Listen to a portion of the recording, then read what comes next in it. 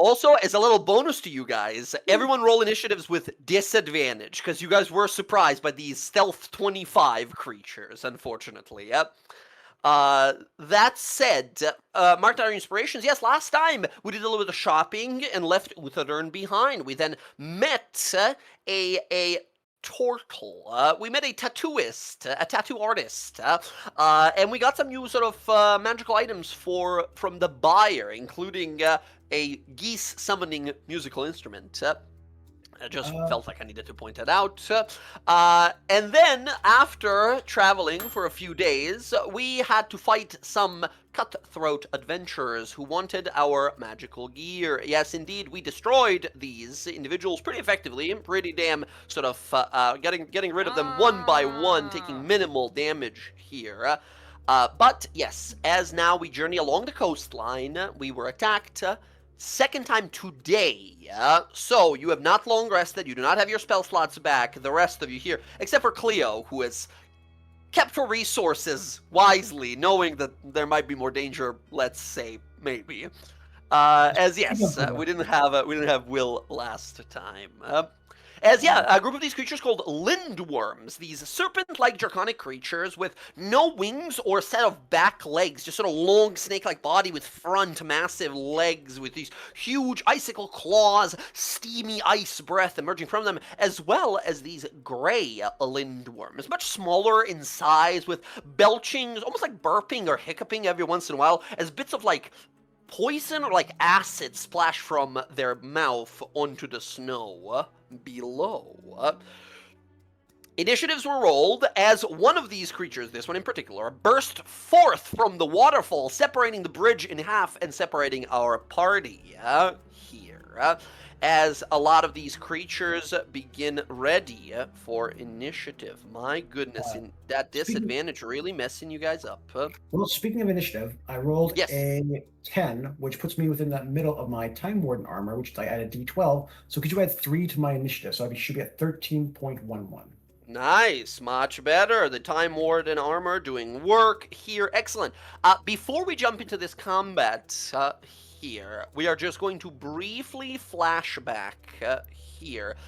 Air, also, I believe I've added it to I think I've already added it to your inventory. You guys did get paid for recovering that first ring. I believe I've added 1,000 gold to your inventory. I think you should have some platinum or gold. Cleo, my bad. Cleo should have 100 platinum in her inventory. I have it. Very good. Here is a quick thing that we were sort of encountering if you wanted to spend some of your money. Here are those magical tattoos I was talking about. That individual offered some of the options here, and if you were interested in any of these, feel free to, I guess, pay for them, right?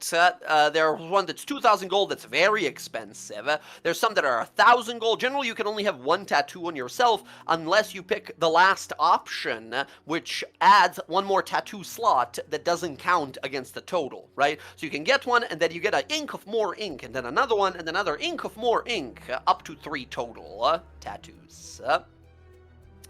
So take a look at some of these, see if any of these are useful to you, as I believe some of your friends here got some ink done. We can, of course, flashback to that as you chose this, but in between your turns in combat, let me know if any of those sound interesting to you. Friends, here are initiatives for these creatures. Much more dangerous, the young white lindworm. They roll with advantage because they are surprising you at the moment. They get an 18. And then the young gray, they roll with advantage. 5 with advantage. Okay. Again, a lot more sort of, a lot smaller in size. These ones shouldn't be as much of an issue for us. Initiative looks like this, friends. Okay. This could be pretty scary. Let's see how it goes. As these creatures burst forth from the ice and the snow, they're immediately going to move in and attack. Kiara, The one to the north of you roars and immediately rushes forwards. It is going to move past, or he's going to move to Tiswin. Well, actually, no, he's going to wait because this guy over here has more. A nastier plan.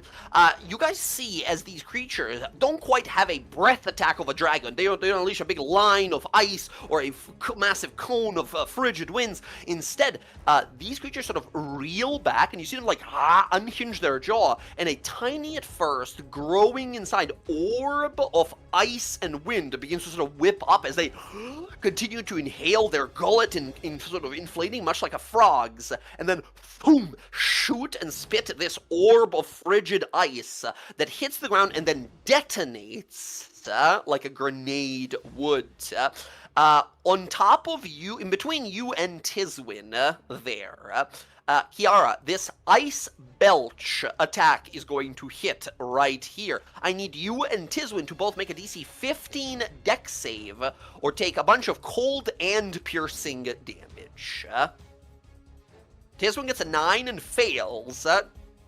You get a 13 and fail. Both of you take 28 total points of damage. No, not killed Tiswin. Hold on. Not that much. She is just at... No, sorry, she's just remember, under... everyone in our party has 11 extra temp HP. Not her, right? Not Tiswin? No, because it's only 6. Right. Yeah, she is bloodied. That is the first one. Kiara, you take 28 points of damage. This second Lindworm is going to roll a d2. 1 is Tiswin, 2 is Kiara. 1, he goes to Tiswin. This thing rushes forward, massive body stomping through the snow here, enjoying the sight of its next meal. This thing makes 1 bite, 2 claw attacks. It can exchange, yeah, that's for later. Bite against Tiswin is a 12, followed by a 10 and a 7. It misses all attacks. She is freezing, barely standing there, but she manages to kind of fight this thing off. Over here, gang, you saw that ice belch, right? Look at how nicely everyone's gathered. I need everyone in that whole pileup to make me a dexterity save or take 17 cold and 6 piercing damage on a failed DC 15 dex save. That's a 10-foot radius, so that's going to be on Rodri hitting everyone. I would like to use my reaction to just stick my hand in this thing's mouth and say no. How would that work? Yeah. How would that? It's got that long like Chinese dragon style, but it's got a really long body, so he just keeps backing his head up and you keep reaching for the mouth. Like, no, stop it, no. Inspiration, okay, go right ahead, reroll that. Question: is this a magical effect? This is most definitely a magical effect, yes. Think Leo gets advantage. My shield master feat.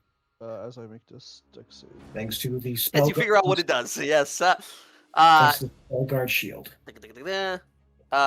If you're suggested to make a dex save to only take half damage, you yes, this is a shield master is interesting. It's kind of like evasion, but it's like all or nothing. If you succeed, you take nothing. If you fail, I believe you still take half, right? Let me see. Or am I wrong? Only half damage. To only take half damage, you can take a reaction to take no damage if you succeed. Right, but it doesn't have the thing where evasion has that's like, but if you still fail, you still take only half, right? Take only half damage. Wait. What? Allows you to make a dexterity throw to only take... Right, any effect that would make you take half damage on a save, right? On a successful save, like a fireball, like a dragon's breath, right? Those kinds of effect allow you to use a reaction to instead, if you succeed, take no damage. What's the DC? But like if you fail, you still fail. You still take the full amount. I guess I'll use my inspiration too. How much damage is it? Is a lot. This is 17 cold, 6 piercing. Quite a lot of damage. If it makes it any difference in what you'll spend, you're in 10 feet of me, so you're already going to take half damage even if you fail. That's right. Air has the amulet of the Coldfire Phoenix. Everyone within 10 feet, everyone except Karnak and Cleo, has resistance to cold right now. Okay, that's fine. I'll just so if we save, okay. we would take what, 5 points of damage? If you save, you take a quarter, so half of the cold and then half of the piercing. 17 becomes 8, 8 becomes 4, and then the piercing with 3 becomes 3. Oh, 6 becomes 3, so what is that? 7 total. All right, and Cleo Okay. rolls 16, which just succeeds, so that's going to be like, what, 10 damage total?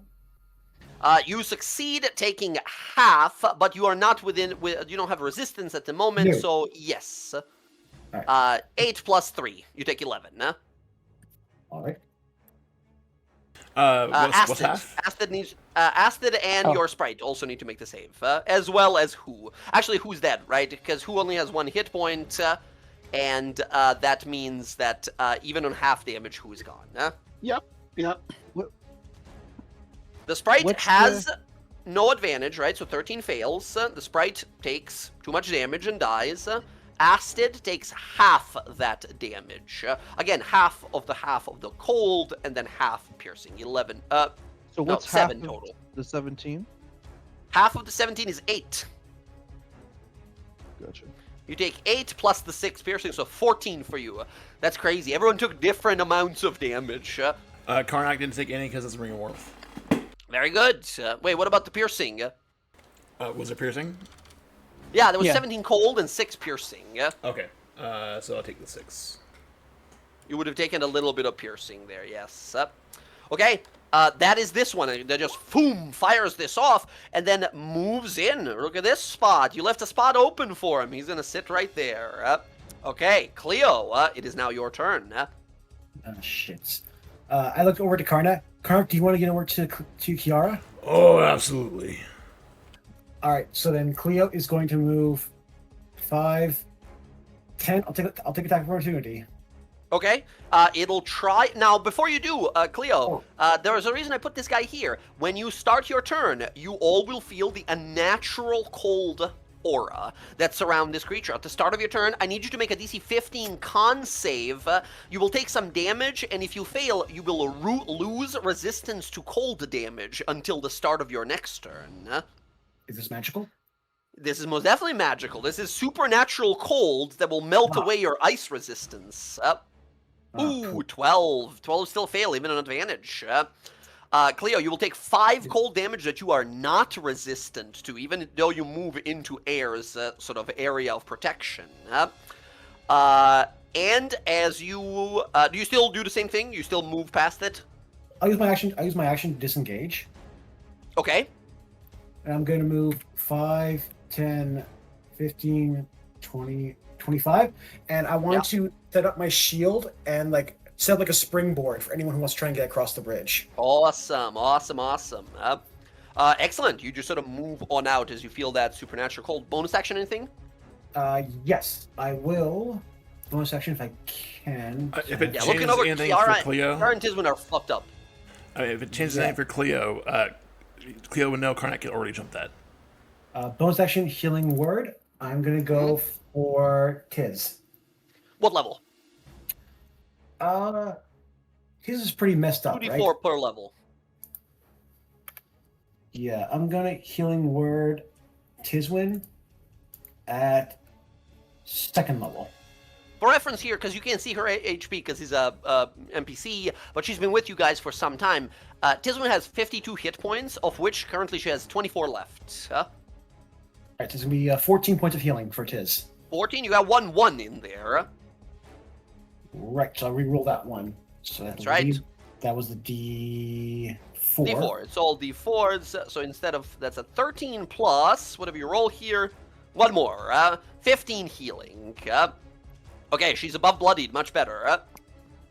Nicely done. She sort of looks back and gives you a big nod of thank you. Alright.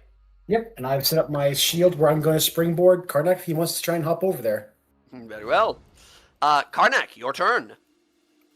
Excellent. They're up next. Karnak can make the jump, but he wants to use 10 feet. So we're using movement, basically.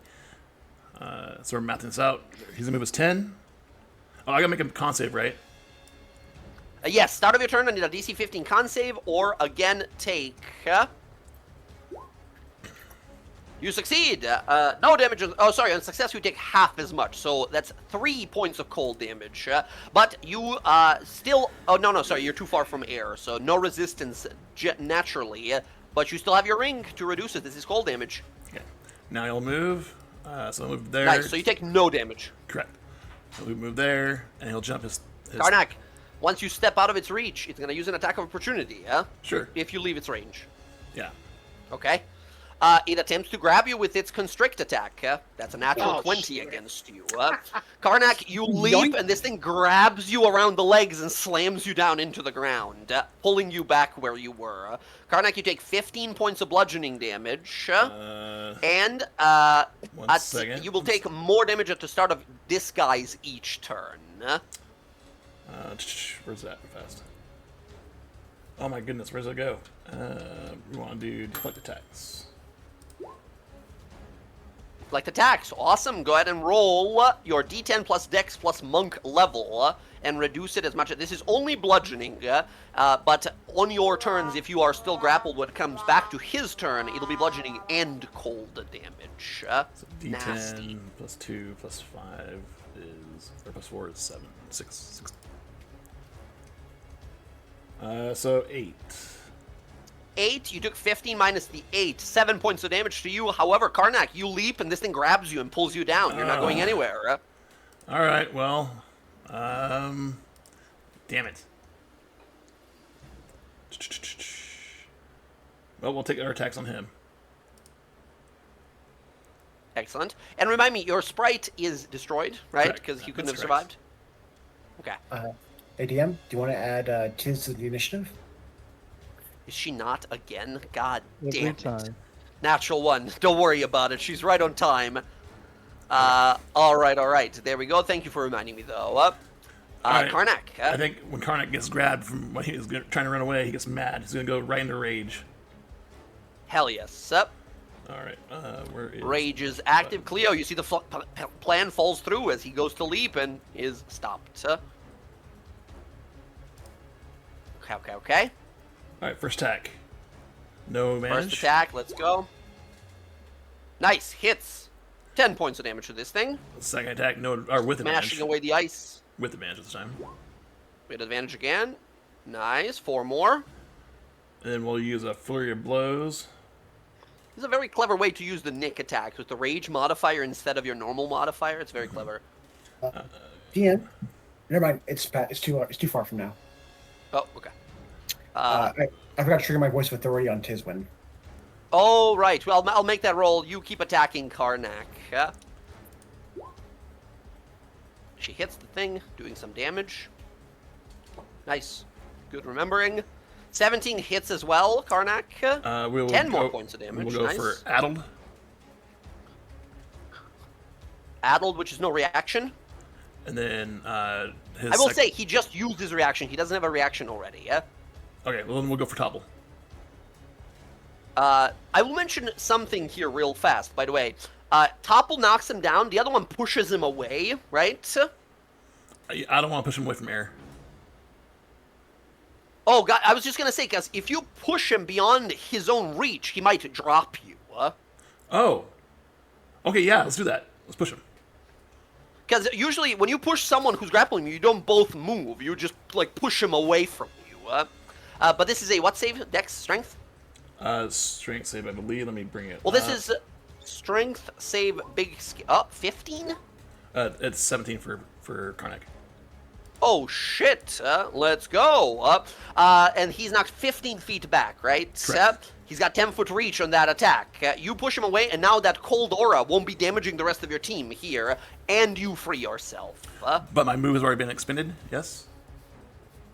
Oh, sorry. You don't have your kick, right? Because you raged this turn. Oh, my bad. You're absolutely right. Correct? Right. Sorry, we gotta rewind you're it right. back a little. I was like, that's awesome. Oh, right, the rage and Yeah, flurry of that's blows, Karnak then. not this turn. Okay. Unfortunate. Air, I need a con save at the start of your turn. Even the amulet that you have begins to wince away at the cold presence of this super magical creature. 18. Nice, you succeed taking only half of that which you are resistant to, so this does not remove your resistance. So 4 becomes 2 points of damage only, yeah? Okay. And then Ast will have to make one. Yeah, Astrid also, same with advantage. see. So it'll be a 20 for Asted. Nice. Same thing. 2 points of damage. Alright, I'll configure Asted after my turn here real quick. Alright, so I'm going to use bonus action. I'm going to put Hex on him. Spin that spell slot. Let's do it. Yep, Hexed. that's Asted. That's not me. Come on. She. Oh my Christ. There we go. And then that. Don't need that. I need that one. And here we go. Got Acid with me for advantage and treachery. Awesome.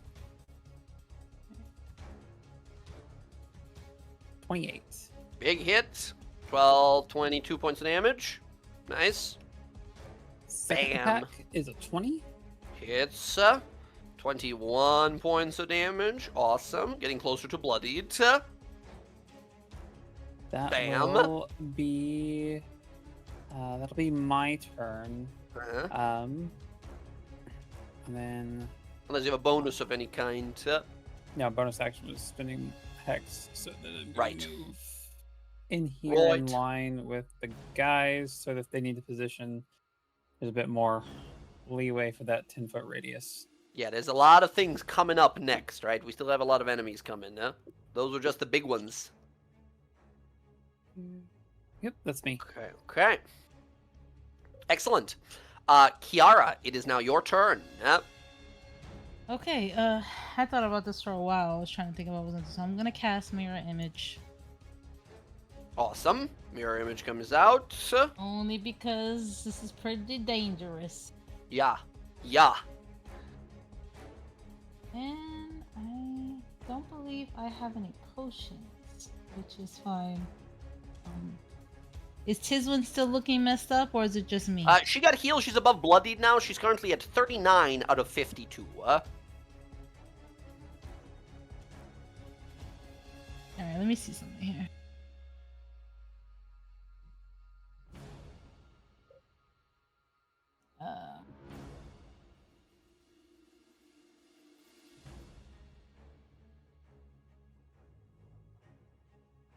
Okay, it is. Okay,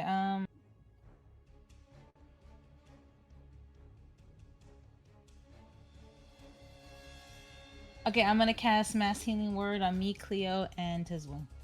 Ooh, awesome. Go right ahead. Roll it up. Mass healing word. This is 2d4 plus your charisma to everybody. Roger coming up next. You said 2d4? This is a, yes, it used to be 1d4 plus charisma. They upped it to 2d4 now. Okay, so my charisma is 5. Yeah, 2d4 plus 5, 10 healing to everyone mentioned there. Kiara, Tisman, and Cleo, you said, right? Yeah, because You know, that's it's only up to- people. It's on. It doesn't. No one else is taking damage.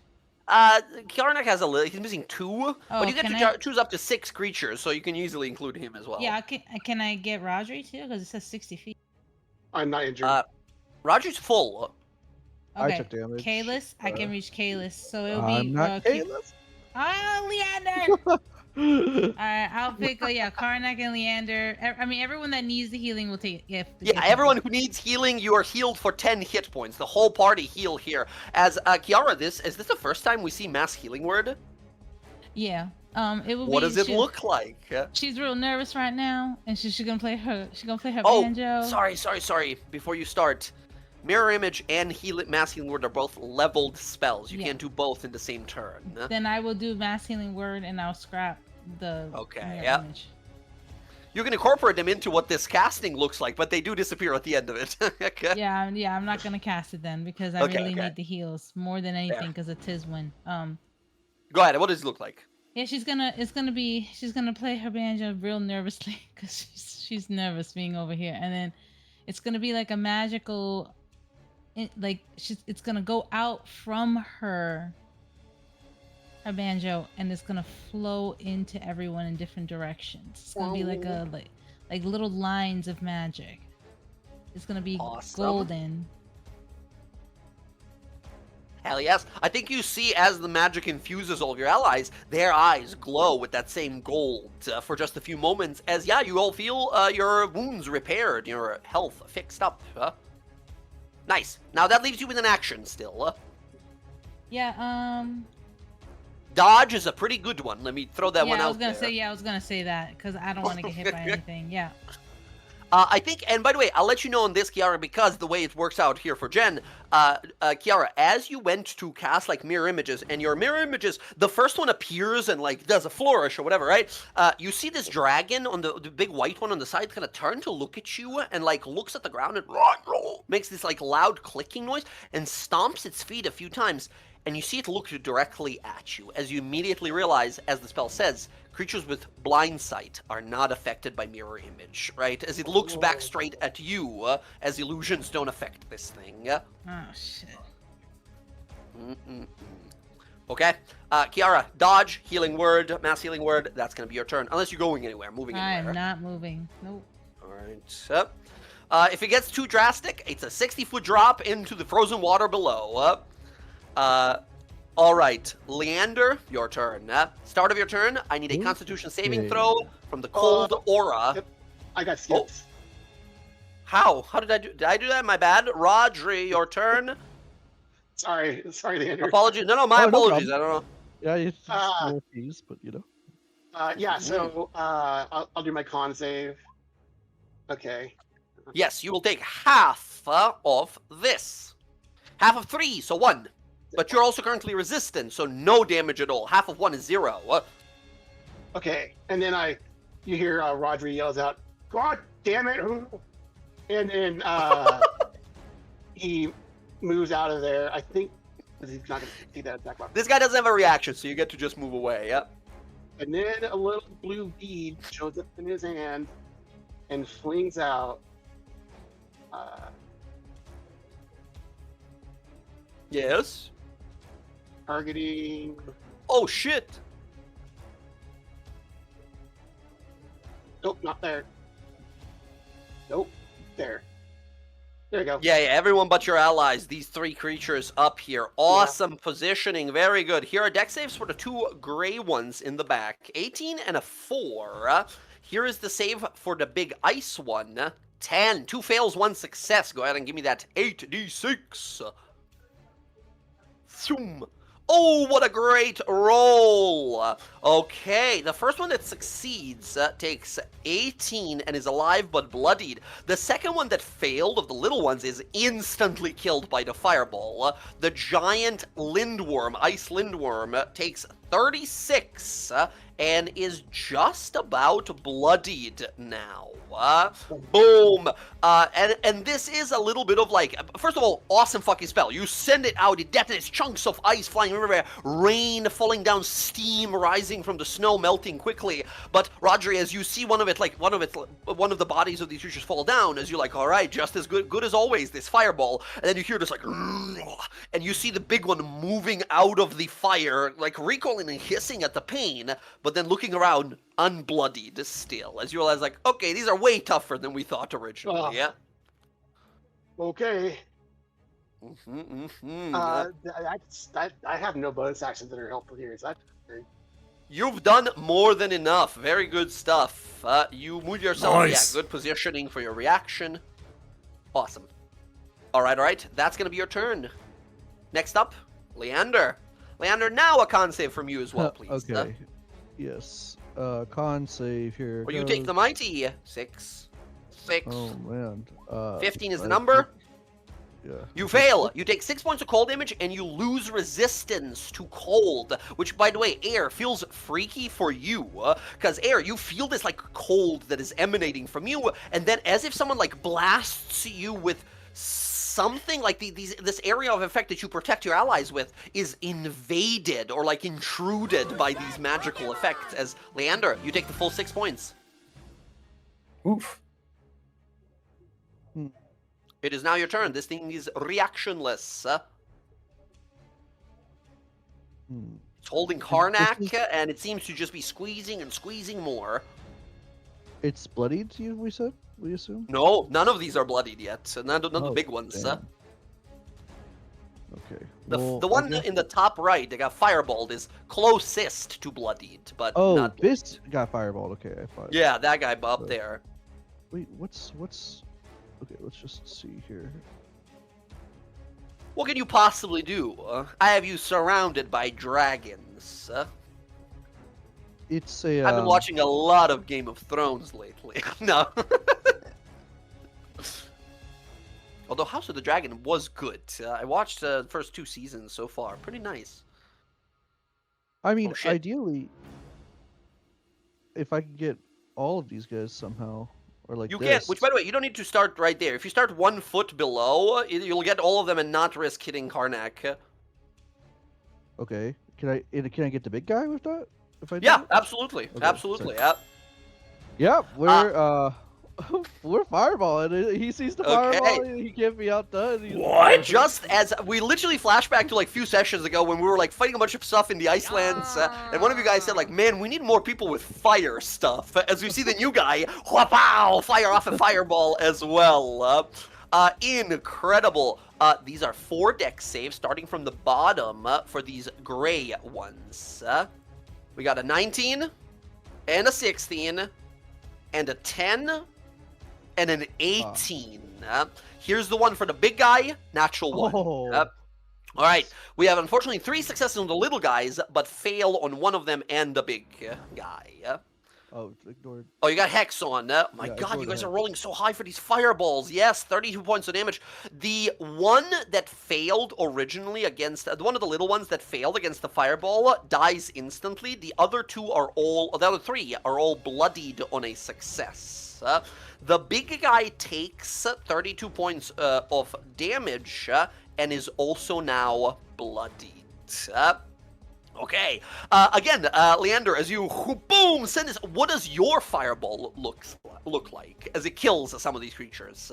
You turn back to see Roderick and say, "Nice spell," and then he just like, like you see like kind of some like fire energy come from like the little vessel on his hip. You know, I feel like it just plops open and there's just, and then it infuses him with fire, and he just like it's like, you know, this huge fireball that kind of comes out from his hands.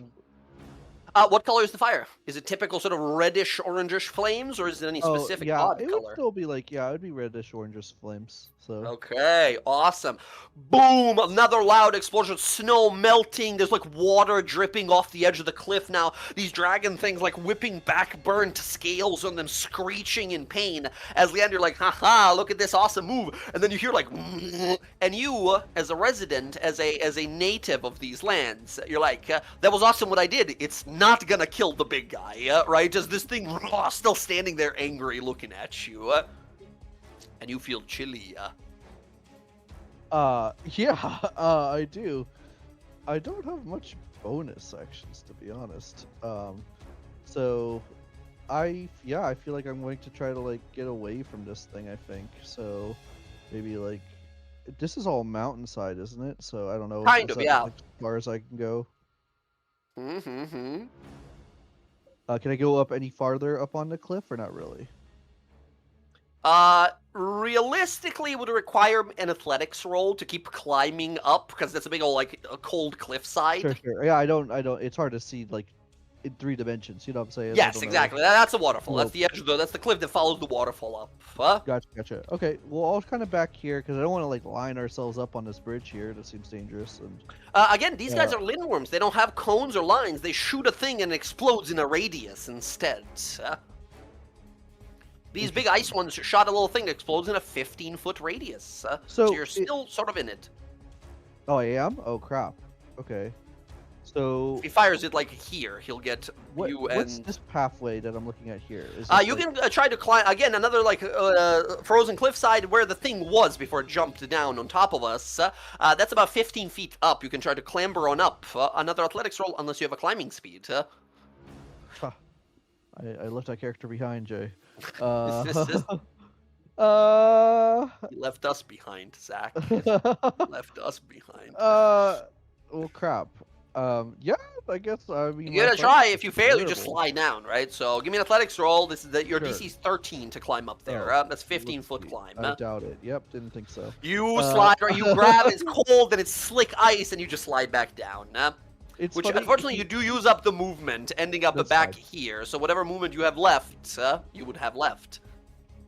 So I have 15 left if I spent 15 going up. Yeah, you spent Right. 15 attempting to climb, failed, and you have 15 left. Maybe I. Crap. I can't do anything. Maybe I crap. All right. I think that's. I think I want to stay put then. I guess. You're gonna stand next to the guy who takes away your cold resistance. Okay. Very well. Very well. Excellent. Next on up, we're gonna go to the gray little guys. Karnak is quickly swarmed by these three creatures, who are all just going to go for the weakened target, aka the grappled Karnak. Karnak, you are restrained while grappled by the other guy, and now all of them are just gonna run up and start slashing and biting at you, except for the back guy. The back guy runs up and like engorges his gullet and then shoots out this black orb of acid right over your head air. And it's very much so that cartoonish of like, ha, he missed, and then it explodes mid-air right in front of you. As, first of all, Karnak and Air, I need both of you guys to give me a DC 12 dexterity saving throw, as exploding in a 5-foot radius from right there is a acid explosion. Karnak, you have disadvantage because you're restrained. That's a fail. That's 9 points of acid damage. Air, I need an Reroll. acid as well. Oh, So 19 for me. why do you have then- advantage? Sorry? I didn't. I rerolled. I used it. Oh, re-rolling. Okay, gotcha. And then acid is 22. Succeeds as well. You and Astrid take 4 points of damage. Karnak, you take 9, and now acid lingers around and on top of your body. At the at the end of your next turn, you will take additional 4 points of acid damage. Then, Karnak, 2 more creatures are going to bite into you while you are restrained. With advantage, 2 more bites, 18 and a 21. Karnak, that's 11 plus 1 acid, and then 12 plus 1 acid. So the piercing will be halved, so 5 and 6, so 11 total. 5 there. and 1, and then 6 and 1. So 29. And These then are 2. much more minute in form, right? They're like a little larger than most sled dogs. They quickly sort of coil on up, and one of them bites at the back of your leg, while the other one like starts climbing your body and bites the side of your ear and face. Okay, Constitution for the Hex, very well. There we go. Okay, Karnak is having a rough one right now. Tiswin, fine. natural 1. Tiswin is going to, she used up all of her healing and blessing. She doesn't have any more minor divine aid from the last fight we had. Instead, she makes her greatsword attack twice. Oi, nice. She crits one time, doing that extra radiant damage. 6 and an 8, and then another one is a 9 and a 5. She does 54 points of damage to this one on a big round from her. This thing is now bloodied. As she digs into it and then looks up sort of in disbelief that this thing is still alive. Next up, we go to the Lindworms. The 2 Lindworms that fired their breath abilities. First, the one at the bottom. 5 or a 6, it's bad. It's bad. Next up, the one in the top of the map on the left. 2, does not get it. Kiara moves in to attack you instead.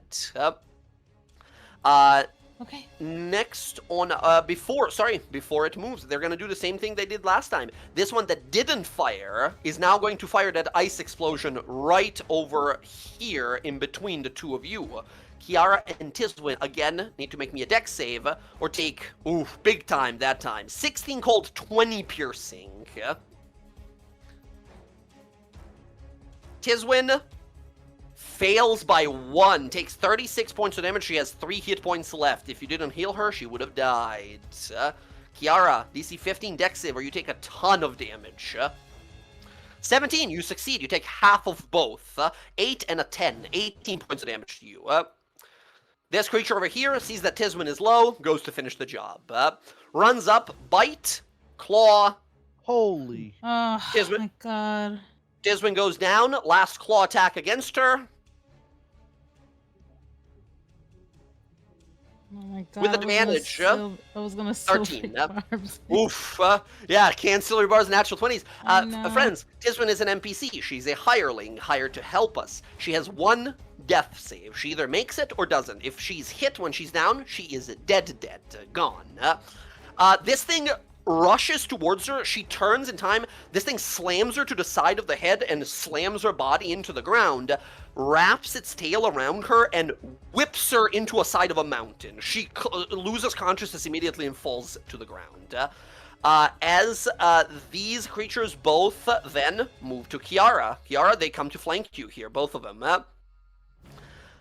Next up, the one at the bottom that regained its breath attack. Who is going to fire it off again.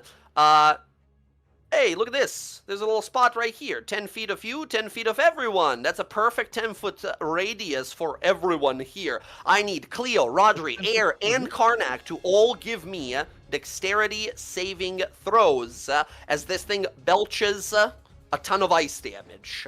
Cleo, advantage, still no luck there. Rodri gets a success. Inspiration reroll, go right ahead. Karnak, natural 1. Okay, 16. 16 good, is a Jay, right? success. You are safe. You are just out of it because you ducked out to the side.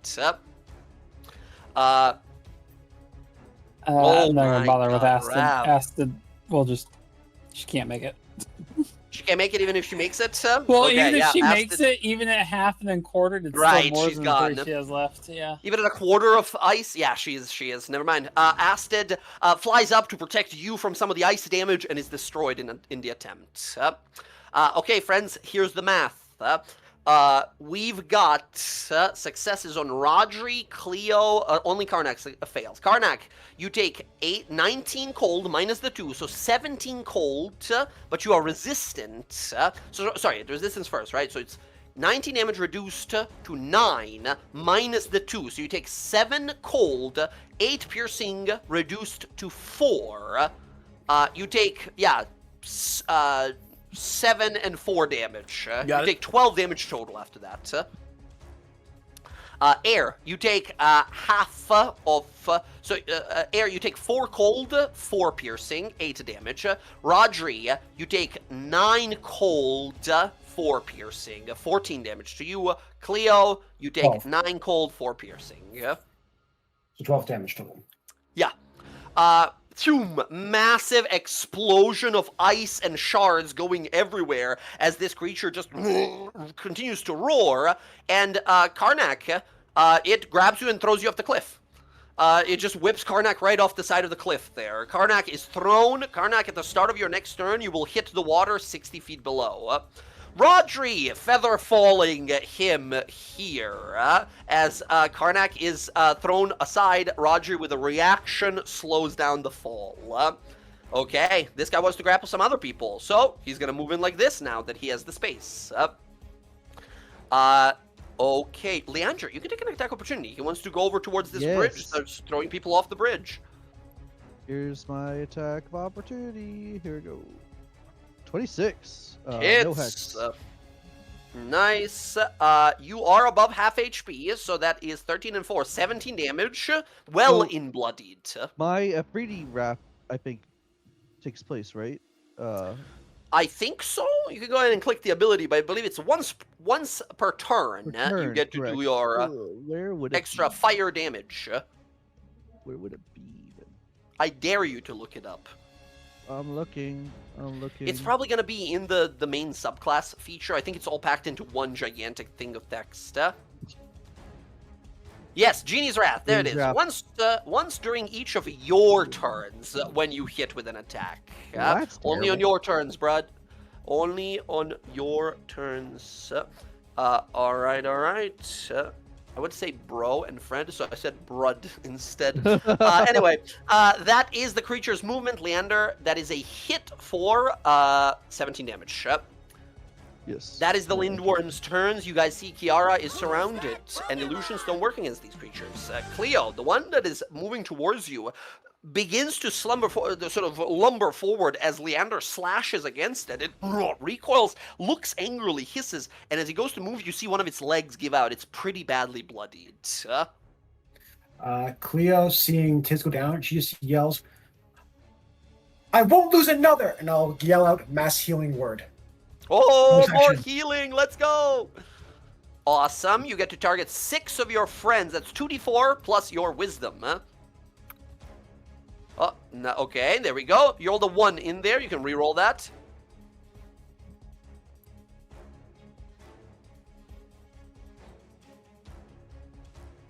Nice. So -1 plus 4. That's 9 healing to everyone in the party. Everyone gets 9 heal. Or sorry, And it's 6 Tiz. people, right? So Tizwin? you have to choose. Yeah, one person of your party doesn't get it if you want to heal Tizwin. Unfortunately, I'm good. all right. So everyone but Air. Okay. So Karnak. 9 healing. Awesome. Yeah, 9 points of healing. Trigger Voice of Authority on Air. I'll give you something. 'Cause I'm not gonna. I can't heal you, unfortunately. So you get the attack. You get the attack option. No, you need to affect them with that spell for them to be able to use the Voice of Authority. You're yeah? right. Correct. So, All right, So it's don't gotta be heal me anyone then, else. because I don't even have. I'm not. Just don't heal me. I'm fine. Yeah, Okay. if you want to then just heal Air and have her having a reaction attack. Because she'll Yeah. get the full 9. I won't even get the full 9. I get like 6. I'm only 6 down. Okay, then Air, you'll get 10. Okay. Oh, sorry, no. Air will get 9. 6. Everyone gets the 9. Yeah, Everyone yeah. gets the 9, but Air gets the Voice of Authority. Is that what you're saying? Yes. Okay, Air. And do you want Air to swing on the big one or one of the little ones? The big one. Get rid of the big one. Big boy, Alright. let's do it. Fingers crossed. 14? AC of 15 misses by 1, unfortunately. I'll use Yep. my last thing, my last advantage. My Or not last advantage. thing. Yeah, I keep calling them advantage. My last reroll. Your inspiration reroll here. Yep, 19 19. hits. I will take the first damage. That's 20 points of damage. This one dies to that. As Cleo, you call out, "I won't lose another," throwing out another wave of powerful healing. Seeing Kiara unleash one before you here. Air, you are called to motion, to action here. As Cleo enchants you with great power and healing, how do you kill this creature? It's like moving away from you right now. Yeah, seeing as it's going, like she reaches out, grabs it by the tail, and gives one hard pull backwards, and as it does, she rotates around with like Twilighter, and as its momentum makes it fall back, she thrusts into its back. Hell yes. It screams and recoils, fires off tons of like shards of ice, and then falls dead to the ground. 1 down.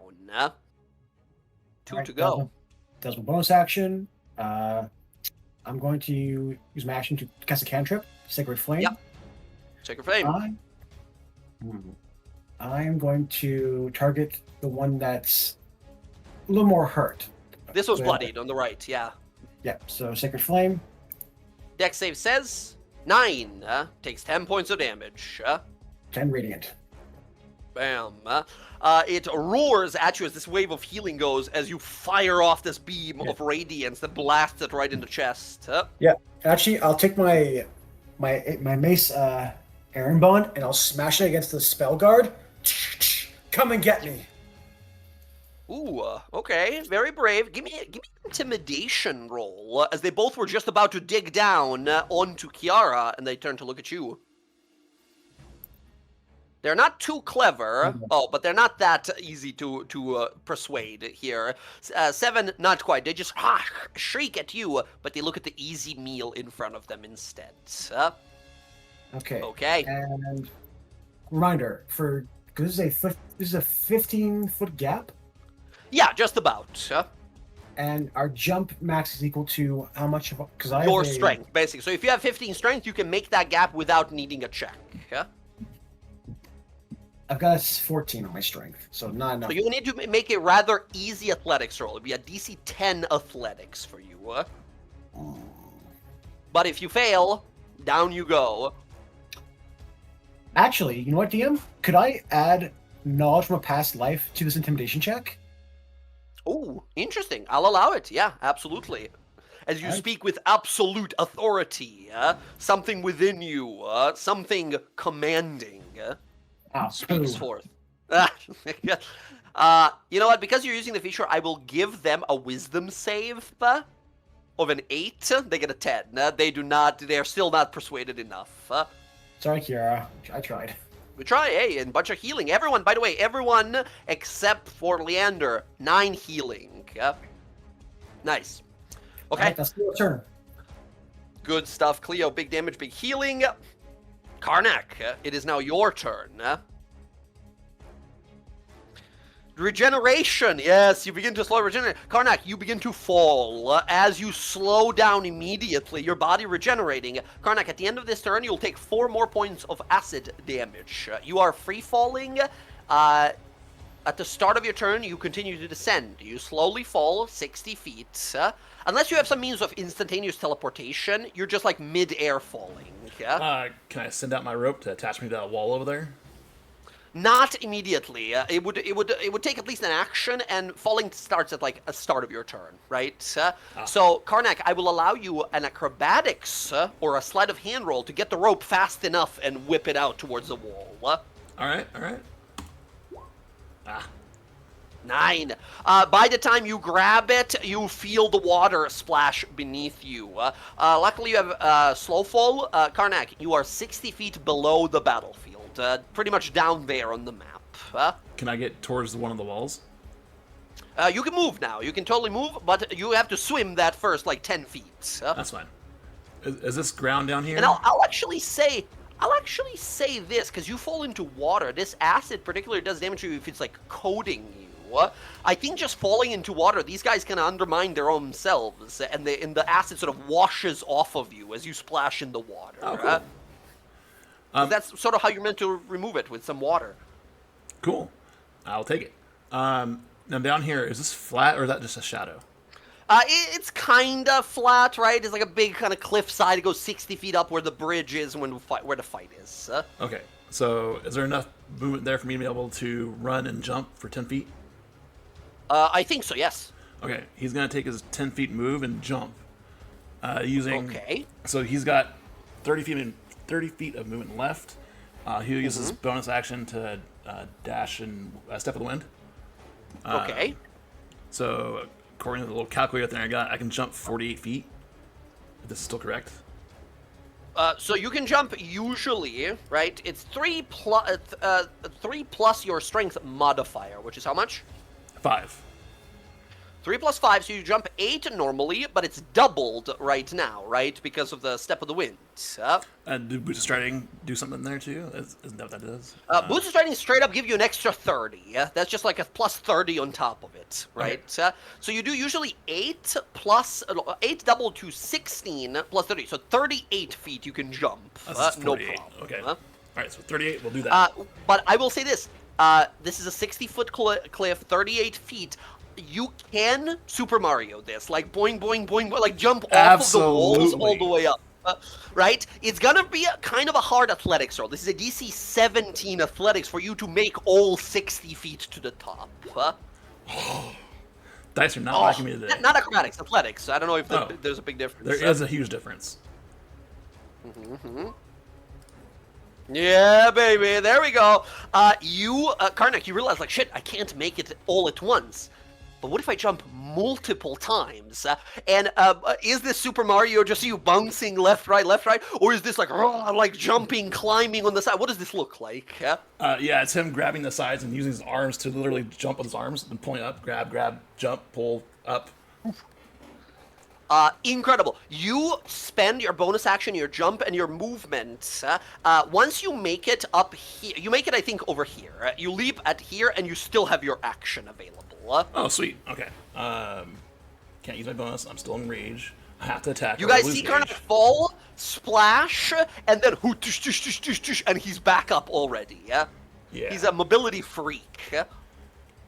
We are going to hit this. Oh, I don't have my bonus action, so I can't use Flurry of Blows, but we'll go ahead and take the hand axe attack. And you're not on the map for me, at least. You're not next to him, but presumably you run up to him and it starts to slash. My map, I'm right here.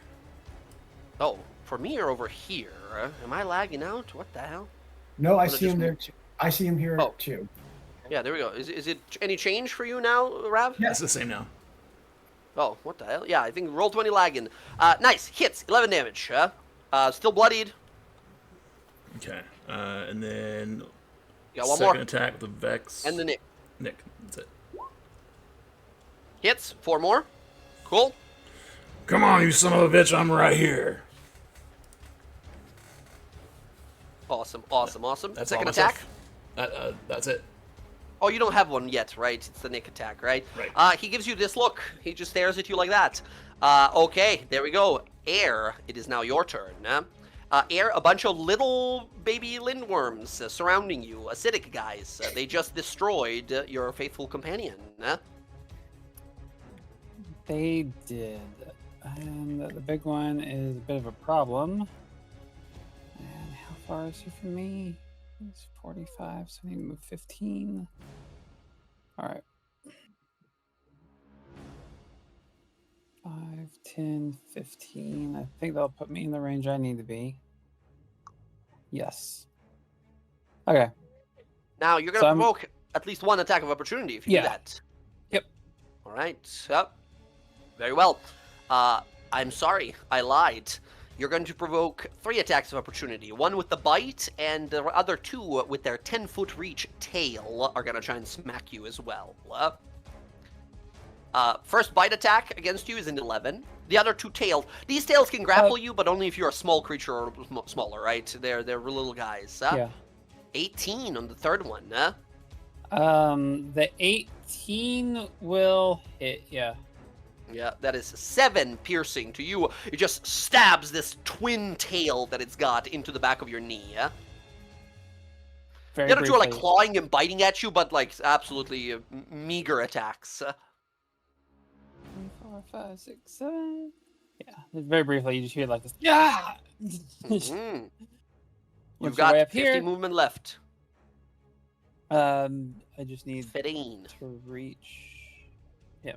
30. Okay, cool. I'm going to forego my normal attacking, and I'm going to cast a spell on that guy, the one that's like basically full health by Kiara. Yeah. Full health. Yeah. Burning cast Burning Hello.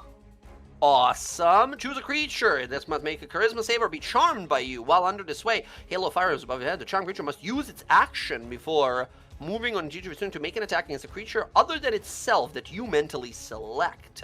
The target can act normally on their turn if you choose no creature. Can repeat the charisma saving throw. Cool, cool, cool. Charisma save for this creature. Not very charismatic. No, not at all. This ice entity, this ice worm creature, rears up and is about to bite down on Kiara as its eyes flash with flame, and this burning crown of black flames and fire appear on it. You see Air with her hand held out, and she looks at everybody. Don't hurt that one. It's mine right now. Mm-hmm. You adopted what- one right now. Okay, I see. The one Forcefully. that's marked, right? The one that's marked, Yep. this one? Okay, gotcha. Yeah. So basically, like Air's got like pseudo domination over it at the moment. Cool. Very cool. Now, if I'm reading this right, the rest of your friends can just keep attacking this guy, right? So that doesn't break your charm on it, unless I'm not seeing it somewhere in there. No, but like It's the not- goal is to get it away from them. Sure. Yeah. All right. Cool. Burning Halo is now active on this creature. Nice. I don't have like a I'm going crown to- symbol. Let's see. And right now, where I'm going to send it, its verbal command or mental command is over here. While under a spell, a Halo fellow, the charm target must use its action before moving on each of its turns to make an attack. So it can only attack. Oh, it has to attack first before moving. It's not like got a 10 point of dominate reach. itself. So Huh? that's fine. It's got good reach, so then that's fine. It works. Yes. Either yes. So basically, attack the other guy on the other side, right? Yep. Attack the other guy on the Okay. other side. Cool. Nicely done, Air. Unless you have a bonus action, I think that's your turn. No. So that gets rid of attacks. Actually, yes, I do have a bonus action. Let me read that real quick. Yes. Okay. So my bonus action, I'm going to interdict this guy. Interdiction on this dude. Yep. Awesome. Cool, cool, cool. Up. Very well. Nicely done. I believe that is your turn. Yep. Kiara, one of the two draconic creatures will not be attacking you. However, that doesn't mean that their cold auras won't be damaging you. Kiara, I need you to make a con save at the start of your turn. Or take 7 points of cold damage and lose any resistance you might have to cold. You take 7 points of damage, Kiara. I need you to make another Constitution saving throw for the other one standing on the other side of you, to take 8 points of damage from the other one. You succeed on that one, taking half, so 4 points of damage from that one. You're between two extremely icy, cool, and cold entities. It hurts just being near them. Alright. I'm a little pissed off right now. I'm gonna make this rock right in front of me. I'm gonna animate it. I'm gonna use a spell slot since I already used one earlier today. Let's Level go. 3 spell slot. So that's an action. It's gonna come Bam. alive. Before it comes alive, though, I'm gonna stand on top of it. Okay, I'm gonna move on top gotcha. of it. That way it's flying, and I'm on top of it. Gotcha. Then as my bonus action, I'm gonna use my last level 3 spell slot. I'm gonna do Mass Healing Word again. Mass Healing Word. Let's do it one more time.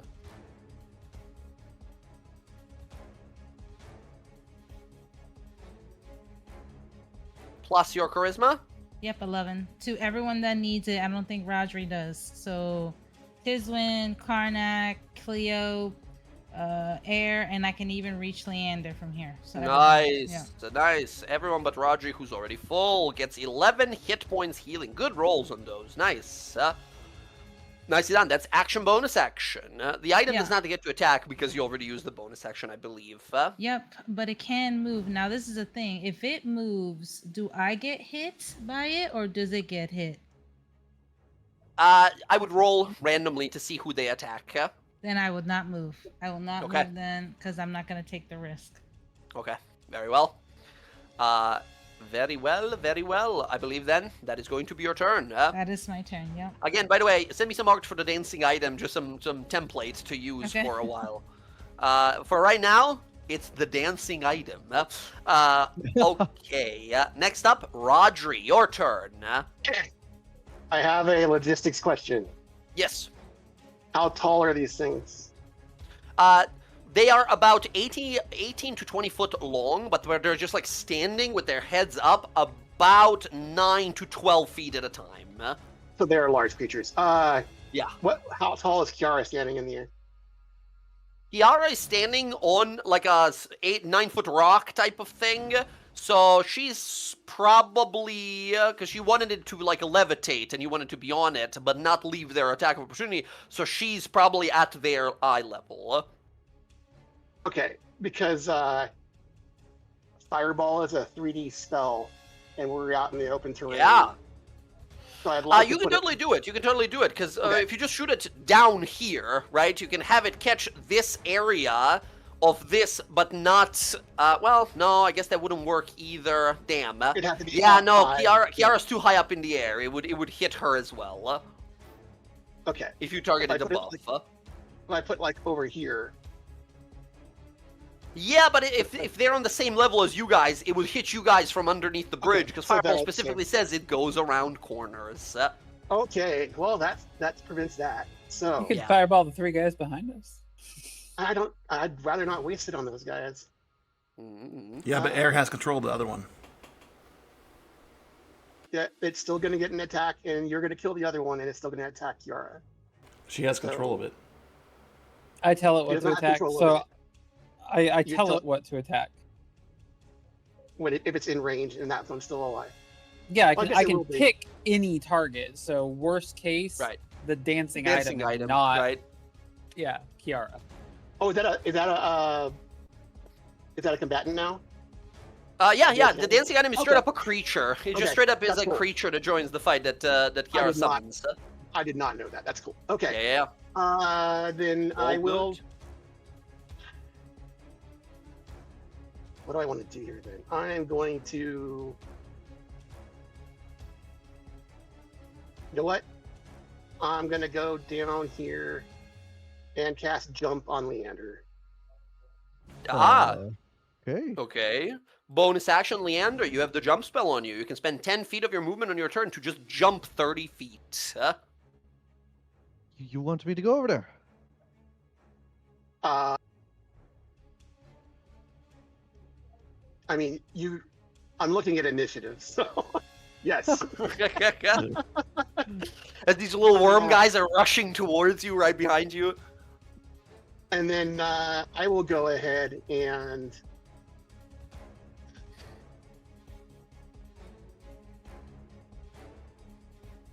Still have an action. yeah, I'm gonna grow into a large creature. That's a bonus action, unfortunately. Yeah. Isn't the jump spell's an action, isn't it? Oh, sorry. That got updated. The jump spell is now better, aka it's a bonus action to cast. It messes up this Oh. turn, but in general, it's really nice now. It's a bonus action to cast. Oh well, shit. Then I'm gonna cast a cantrip because I can do that. There you go. Okay, I need to update my spell list because I still have the old one on there. Yeah, sorry. Yeah, that's a 2014 one. Not a lot of people liked that one because it was like it triples your jump. A lot of people didn't focus on strength, so jumping really wasn't that attractive to a lot of people.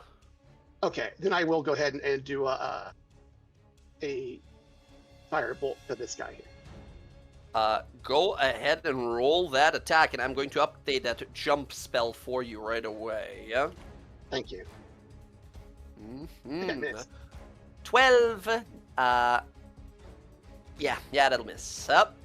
Okay, that's my turn. All right, I'm going to just quickly update your stuff here while Leander, you can go ahead and take your turn. Well, that changes things. Sorry, for that's sure. me, Darren, clicking through your character sheet. Unfortunately, we have to share it Oh, while I Sorry. roll Go ahead. 20 silly like that. So, what does the jump spell actually do here? There you go. I've updated it. You can click it again if you want now, Darren, Yeah. and it'll actually show the new version of it. Check it out. Except I didn't change in there. It's a bonus action to cast. That's the only other difference. Yeah, now it just does stuff with movement. It doesn't require your action or anything like that. You spend 10 feet of your walking speed on your turn to just jump 30 feet up, forward, whichever direction, right?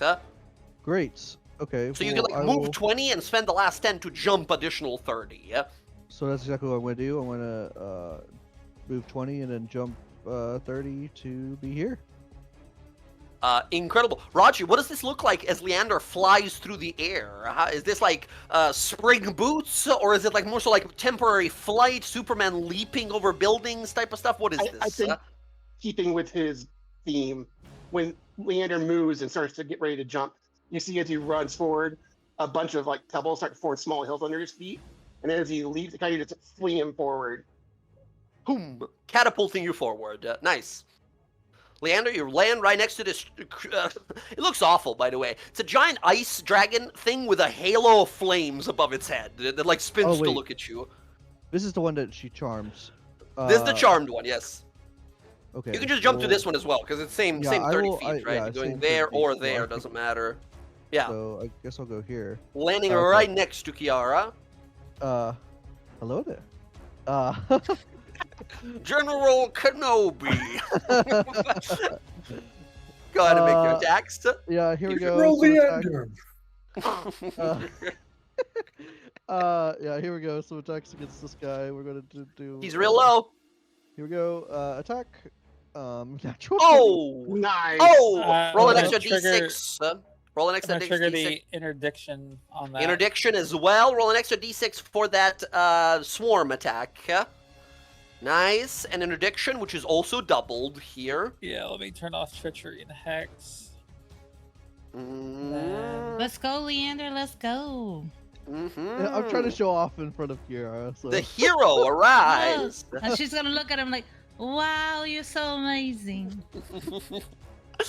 Leaping through the air, fire behind him. As that is 10. Oh, the fire thing. What is that? Oh, that's dual infantry. That's not double, right? Because that's no die. Right, That's right. not dice. 9, 10, 19, 24 plus the 13, 37 points of damage. Together as you strike this flaming attack and this necrotic burst of energy, both of you together, killing the dragon. Nicely done. Beautiful. Okay, that is your first attack.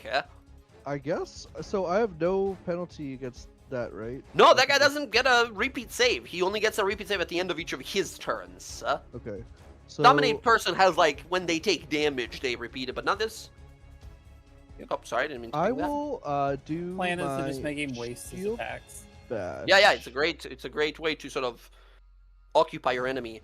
Shield Master, want to bash him down. That's going to be he needs to make a save. This is going to be a strength save.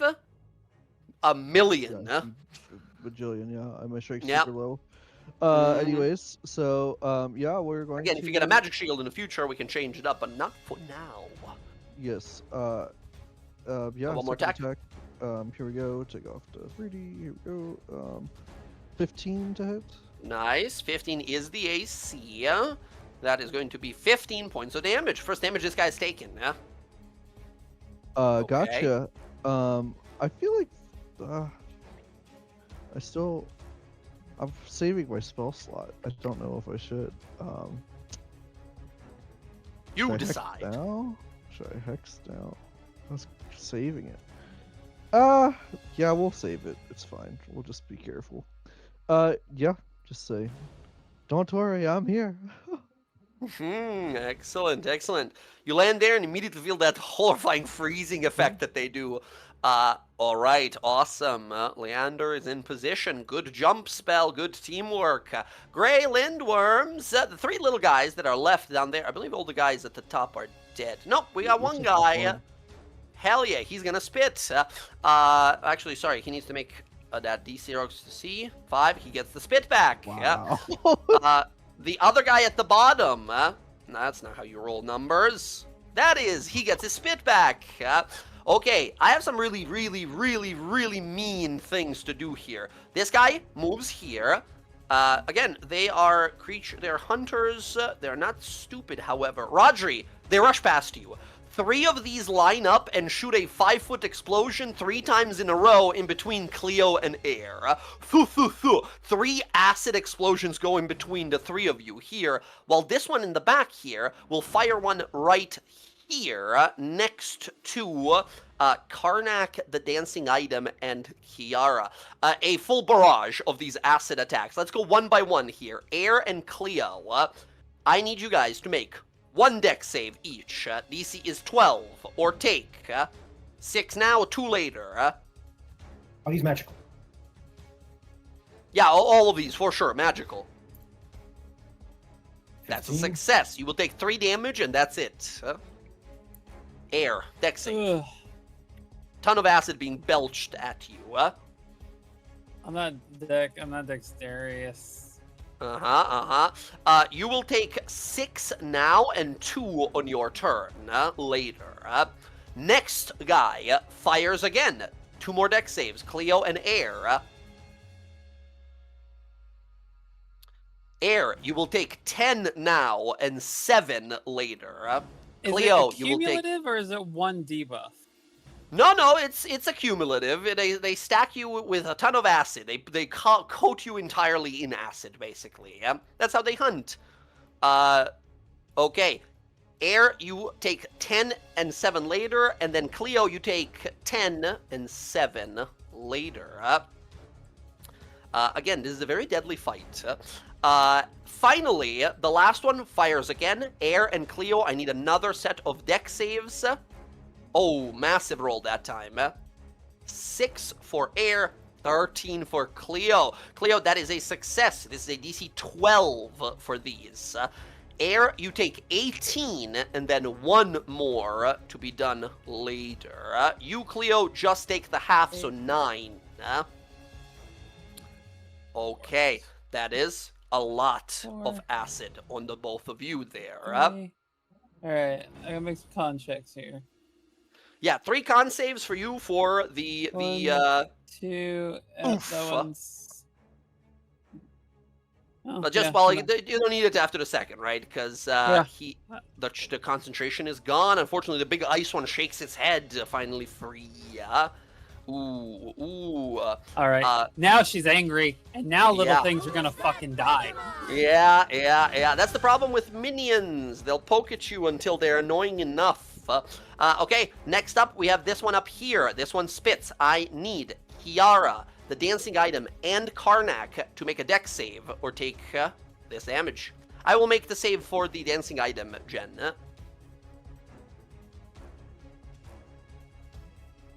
Nice, it succeeds. Karnak succeeds. Kiara, I need a dex save. 9, we need a 12, unfortunately. Okay. Kiara, you will take 12 points of damage, and you will take more at the start of your turn. Sorry, at the end of your next turn. Okay. Karnak, you will only take half, so that's 6 points of damage, and that's it. The dancing item takes 6, and that's it. Okay, these guys just blah, blah, blah, blah, blah, vomiting, spraying across the sky, a ton of acid landing across everyone here. Tiswin going next. She's going to try and kill this little one. Half movement to stand up, and then the rest of the movement to come here. 2 attacks. 1, 2. Hits the first one. First one kills. This one is destroyed. Next up, the young white dragon.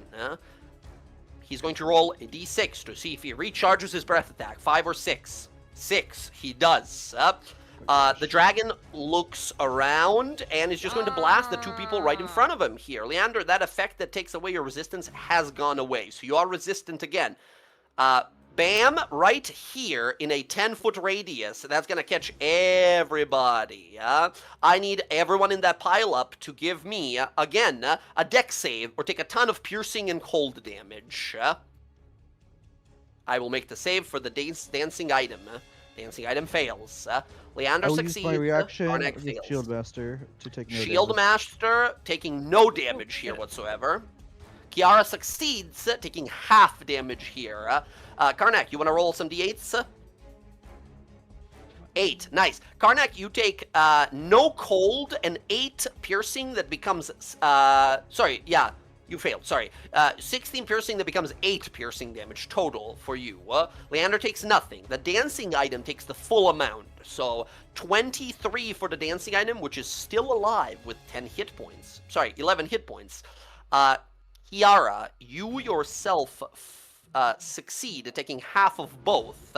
3 and 8. You take 11 points of damage.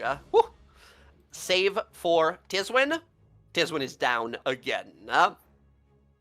Tiswin goes down once more. This creature blasted out a huge blast of ice damage against you. Next up, Cleo, your turn. Cleo, at the end of this turn, you will take 1 point of acid damage. Yep. Unless you use an action to, like, scrape it off. Nope. I'll take it. Okay. So, Yeah, that's the end of your turn, so do what you will. all right. Bonus action. Another mass healing word. Okay. Mass healing word, roll it up.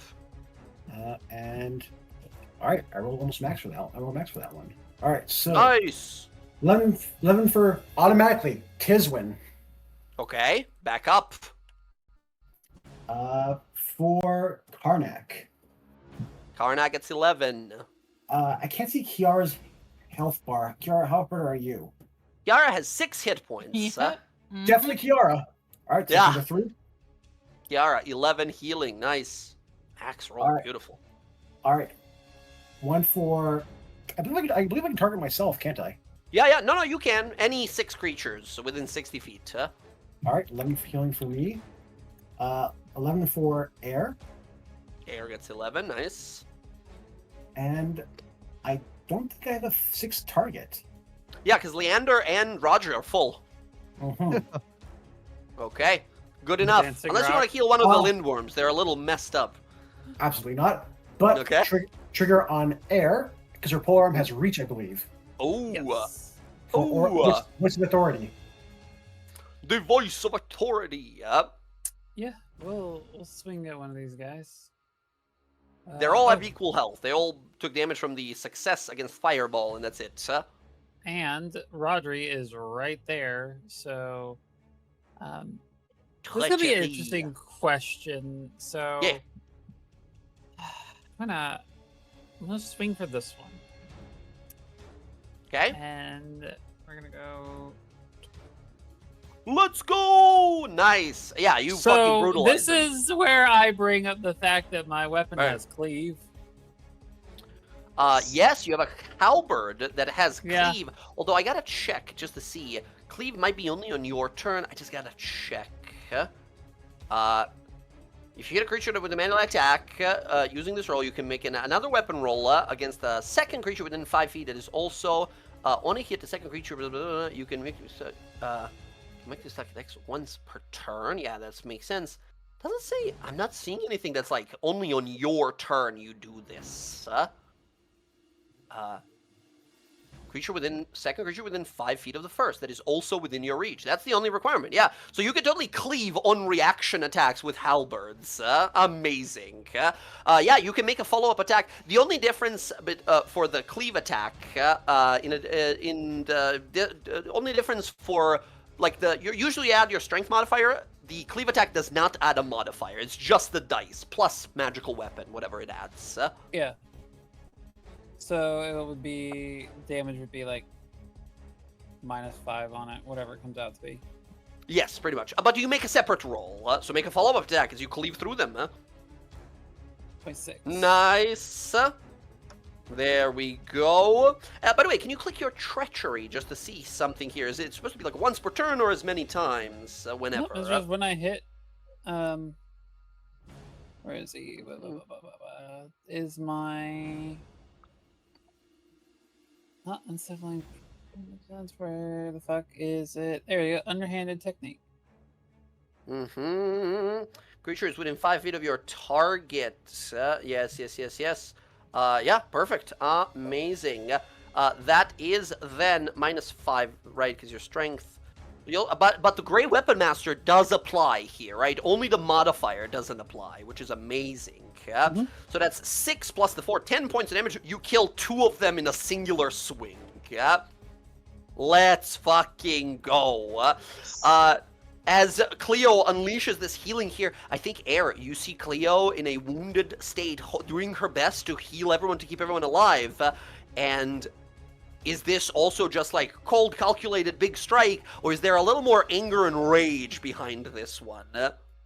Definitely a little bit more anger and rage. Like she sees everything that happened there. She got hit. She looks over. She sees Cleo down, and it's like when she sees Cleo down, it's like she snaps, and like the scream that she lets out is very like primal as she just slings the weapon right through 2 of them. Just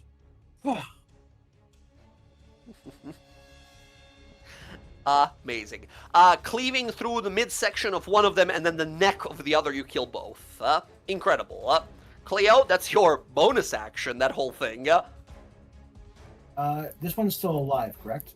Yes, there was still one guy, and he's about to spit. Well, Cleo is going to bring out Aaron Bond and just move up 10 feet and just just saw go that, Jen. whack it. Okay. Excellent. What Let's you go. said? You said Nothing. me? I just saw I saw your comment in Discord. That's all. Never mind. All right. 17 9 hit. points of damage. Cleo, you defeat this creature as well. What does this kill look like? As it looks down to the other 2, shrieks, and starts backing away, rethinking its decision here. I think Cleo steps on its tail to keep it in place and just like downward swings with her mace Aaron Bond. Boom! Smashing its skull. It twitches a few times and then stops forever. That's for air. Uh-huh. Excellent. All right. Cleo, unless you're going to be moving anymore, that's going to be your turn. Nope, I'm staying put. All right, Karnak, we got one guy left. Only one guy left. Sweet. I'm gonna get my hit point. 1 hit point back. We're gonna move 15 feet over here. Here. Move 20 feet. And Okay. we're gonna start hitting it. Let's go. This guy has taken a little bit of damage. He has had 1 attack against him so far. 28, nice. 24. That is 9. Then 8 more. Cool. All right, then flurry of blows. Now I can actually do it. Now we kicking. Time to kick it. All right. Nice. 13 points of damage. Push. Push. Oh my god. Push. I just realized where he's standing. Uh-huh. That's a dex save, I believe? Or strength? I think it's straight save. Let me hit the button for you. Once I can find it. Buh. Buh. Natural 20. Where is that? There it is. Push. Yeah. Strength save. Yeah. All right. He digs in. Second one. Flurry of blows. 13 misses. Ah. Slash, slash, kick, kick, kick, moving around like a hurricane. This thing is at the edge of bloodied after that flurry of attacks. I'm pretty sure that's it. That's gonna be you. Very well.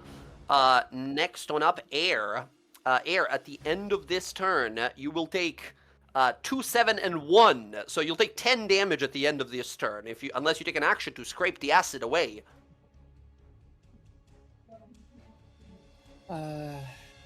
No. I need to make sure, so that should be 20. That should be That's at the end of your turn. You basically take 10 at the end. Yeah, I know. Yeah, yep. Oh, sorry. I So thought you're you were calculating. My bad. No, I'm going to.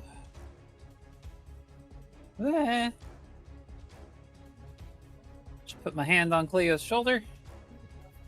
Say, you did good. I think the others are going to need you, though. And I will, on her, I will transfer 24 HP from myself to her through Infernal Conduit. Ooh, as we see you sort of maybe flinch for a moment, these black lines up and down your veins. There's steam rising from your body as we see Air obviously in a bit of pain as she heals Cleo here. Ouch. How much you said? 24. 24 healing to Cleo. Back to full. 2. Drop that. I just kind of gave him like a weak little smile. Be like, go help him. I'll be fine. Hell yes. And then with my movement, You have plenty of strength. You can easily leap this if you want. But reminder, if you stand next to this guy at the start of your next turn, you take some cold damage. how far down is the water under this thing? 60. All 60. Yeah. Let's see. I'll take a run. No, I won't do anything. I'll just stay here. Try and get the acid off me next go. Okay. But The acid Cleo up goes to away zero. right away, but you do take Okay. 10 points of acid at the end of your turn. Oh, that's not bad. I'll deal with that. Okay, there we go. 10 more damage to you, Air. That's going to be your turn. As you sacrifice your own health to heal Cleo here. Kiara, you know the drill. You stand next to the ice guy. He does ice damage to you. I need a con save at the start of your turn.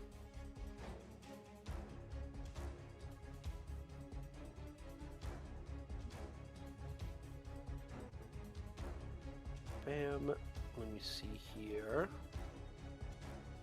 Where is the last one I need? One only, okay. Kiara, you succeed. That is 3 points of damage to you. At the end of this turn, you are going to take 1 point of acid damage, unless you take an action to scrape it off. Nope, I don't care. I'm gonna use my cure wounds once per day that I can use on myself. Ooh, awesome.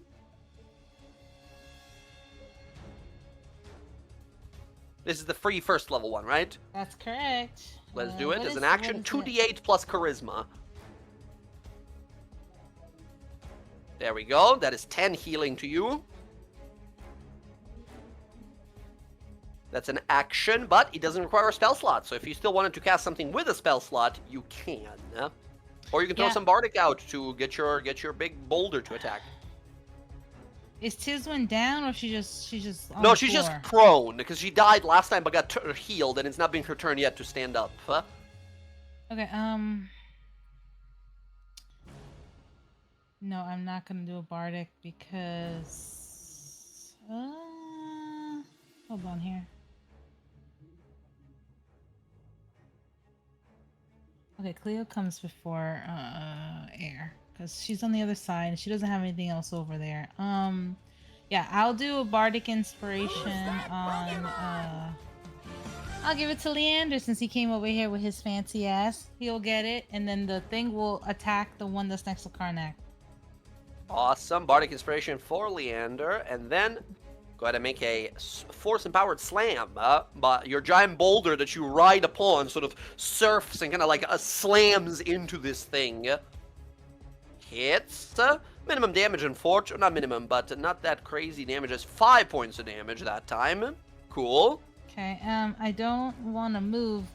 Well, I don't want to stay here either. You said how Okay. big is this radius?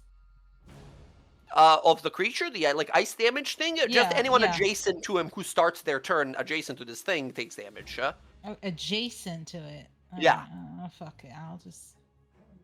Oh, I have 30 feet. Oh, and I'll mention this for future. It's not necessarily your dancing item. You're kind of using it as a mount as well, so you can like fly around with it. As long as you are on a mount or riding another creature, you are considered to be in every space of that creature, right? So if any AoE attack hits a part of your mount, it's considered to hit you as well. AKA, like, if you, for example, move here and be like, okay, I'm no longer in its attack of opportunity, like, well, yes, you are, because the thing that you're riding is within range. Yeah, that's why I wanted to get a.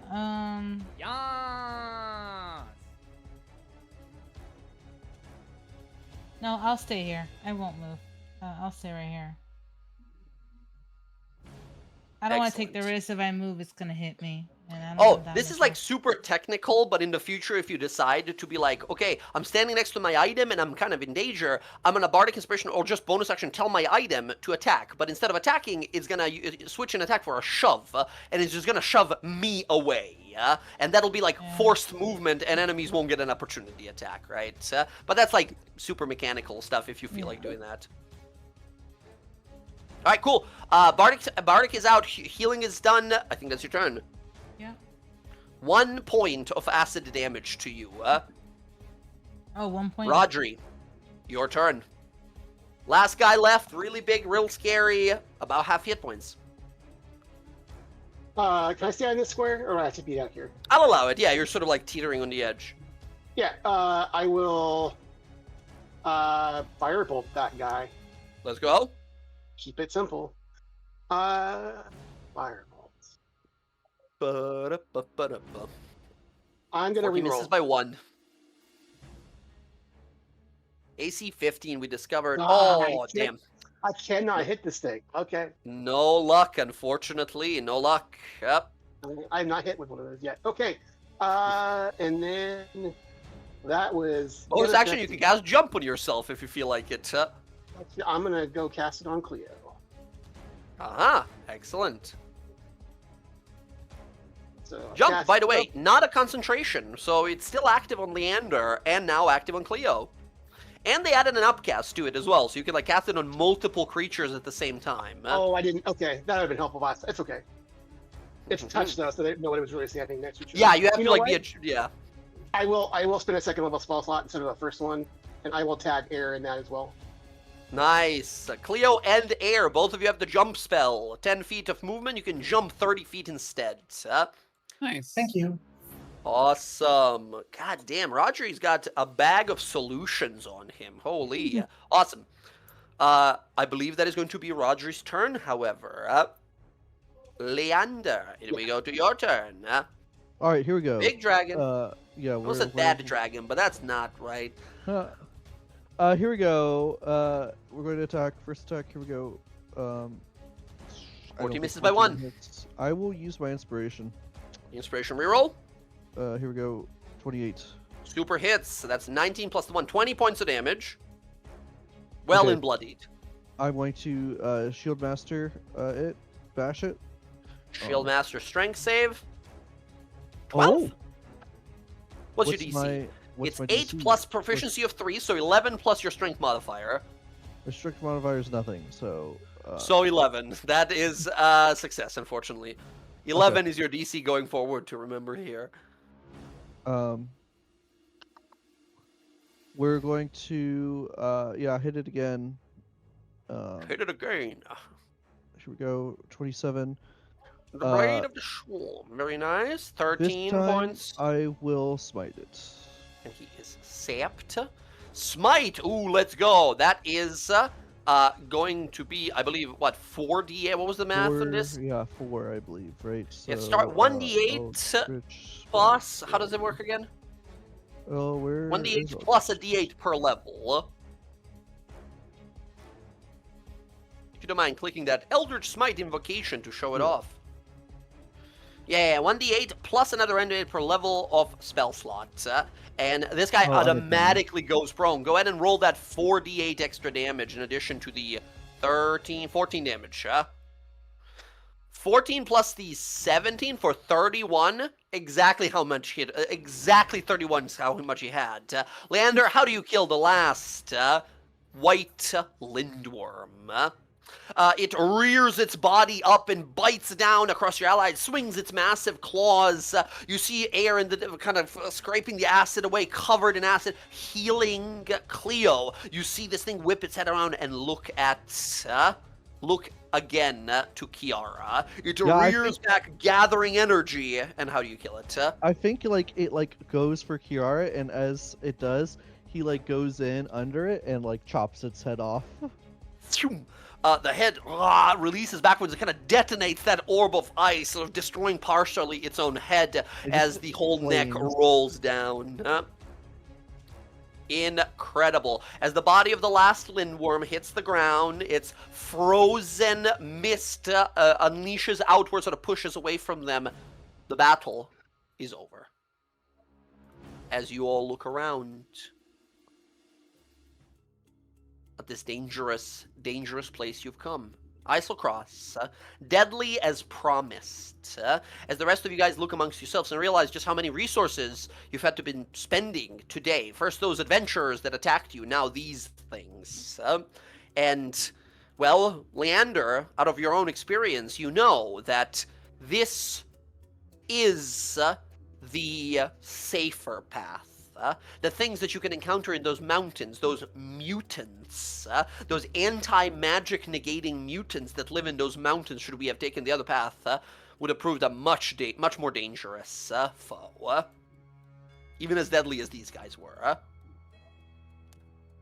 Woo! Everyone all right? Yeah, nice hits. Exfoliated, I think, is what the term would be. These splotches of black. Tiswin, you good? Tiswin stands up and says, yeah, I'm good. And she vomits and she says, I'll be okay. What about you, Cleo? Are you alright? I am okay. Quick question though. How did I get here? Well, I carried you up the mountain. Oh. I'm sorry if I was an inconvenience. No, you're fine. You're fine. You're not an inconvenience. I remember we were back in Utherdurn, and then now we're here. I'm sorry. I'm very confused right now. There was a lot of traveling. It was pretty cold. You seemed a little out of it, so I helped you up the mountain, and here we are. Well, thank you, Air. I really appreciate that. And as I say that, I place my hand on Air, and I'll do my healing word on Air. Awesome. Yeah, a tender moment, caring for each other here. There's a splashing sound off in the distance. You see Tiswin is stomping the head of one of these things. Fucking stupid thing. I will reroll both of those D4s because they're both ones. Oh, 2 1s you can reroll. So 9 plus 6, 15 healing. First one's failed. Forage the That- beasties for that- food parts. Incredible. Karnak, give me a nature survival roll here. If you have proficiency with culinary tools, with cooking utensils, you can have advantage.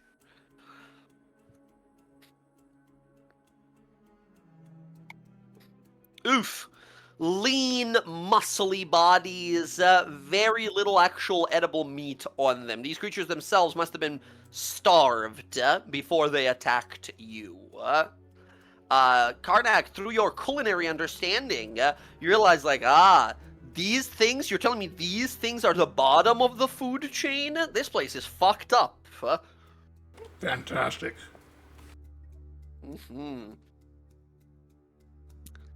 All right. Tiswin sort of like fixes up her hair from all the fucking wiping blood and ice out of her fucking hair and everything. Says, "Sorry, everyone. I was a little tuckered out after that first group attacked us. I didn't have any healing on me, but goodness me, you guys are a dependable group. You didn't let each other drop. Even myself here, I must thank you, even for a moment. I see why the High Priest saw such high potential in all of you. You're really powerful." I think as they're standing there talking and Karnak's bleeding, his wounds are starting to stitch together every once in a while.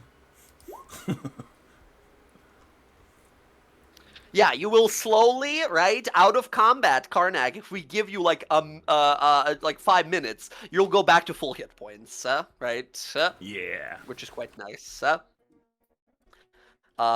Yes. Excellent. Yeah, you have, how many hit points do you have? You have 49, right? 49 times 6.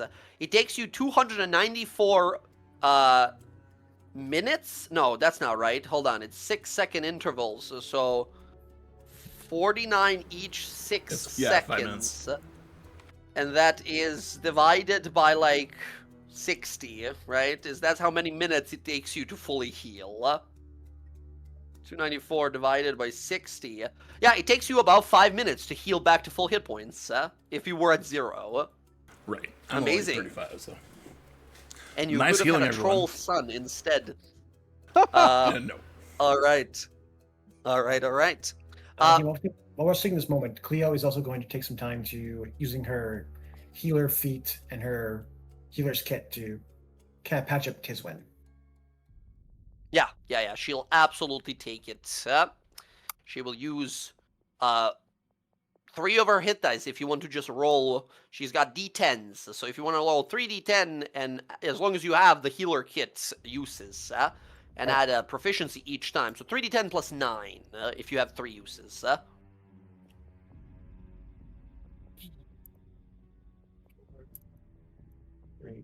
10 plus 4 plus 3.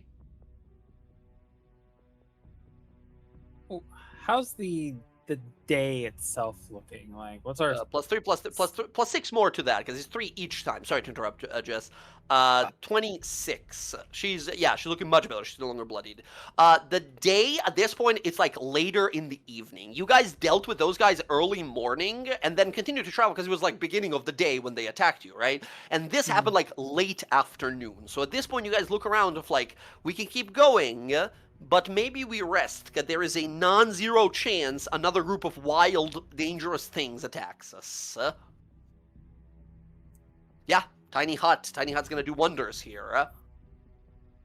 on the bright side? There's also running water here, so that's good. If anyone wants to go for a dip, it is freezing cold, as I'm Karnak gonna- will confirm. I've got this fancy necklace. I'll take a bath and get the acid off of it. It's actually the most refreshing bath you ever had. Having cold resistance and like in this like Arctic water, the water doesn't feel warm for you. It feels nice and refreshing. And we got, if you guys want to, we have that thing of magical rope, right? We could just go down under the waterfall, and of course, right? Of course, there's a thing behind the waterfall. There's a little cave behind the waterfall. It doesn't have anything in it. It looks like a polar bear lived here at some point. There's some like skulls and remains of bones of like seals and like different like walruses and stuff like that. But no one's home right now. And with a tiny hut in there, you guys can set down for the night and have a place to bathe yourself. Again, freezing cold waters, but as long as you're around air, it's nice and pleasant. If she swims away slightly away, you guys are Hey. like hypothermia. She's like, she invites like Cleo, like, do you want to come with me? And then everybody's like, I'll come too. I'll just like, ah. Everyone's taking their shirts off, getting in. Mm-hmm. See Rodri like cast tiny hut. You can't leave it, so he just uses the decanter to wash himself. It's like, why is everybody going outside? And then he'll sit down and he'll summon you. Excellent, excellent. Find familiar coming back. Very good. Okay. Oh, Friends? God damn it. Back as well.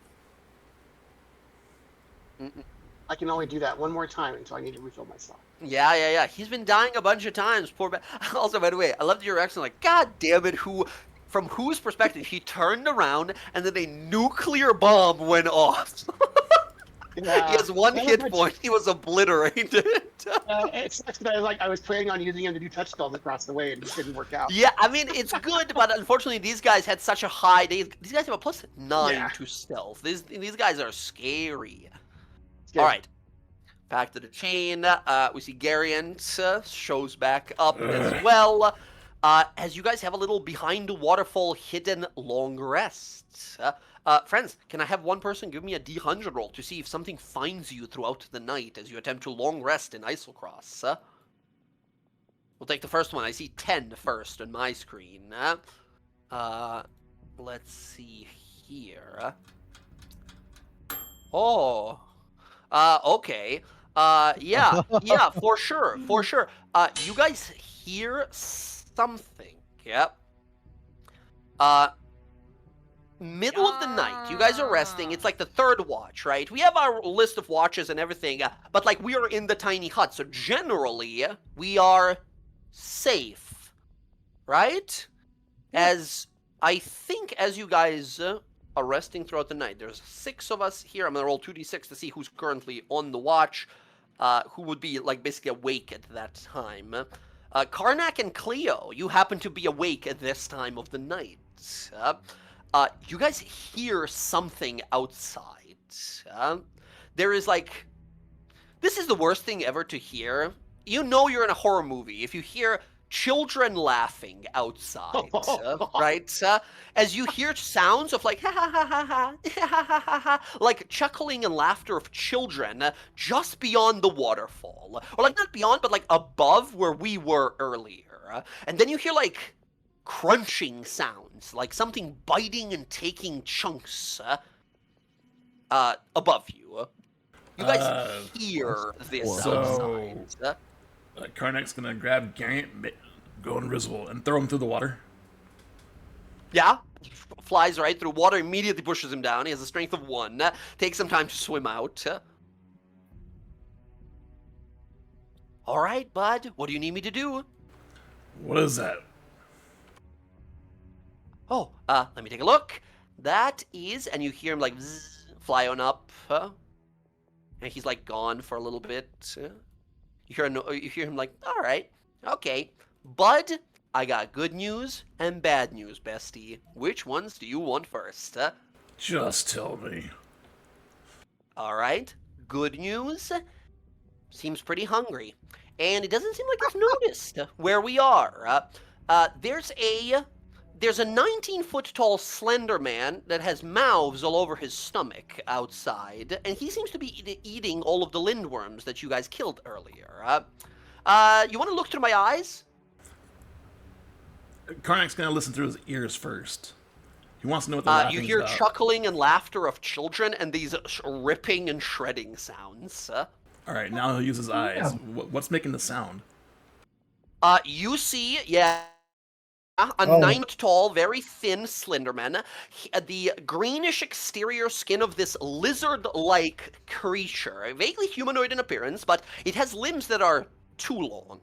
Like its forearms are a little too thin and too long for its body. It basically has almost no neck, and the head is that of like a snake or a lizard, and across its body are many other mouths of lizard and snake-like creatures. It has hands, but the hands are almost comically huge. It's got like fucking Mickey Mouse, like fucking gloves, right? Gigantic hands.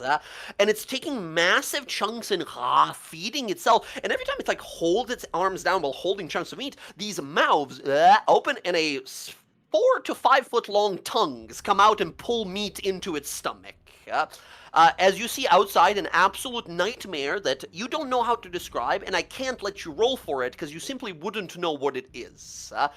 This creature is outside eating a bunch of corpses that you guys killed earlier today. And every once in a while, these mouths laugh, and every time they laugh, your sense of sight through Garion, through your friend here, blurs immediately as you feel Garion, he's kind of like overwhelmed by confusion and sadness and anger. It's emoting emotions in creatures around it. Question. If I use Yes. knowledge from the past life, could Cleo make a guess what this is? If it like brings back old memories? Absolutely. You can give me a, this would be an Arcana or History roll. Either one's pretty bad, so I'll use my history. Karnak, you don't get a roll here. There would be no reason for your character to know what the fuck this is. Not even from the astral plane, huh? Okay, No, this is nothing to do with Astral at all. Okay, 14. 14, Cleo, you hear that sort of like ha ha ha ha ha ha ha laughter, and immediately there is a sense in you that says enemy. You don't know why, but you get a deep sense of animosity. And not like enemy of the world, the good of the world. Enemy of you. Yeah, Karnak will describe it to Cleo as best as he can. Cleo will kind of like give a little nod, give a little tilt of her head. I can't explain it, but I feel like that thing's a danger to me. You want me to go kill it?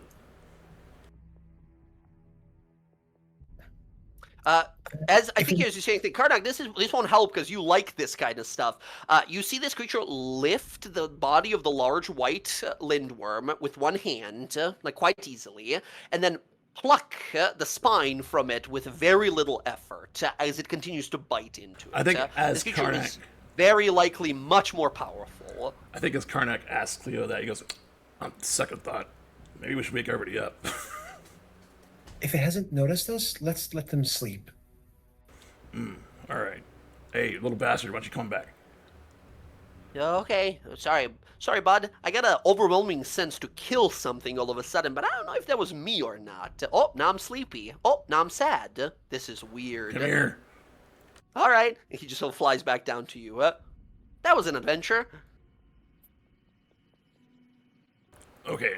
Yeah, you're right, Cleo. Let's let her get some rest, and then we'll see if it's still there in the morning. Yep, don't worry about me. I'll be up all night. Friends, you have Leander right there. He's sort of the expert of just about everything weird and everything this island, right? If you want to shake him awake, or just wait for the morning, right, to be quieter, stealthier. I think we'll wait for the morning. Agreed. Yeah. You guys hear that laughter for another, like, 20, 30 minutes, and then it is gone. Hours pass, shifts change, all of you get a long rest. Everyone go ahead and recover everything you recover on a long rest. Nicely done. First day in first dangerous day in Islecross. Survived. Woo! When I wake up, I So, will go ahead. give an inspirational speech. Excellent. on And how some much inspirations as well, right? inspiration, yeah, and the inspirational speech is the cold sucks. She's gonna go on and on how much she hates the cold because she's fucking dragon. You write a What book if- on it what at if- this point. What does that do again? 11 temp. 11:10. Yes, if you don't mind clicking the feature you have again to show it off for everyone here. But Kiara took the feat Inspiring Speech, which allows her to bolster her allies here. After every short or long rest, she can give temporary hit points equal to her level plus charisma modifier, which I believe is Yeah, 6 max. plus 5, right? 11? Yeah. Yeah. Yep, 11. 11 temporary hit points to everyone in the party. If Cool. they explain what they saw last night, is that anything just you a might little- know about? Yeah, Cleo was just like, so little notice that Karnak and I encountered last night, and Cleo then will explain what Karnak explained to her. Yeah, absolutely. You, I think, Air can try to make a history roll, but this was before, much before even your time, I might Would think. Roderick get a check in there? To Rodri also no. Unless you've been doing some, like... Define her before her time, because she's... Yeah, I know. I know. But also, same thing for Rodri, unless you would have researched Aor before, particularly, yeah? Nope. Not so much. And I'll have But I will say have here- Gariant describe what he saw to everybody. Yeah. Leander, you, by the way, automatically succeed on most of these rolls here of just like knowing Yeah. you've lived here all of your life, right? On a 3 Air, you've heard whispers of something similar in some flying city far, far away. Some sort of powerful weapon, but you're not really sure. That wasn't really your your area, I guess. You, however, here, Leander, you don't know probably the origin of these creatures, and you don't know why someone. Apparently, wizards make all of these things. They get bored and they make horrible things. Wizards are a problem generally. That thing was something called a Aeorian nullifier. It is one of the 3 horrifying kinds of Aeorian creatures. When that big city fell down, apparently your orators, what is it called again? Orators, thank you. Passing down that knowledge that something, when this city came down, something crawled out. Something that was like a prisoner or a slave or a mutation created by a bunch of powerful wizards long, long time ago in this flying city that crashed here. We have names for these things.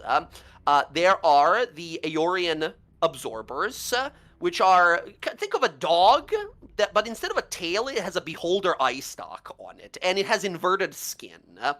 Aeorian reverser is a different one. It's like a mixture of a bear and a ape, and it has an ability to reverse just about every magical attempt you cast at it. It sort of sends it back at you.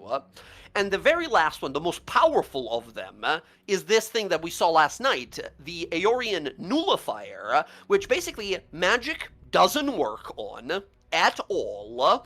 And they are incredibly physically strong, and also on top of it, they have this ability to just like chatter insanely through these mouths on their stomach that drive you insane and cause you to just walk into them where they just rip you apart. So that's awful. That's Slenderman we ran into last night, and there's actually a handful of them on this island. I will explain that to the party. Aeorian nullifier. As if I wasn't scared of this place already. You That know, would it's just another Tuesday. That would explain the feeling I got that it would be dangerous to me. Because It nullifies magic. It would nullify my divine magic. It might even nullify us and for what we are. Can't nullify me. Mhm. huh? When this is mentioned, I think Rodri, just on your research, and I think Air from your history, you both have heard that this place, Aor, really did not like gods. In fact, they made so many different things that can like counter gods or fight against godly servants or entities and such. And the scariest thing is like they were successful. They were at some point, or the gods at least believed, stronger than gods. So apparently they got destroyed at some point. It would probably take a bit of downtime to like research exactly what happened there. But yeah, they had apparently these creatures make sense to you to be like, yeah, if I hated divine spellcasters, am a wizard with infinite money and time, I'll make a monster that reverses or reflects or is immune to magic attacks that serves only me. Pretty bad stuff. But yes, long rest is finished, and we are safe. And with that, the journey continues. You guys make your way back onto the trail, making it across the waterfall, and down the path along the cliff you go. That was the first day. Second day, we make it through. On the beginning of the third day, we finally see the mountainside, the cliffs descending into a large opening area, a little kind of gulf, hidden away from the rest of the island, encircled by mountains and the sea on the other side. You guys see this vast open plain of ice and snow. For miles it goes on, and best to our guide's knowledge, to Leander's knowledge here, the Fortress of the Dead Jarl is at the very sort of back of this clearing. It'll take us another day and a half to make it to the actual edge of the mountain. And friends, before we go to a little 5-minute break here, we stop as up ahead we see our quarry. A vast, frost giant fortress built into the side of the mountain. Tall walls that are damaged and sort of in ruin, huge sort of these palisades atop of the walls, and massive towers that have been struck and destroyed halfway. A massive gate that sits in the front where one of the doors is fully sort of fallen off. And these doors are like 60 foot tall, built for giants to walk through on their mounds.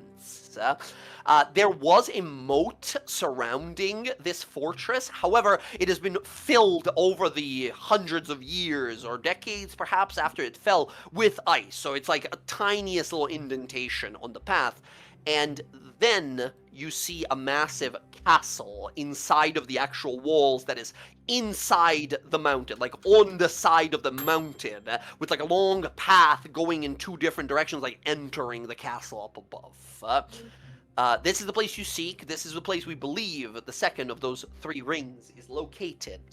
However, almost immediately, you guys see an obstacle. Roaming back and forth throughout the last like mile before the actual fortress up ahead, entering through the gate, and everyone's all stumbling their way back through it. You guys see giants. You see frost giants. Pale blue skin, frost dangling from them, huge axes. However, you see as they kind of lazily drag them behind themselves. You notice the flesh, rotten and missing, chunks of it taken out, ribs sticking out of their bodies. Some of them have eyeballs that are just sort of dangling out of their skulls, jaws broken and askew.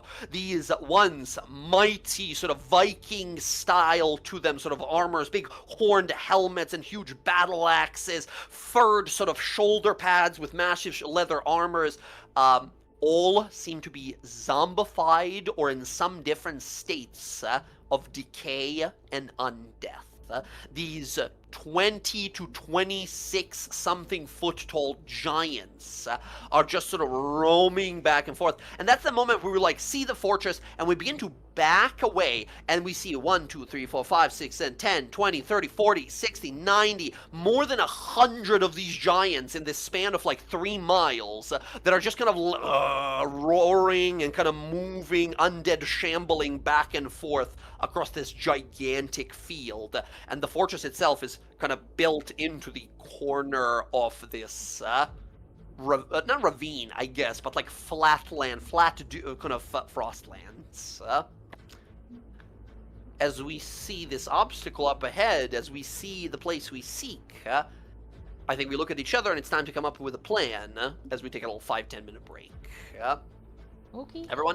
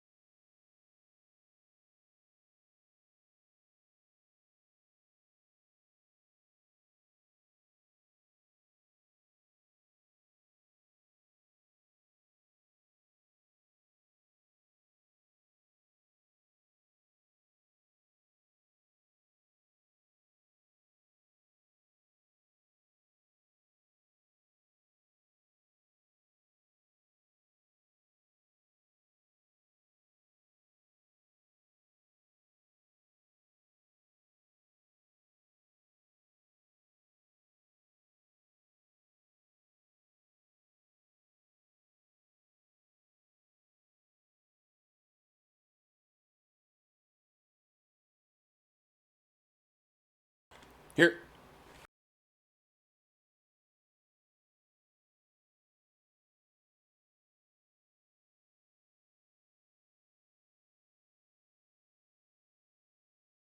As you all look out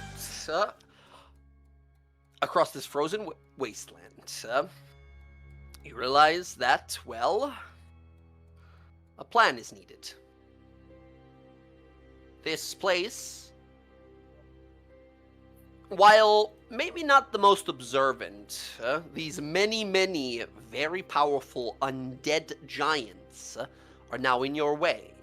The ring you seek is somewhere within this place, but where exactly, we'll have to find out. So, that all said, how is it that we're going to cross about a mile of tundra without being noticed by a bunch of undead giants? Oh, golly gosh. How many of them are out there? At least 300.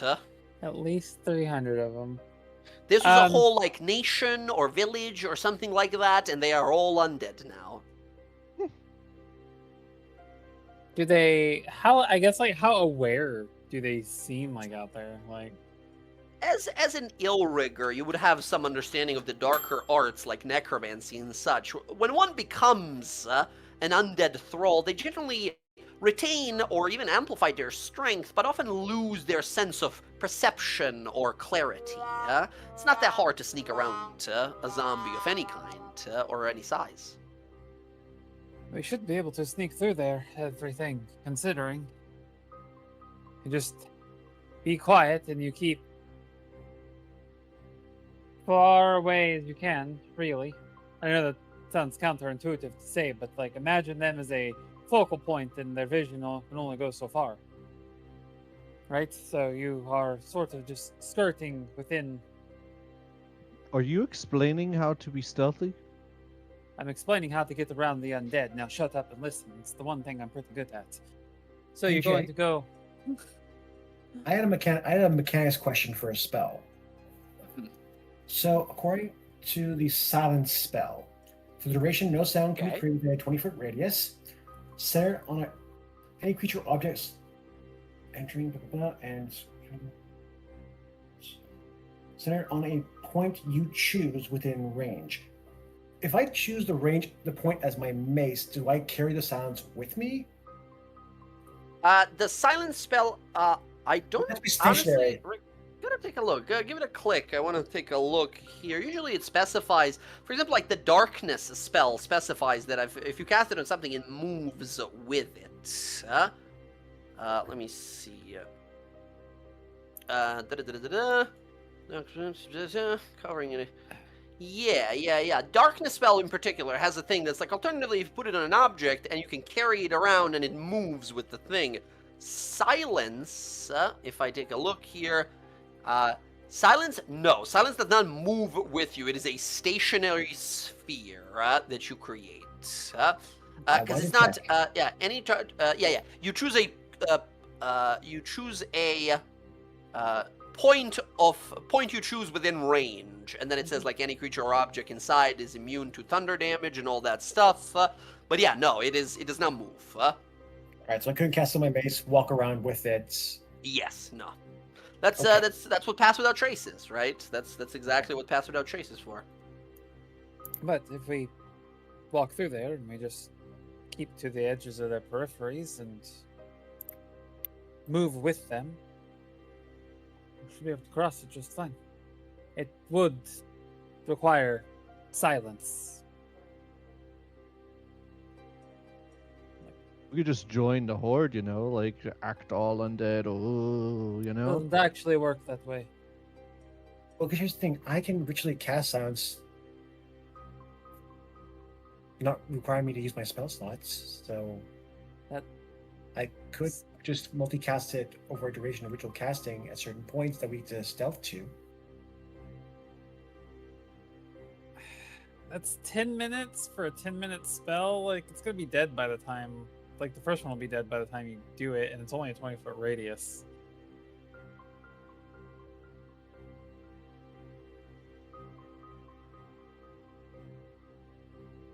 I say just quick. and This quiet. journey, looking at it, to walk across this mile or so would probably take, because we're like focused, moving faster, moving carefully, probably 30 minutes of travel, right?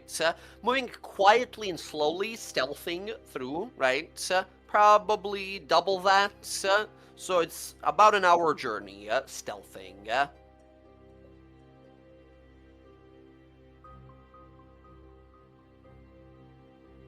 Didn't Kiara make a thing that covered us on the thing from the White Dragon? Couldn't we use that here?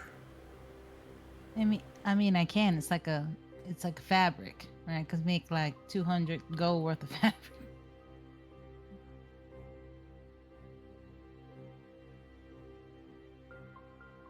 Seems.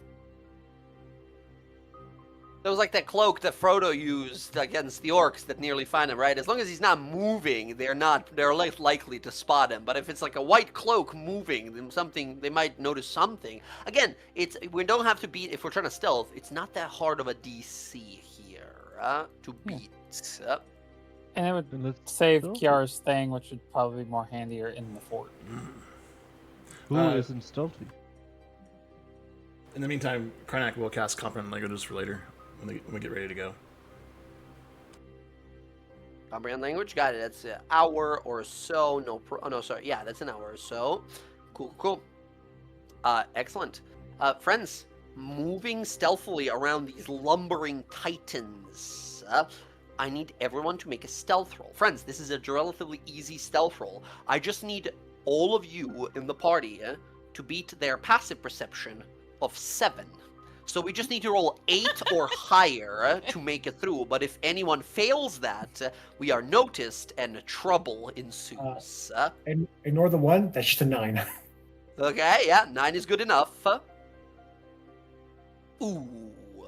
Double 16. Oh, I should have cast on myself.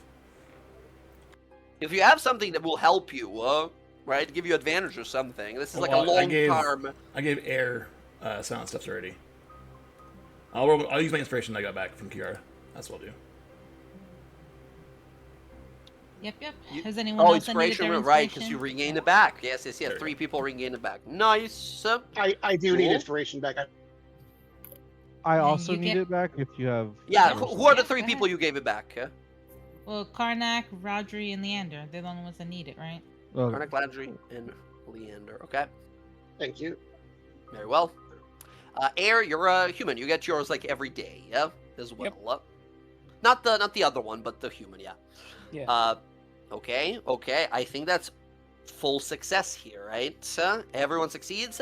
Okay, friends, we begin to move slowly.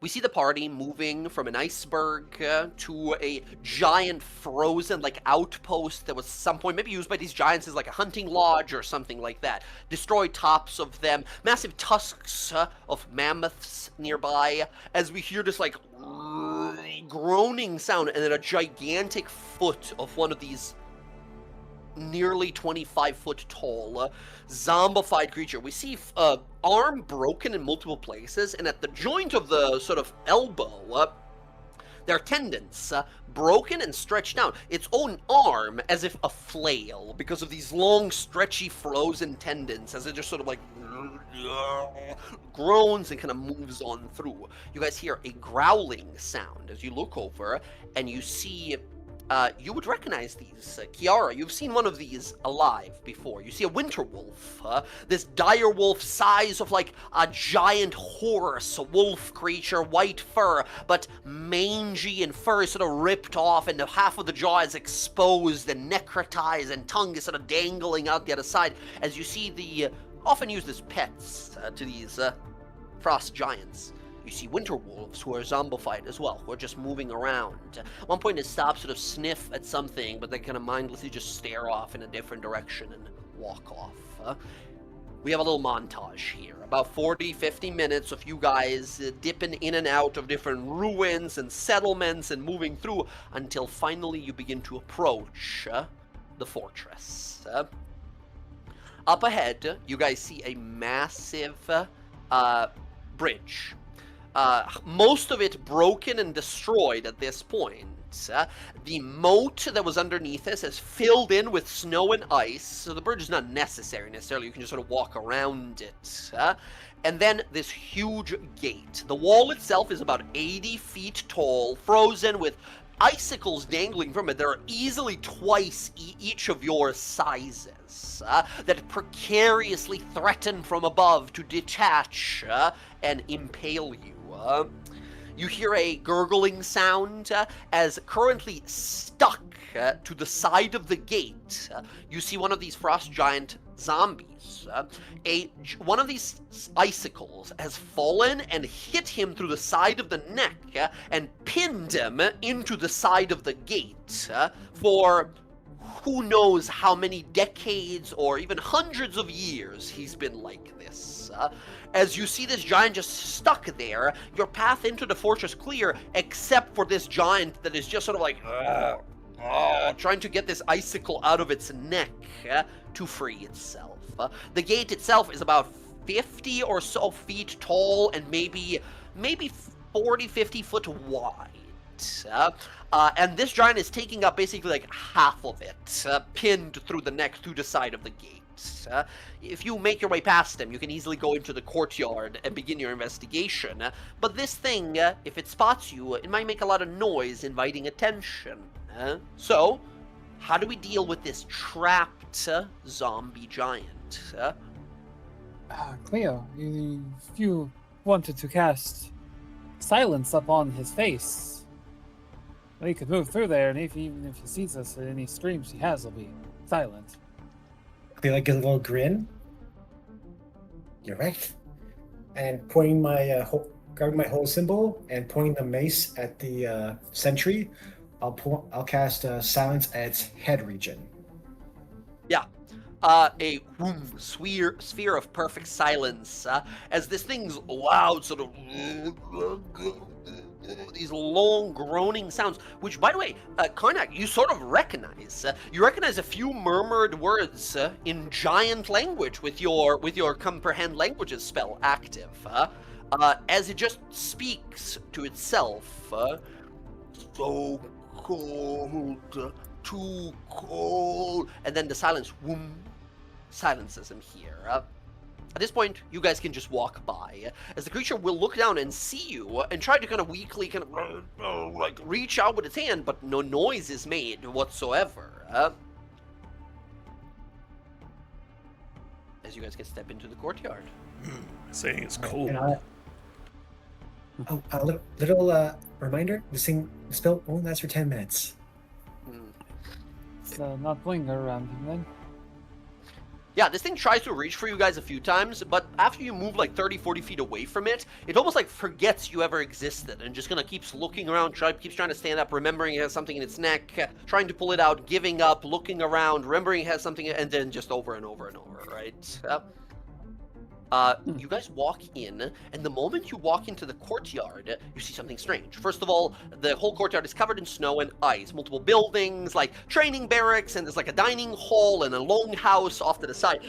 But the whole place here has something mystical about it. And what I mean by that, the moment you guys enter, Leander, you know what this is because you've been here before. You see these weaving kind of energy waves that are kind of moving through the air. They seem kind of ethereal and gray and ghostly, and if you focus really hard at them, you will see reflections of faces of giants that are kind of moving through space, these spectral, ethereal, ghostly titans that are just kind of moving and stumbling through the courtyard here.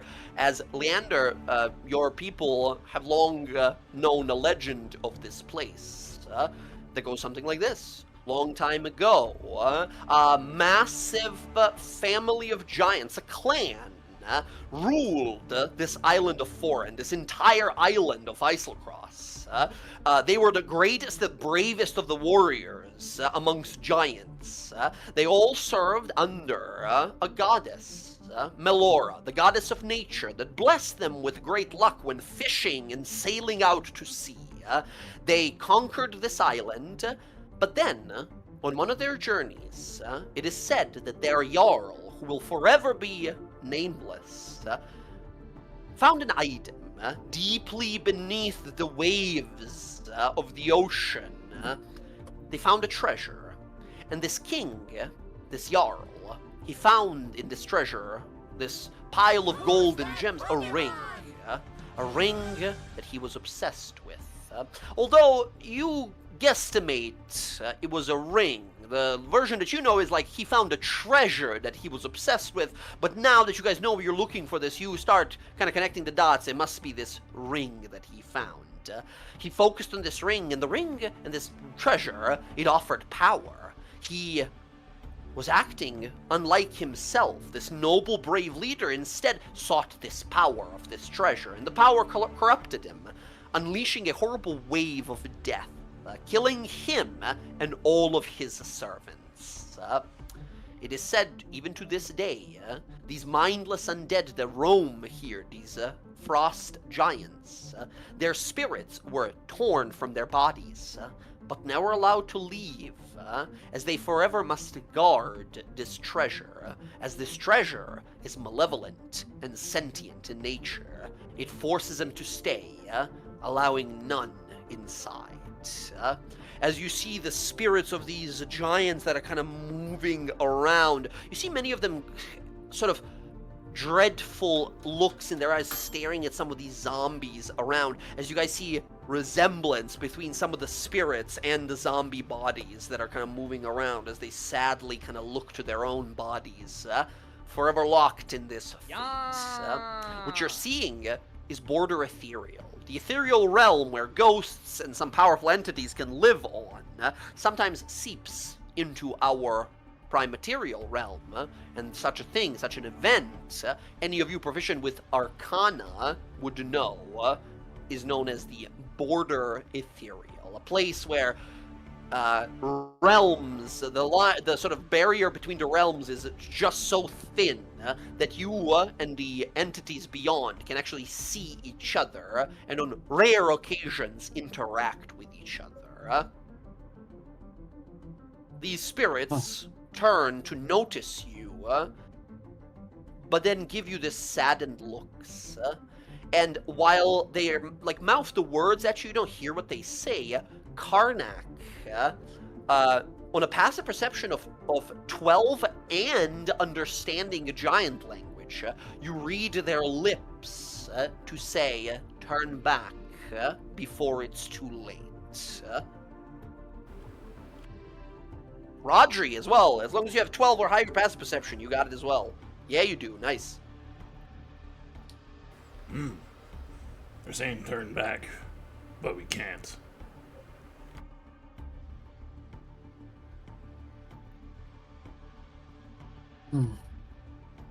We keep going. All right. Before we do, let's see if I can locate it. And I'm going to cast Locate Object, using what Leander described, what the ring does, and my basic memorization of what the fire ring does. What the fire ring looks like. Assuming it looks exactly like the fire ring. Yeah, like enchanted ring that looks like this, right? Type of thing. Yep. Yeah, within 1,000 feet, you boom, located instantly. Sort of westward of here, pointing towards the fortress, about some 450, maybe 500 feet within the mountain. Like the fortress is built into the mountain.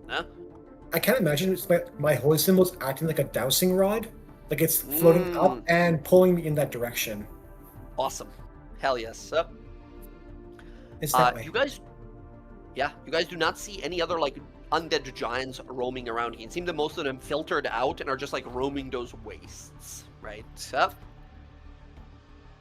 Okay. You guys slowly and carefully make your way over to the fortress. A gigantic 40-foot tall iron bolted door, double door, sits in your way. This thing looks like it weighs at least 20 tons. The metal is old and rusted and frozen together. The closest window you see is up about 60 feet or so, which is one of those like circular porthole window types that is off to the side, and looks like the only other like means of entrance that you see. What are the chances of a giant door having giant gaps under the? It has Would I giant gaps. know? I'll say if you're a tiny creature, you can easily move that way. If you're a small creature, you can probably squeeze through with some trouble. Medium or so, not enough, not quite enough. Would I know like any alternate routes in, or Uh, like some Absolutely. Go ahead and roll me here. Let's make this a roll for you, Leander. I would Okay. love you to make your choice of investigation, survival, or perception roll of your previous adventures here. So investigation, survival, or perception? Perception. Either of those three. Okay, perception's the best. So 9. Leander, your choice of interest has always been that window up there, right? Through rope and hooks and climbing gear and such, or if you have any means of teleportation and such. But this door, you take one look at it, you're like, yeah, that's a push with athletics kind of door. I'm not doing that. I'm gonna go in through the window. How much noise would it Yep, make well, I if you always tried to go open through it? window. You would Ugh. probably take some force. A force of a giant, perhaps? Well, I think me and Eric Feel can like- handle that. Ah. Yeah, but like that's a lot of breaking ice and a lot of heavy door to move on hinges, which means a lot of noise. We Your can give call. it a go if you want. I think Karnak's up for the challenge, but he's waiting to see what everybody else wants to do, because he doesn't want to put anybody else at risk. But he wants to try the door. He's like, that's a challenge. Doors Karnak, don't be Val. silly. Yes. That looks impossible. There's no way you can possibly do it. I'm gonna send Who up into the window and look through his eyes just to see if there's anything on the other side of the door. Yeah, there's a long corridor through there, and a few more of these like ghostly undead giants that are just kind of wandering and stumbling through. Skeletons of giants lining the walls and the floors here, and the corridor seems to continue for about 40 feet, where it kind of meets the gate that is there, right?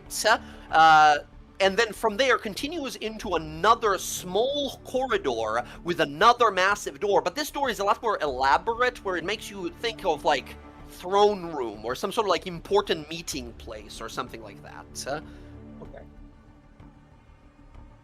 So it's like main door we're looking at, window. If you go through window, it kind of leads to the door that has a short hallway, another door that leads into some room over there. Okay. Alright, So I'll it's like, explain it if we to the can't party. push the door, or, worry about the noise, we gotta somehow climb the 60-foot window.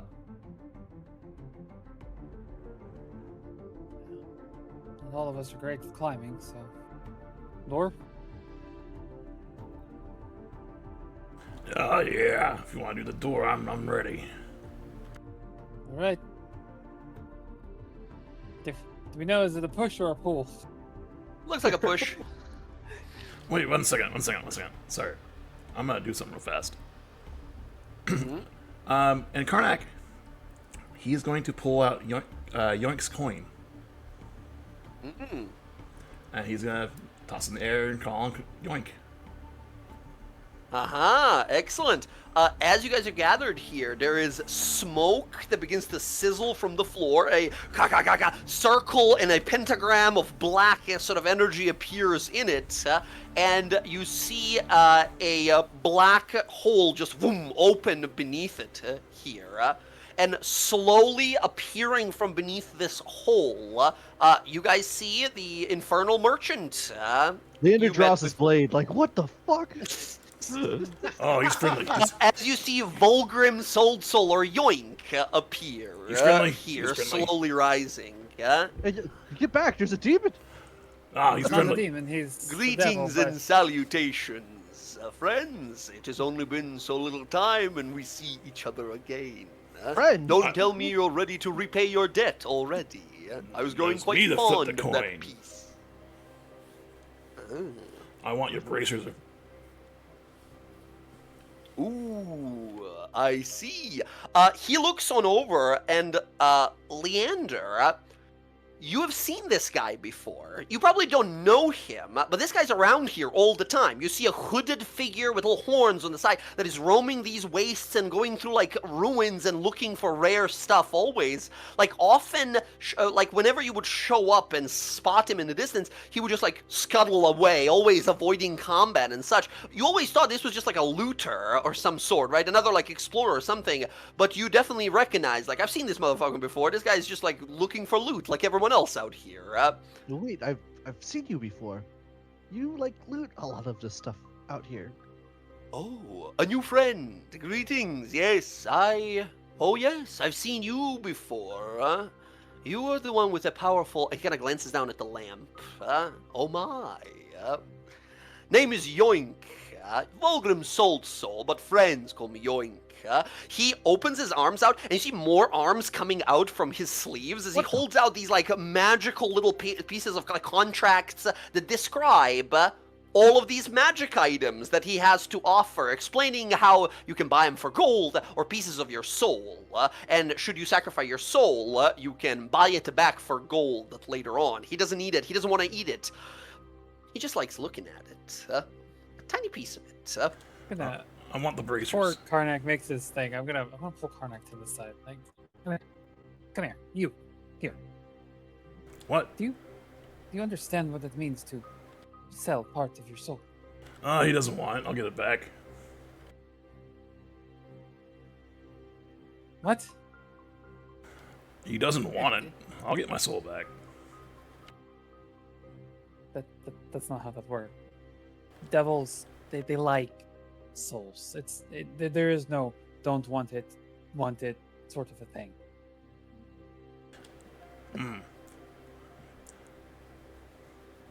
Is it worth part of your soul? For whatever you're about to do, ask yourself. And Karnak is gonna like just glance over at Kiara and Rodri and Cleo before he looks back at Air and say, absolutely. And he'll go back up the Yoink. All right. Wonderful, wonderful. You need strength of a giant, my friend. And he produces a little contract, and described on it is everything that the bracers of the fire giant, this very rare magical item, gives you resistance to fire, and you can twice per day sort of slam them together and enlarge yourself and do extra fire damage, and people take damage when they hit you with melee attacks. This incredibly powerful magical item that would usually cost 9,500 gold, or 11 of your maximum hit points. But what we're going into, and what Karnak thinks they're going to be facing, he's broke, so 11 hit points it is. Well, he does mention here, says, now, while I would love a small piece of you, my friend, I do have other ways to deal. If you have rare artifacts of your own that you wish to trade, I'm willing to negotiate the price of the soul. Mechanically speaking, if you guys have any very rare items that you are willing to give him as a part of this deal, he will reduce the price of the items he's selling by 5. If you have a rare item, he'll reduce it by 3. If you have a legendary item, he'll reduce it by 10. He doesn't want uncommon. He doesn't do anything for him. Yeah, I don't think Karnak has anything he wants. Bagpipes of asshole geese. They're uncommon. They're uncommon. But they're legendary geese. But they are legendary geese amongst geese, but amongst people, they're just geese.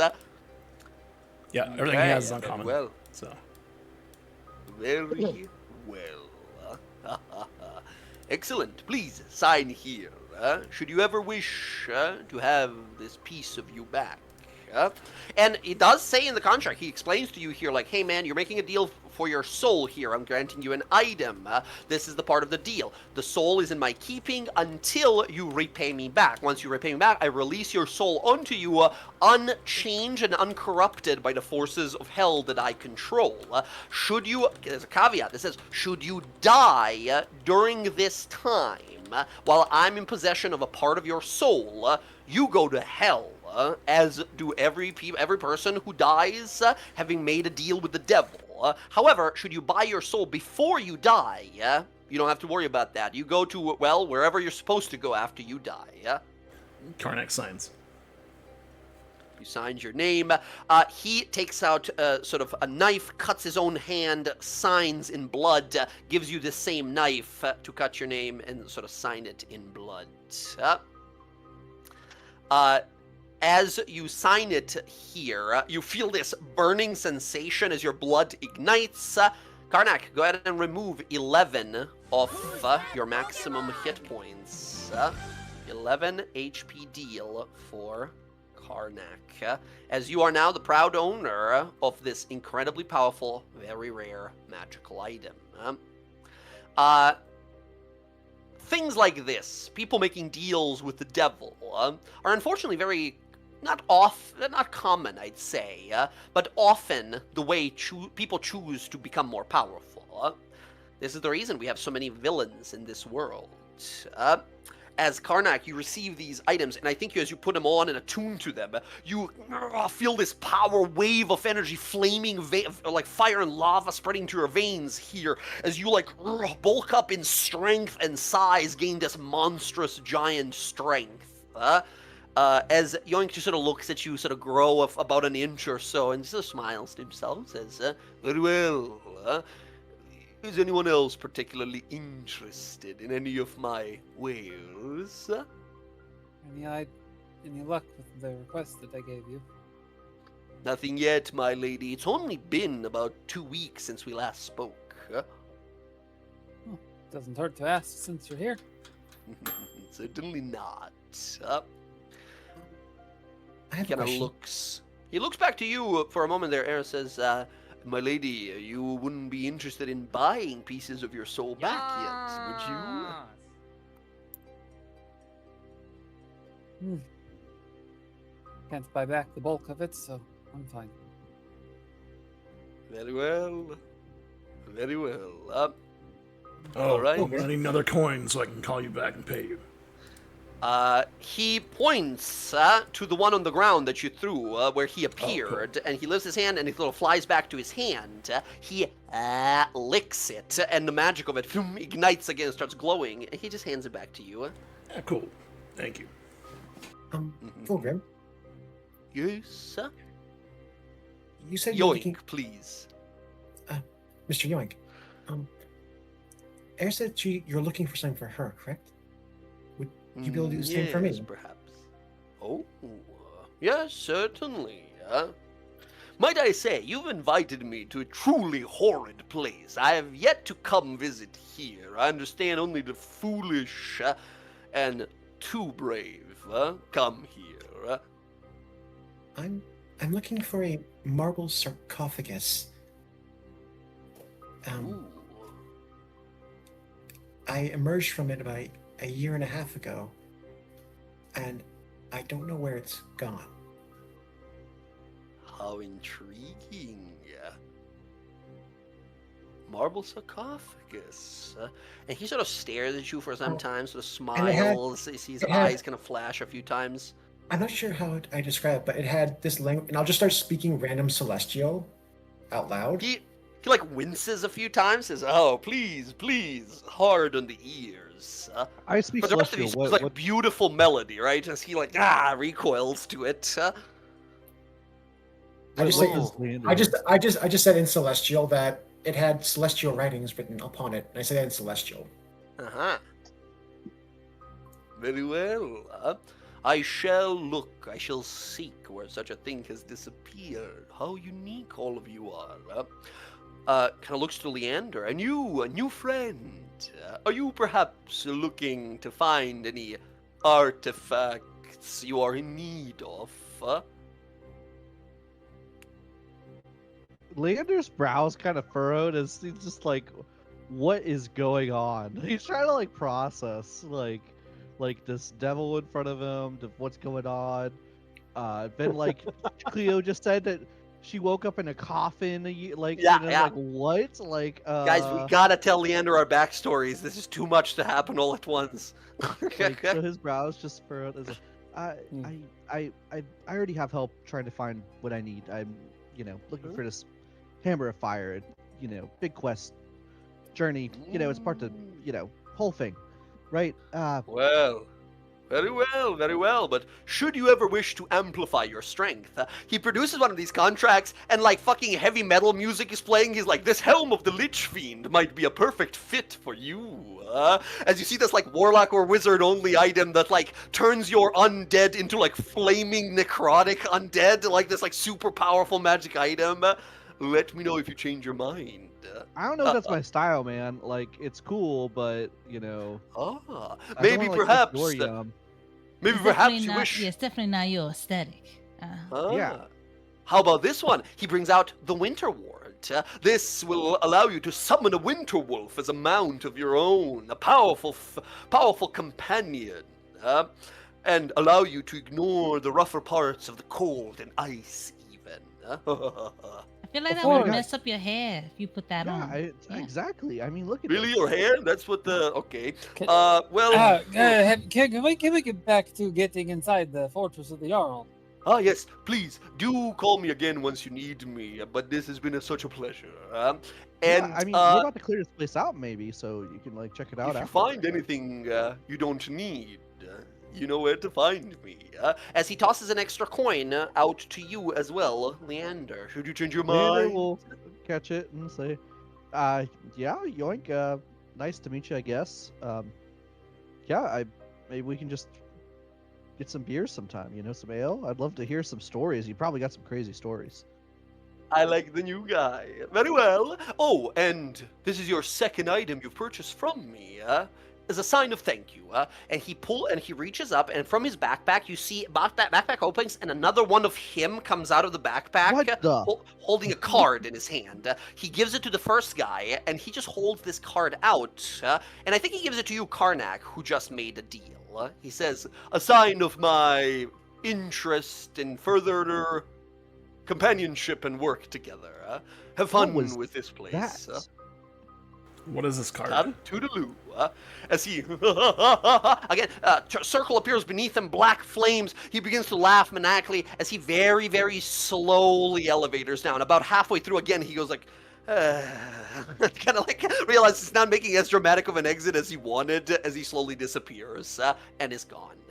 What is the card?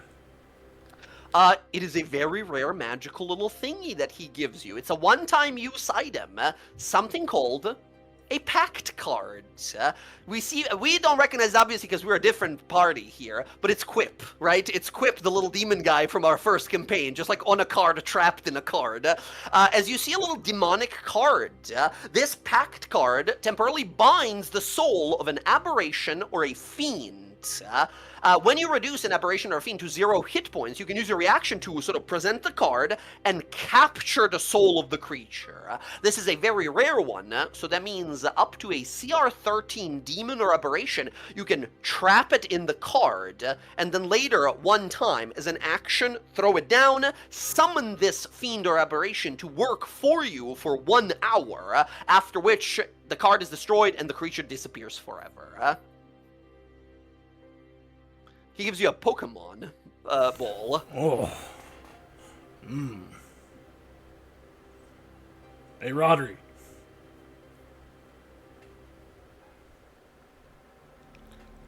Yes. Karnak's gonna give the card to Rodri. Thank you. You'll use it smarter than I will. I'll use it on the first thing I see. Is there anything in it? Not currently. It is empty. It is just a card he gave you to like, hey, have fun with this. Capture someone out there.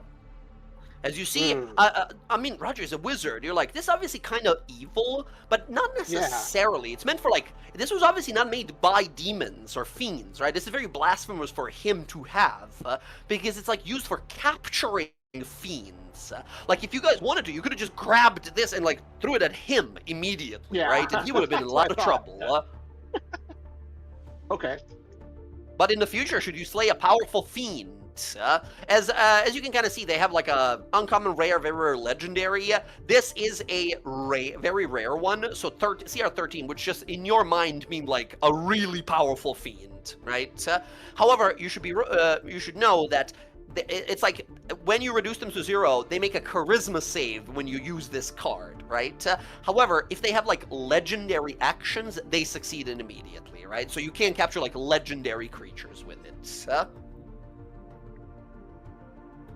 But once you capture it, it's yours to command. Meanwhile, Karnak, you put on these bracers, and you feel this power of flame within you.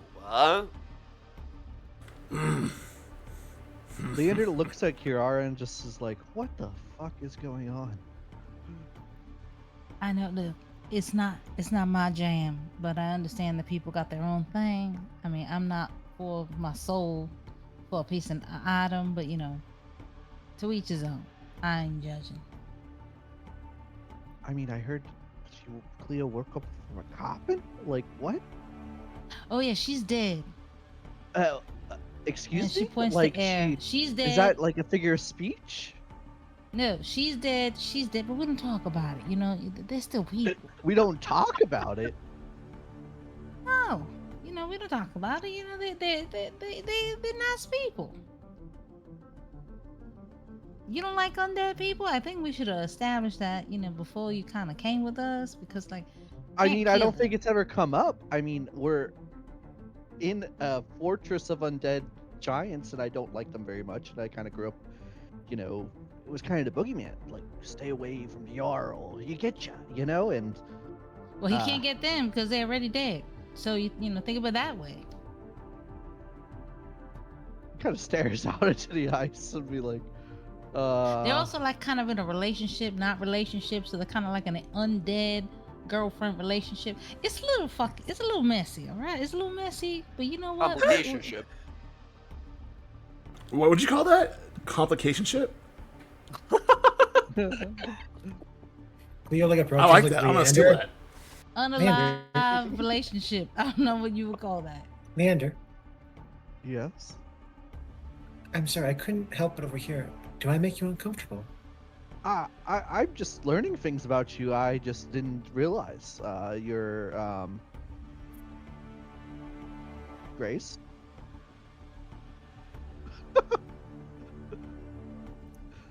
Grace, I think Cleric, not the he's Pope. uncomfortable by our like he's, current metabolic. You know, and you're environment that we you're face. alive challenged. Remember, you're alive challenged, so he's not comfortable with that. I mean, no one told me. I've never met a dead person before. You get used to it. Let's go. Sorry. And you do get used to it. You know what? To be honest with you, they're no different from us. To be honest, I mean, Cleo they're really dead. doesn't sleep. What? I mean, yes and no. It's not like they're rotten or anything. You know what I mean? I feel Then like- what and they have their constitutes minds. dead? Question. They're walking, aren't they? We passed away. Our life ceased to be, and yet here we are. but I don't remember how I died. I just remember waking up in that marble sarcophagus that I mentioned earlier. I don't know what happened to me. What We can did I talk get about myself into? We can talk about it more once we It- get it this also whole thing resolved. Die before you summon a like devil or a demon or whatever yoink was. I mean, my God. I don't know. He's just That was yoink. scary. He's He a makes me devil. he makes me a little uncomfortable, but that's why I don't offer my precious things to him. I'm gonna lift his lair. A lich's lair. Yeah, we met a Oh. lich. We we- almost We fought one of killed those. him, actually. We fought one of those Can I- already. Can I remind everybody that we are standing in front of a fortress of undead? Could we can talk about this later. Yes, please.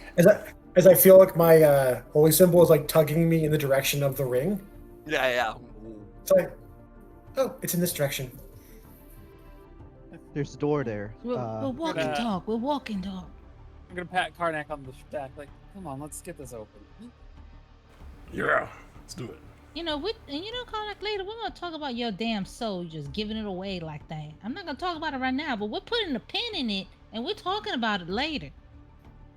Mm. You know, I agree Okay. with her. We're putting a pin in it and talking about it later. There you go, see? All right. right. Pen and him talk about it later. Yeah. Please. I would like Air and Karnak to go ahead and give me a athletics roll to attempt to open this door. Karnak, these giant gloves that you have advantage. They technically give you the giant tag, which means giant stuff now applies to you. but And he hasn't therefore, this is activated easier them to yet. open for a giant. But he's not activated them yet. No, you just count as a giant. It's sort of mystical in that way. Sweet. But yeah, athletics rolls from both of you, please.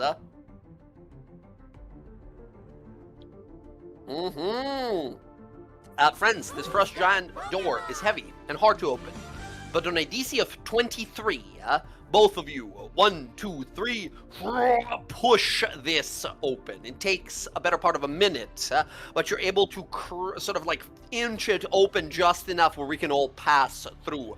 Sound of breaking ice and massive icicles detaching from the ceiling, shattering on the impact down below.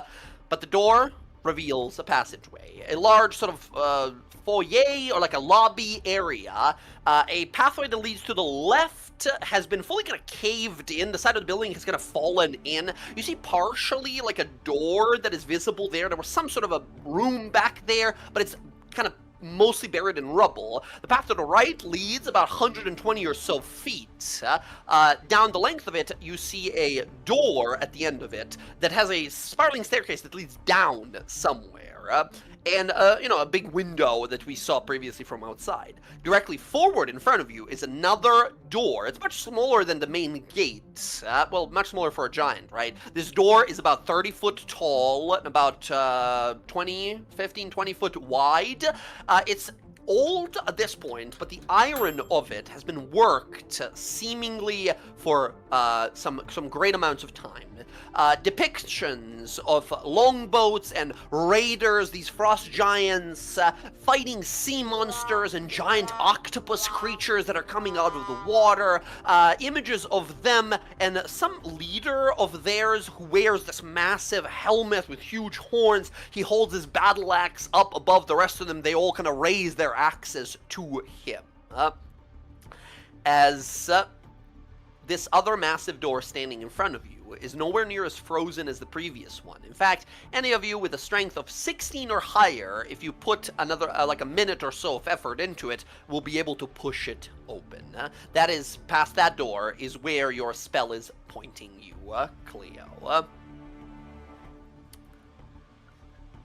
right. Shall we for the second door?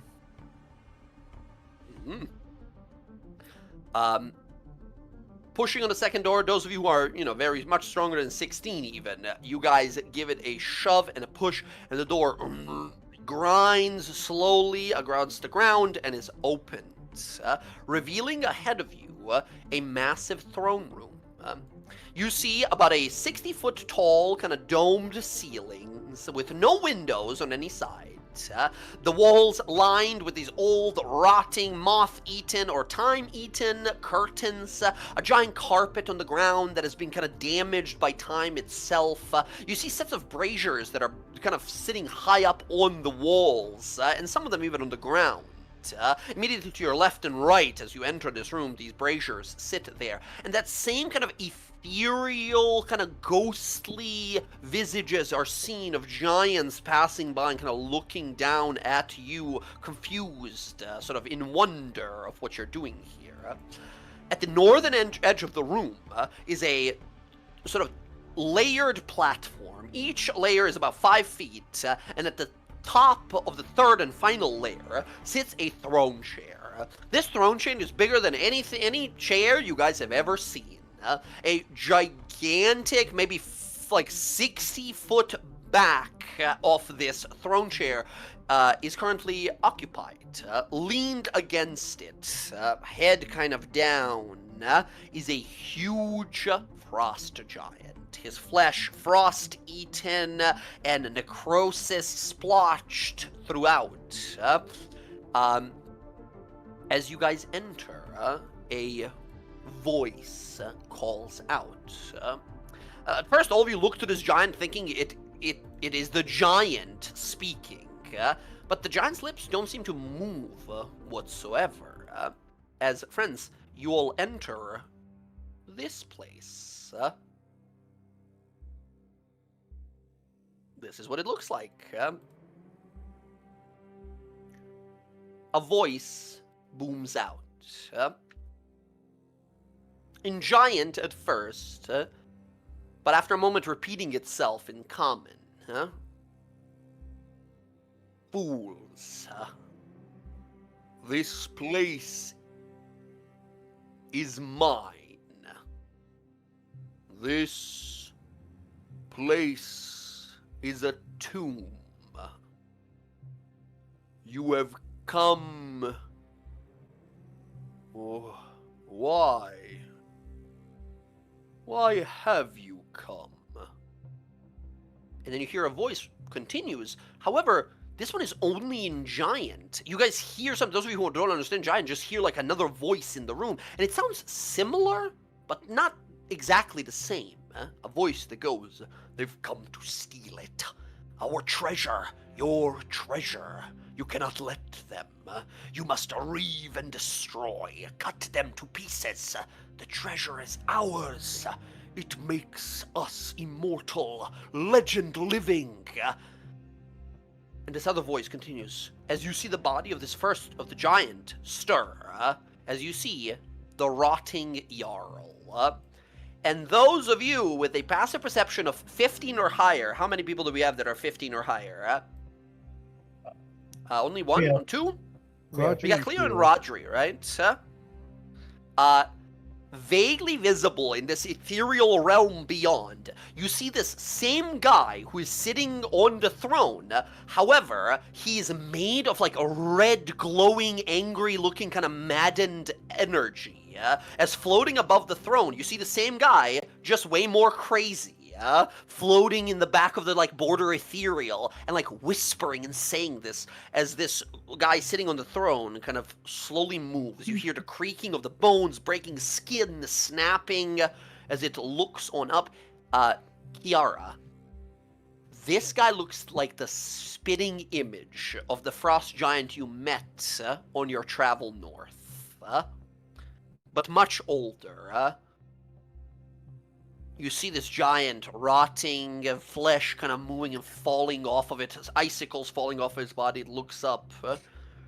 So, he says in common, thieves, is that it? So she would say his name. I think she has it here. Rovald Storm. Is that you? He sort of looks up, kind of stares at you. What? What was that name you spoke? Rovald Storm? I met him in my travels. You look just like him. Oh, Walt. My sweet boy. How do you... And the other one, the spirit. And you guys now see like little crackling red lightning like behind this guy up in the air as all of you begin to kind of... those of you who don't have 50 passive perception, you see a vague outline of something ghostly, gangly sitting behind this guy, but you can't make it out. On a 15 passive, you guys can see this guy leaning down, grabbing the edge of the throne and whispers, says, your son, our boy. They must have killed him. They're the ones that kill them, my lord. Don't let them poison you with their lies. And you see this guy recoil, kind of grabbing his head. You killed him, my son. No, he's alive. He's not dead. Him and Rimfang are perfectly fine. I saw them like a couple of months ago. Rimfang, the puppy. How would you know that if... He ain't a puppy. He is fucking massive. I mean, big old dog. I don't. But if that is true... He seems like he's maybe has like a slight moment of clarity and like recalling his son. I'll call out like kind of like with that like little moment of clarity you might have. Whatever that ring you have that you claimed, your great treasure that you brought back, noble lords, it seems to be clouding your judgment from hearing the truth of your son. All of this was for my son. The treasure. And you guys see as he moves, he has a ring on his finger. One of his fingers, his ring finger, is fully necrotized. Like blackened, but not by, and I think those of you proficient in Arcana can immediately tell, like, not by evil necrotic spells hitting his hand and destroying his finger. It's like frostbite. You see a creature that is immune to ice damage. Its finger is destroyed by frostbite, right? Fully, like, well, the other fingers are kind of moving. The ring finger is just, like, frigid and unmoving entirely, yeah? As he sort of like, what the treasure said. The spirit behind him, lies, lies, my lord, lies. As you see him like trying to wrestle between what is real and what is not here. If I may, Mhm. treasure does not speak to you. Treasure is but an item. It is your family that would speak to you. If you but set it aside to listen to them. My son. He kind of recoils, and you see him grab the edge of the chair as he boom, like leans forward and stomps his foot. The whole place like shakes, bits of like rubble and dust begin to fall down. As this, you see, as you begin to speak of this, this spirit begins to get pushed back as it tries to grip onto the throne. No, my lord, they lie. Listen, and this crackling like a red lightning begins to kind of like roll around his shoulders. But what you're saying is like distracting him from paying attention to this like red mist this thing is producing. When I see that, And he like stumbles and like stands off the throne. This motherfucker's 30 feet tall. He's ginormous, even for a giant, right? As he stands up, leaning on this huge battle axe, right? As he sort of stands up. I'm gonna kind of like motion to Kiara, like with seeing that, like, come on, keep at it. Mm-hmm. Well, your son was sleeping. It was like, I think I would describe the place that we were, right? Because I don't know the exact location. It was like middle off, kind of just like dead middle off the Grain Wildlands. You were just like traveling, following a north the path. Yeah.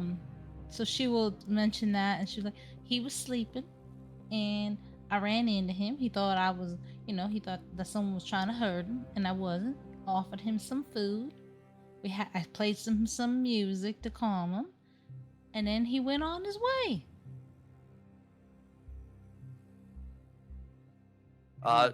His eyes sort of open. You see one eye is like covered in frostbite, blackened. As he stares down at you. Says, I mean, I can always send him a message and ask him a question that only you would know the answer to if you want me to ask him. It was good. This place was home before, huh?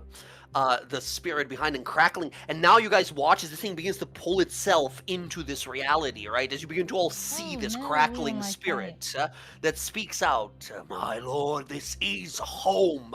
Intruders, liars, they mean to keep you occupied, distracted, while they loot the treasury. Last memory you have of this place, my lord, as he... No... Why would they lie? Why? Because they hate you, my lord. As he is just so holding onto the side of his head, where you see a little of that blackened eye, a little crackling red lightning. As Cleo, I see you inching up. I said we have not come to lie to you. In fact, Rodri, you've done minor illusion, right? I think you've done that once before, or am I mistaken? I don't know. No, I have not done an illusion spell. Leander has it. Okay. We have come to show you the wellness of your boy, actually, and she kind of motions to Kiara and Leander. If you two could conjure up the image of him so that he could see his son, that might go a long way to proving. that we are Leander's like not- listening and to Kiara and slowly starts spinning an illusion that like looks, yeah. Oh, I can do John it. Frost Giant. You've never met this guy. You just make a frost giant that's like, this is probably what one looks like. I'm like, it looks I like have him but a little younger, Ah, yeah, there we go, there we go. I have a minor illusion. I could do it. I can make it exactly. There we go, you him. met him, you know him. Okay, I'll do And the I- wolf, and then you do the wolf instead. And I was Excellent. like, I mean, if I can always send him a message. You ask me what you want me to ask him, something only you would know, and then he'll tell me, and I'll tell you. Incredible. As you conjure your image, you see him look out, and you see this blackened eye, a little tear begins to roll up. He just sort of smiles. You see some of the teeth rotten and the flesh pulled apart. As he sort of smiles, the creases on his face, you hear like dip, like popping, right? As the edges of his face are like breaking, as that's part of the skin has not moved for who knows, decades, hundreds of years, maybe. As he sort of looks on out with a smile on his face, my boy, he lives. Thank Melora. Thank Wild Mother. As he sort of stares, Cleo, what are you doing here? You've been inching towards this guy, yeah? Mostly, I feel got closer because in case he goes hostile, she wanted to do something with her channel divinity, but Cleo just Yeah. looks up her at this creature. You are a faithful, like me. Sort of looks on down to you, all who lived here were thankful for the splendor she gave. You see the spirit behind him, so starting to like, kind of like mutate. It's starting to like grow angrier. It's trying to hold on to the throne, but it's obviously something is like pulling it away. The more you guys are talking to this guy, yeah. Your faith is the Wild Mother. Mine is the Lawbearer. And Jim, according to my knowledge, because I have the book with me of the Lawbearer and the Wild Mother have a relationship with each other. Yes, they are wedded. They are a couple. They are partners. The Lawbearer is my faith. You and I are both one half of the same coin. Nature and civilization. But from what I've seen here, there is no civilization. There is no community anymore. What happened? You see, his face kind of drops a little as he looks down to you. The lady in gold, the beloved of the lady in green. We sang their names in our halls, drank in their glory. Well, then he raises his hand and looks at this ring he has on his finger. But then I found a way, and the spirit behind him says, the only way, as he repeats it, like, the only real way to protect my people, with this treasure, and then he kind of looks confused, and what then? The spirit behind him, infinity, eternity, my lord, glory eternal, undying legend you are, as he looks at it like, yes, that, yes, he kind of looks to you, Cleo, and the rest of you guys, and there's a look of sort of like deep confusion and sadness, and I think then he sort of looks back to Kiara and that image of his son there. It's minuscule, right? You make like a 5-foot version of his son, like a tiny little thing. Oh, yeah. As he sort of looks at it, and you see a smile on his face. What have I done? What has... And he starts looking around. This thing behind him begins to get angry. I need all of you guys to give me... those of you who... I think Air, I think Cleo, and I think Kiara here can give me a persuasion roll. Leander, you can choose to give advantage to one of these three individuals. As this thing continues, no, my lord, needs it? fight this deception. I have a +3. I have a +9 on I have a mine. +11. All three of you are rolling, by the way. All of you are rolling, but Leander can give one person advantage. Go give Cleo advantage because it's the least proficiency. Okay. Okay. Double Nice. 19. 28. Okay. Nice. Okay, Nice. Great rolls by everyone here. You see as he stumbles forward, and the rest of you, I think, immediately grab your fucking weapons, right? As you see this guy, like, beginning to boom, massive footsteps, as he steps over here to Cleo, and then you see him as he kind of falls to one knee. His knee hits the ground hard, and you see that, like, the side of his femur kind of pops out, and his knee breaks kind of sideways. As you see him reach up and grab... he grabs his holy symbol of the Wild Mother and plucks it off his neck. This long, sort of silver cord that kind of whoosh whips around. It's like a 60-foot cable that he has it on, right? Not 60 foot, but like a 12-foot cable that he has it on. He rips it off his neck, yeah? And he puts down this holy symbol, this wreath of like frosted, like frost flake flowers, with like a shepherd's crook in the middle, the symbol of the Wild Mother, which is for you, it's the size of a canoe, right? And he puts it in front of you on the ground, right?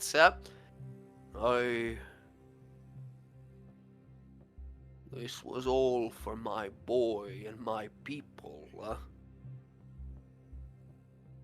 I denounce this, as you hear the spirit behind him. No, my lord, I refuse this. What vile thing have you done to me? And he reaches to grab for the ring, and the moment he pulls on it, you see the flesh begin to break as he begins to try to like tear the finger off, right?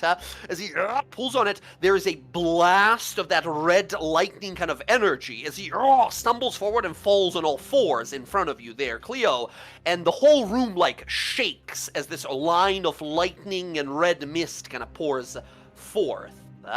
As you see this behind him, emerging fully into this prime material realm, is this giant spiritual wizard. Blast after blast of waves of energy that kind of begin to push against you guys, as this guy conjures a line of like red lightning and strikes through this Jarl, who like blasted. This lightning spreads through his body and binds him to the floor like a root of a tree has grown through his body.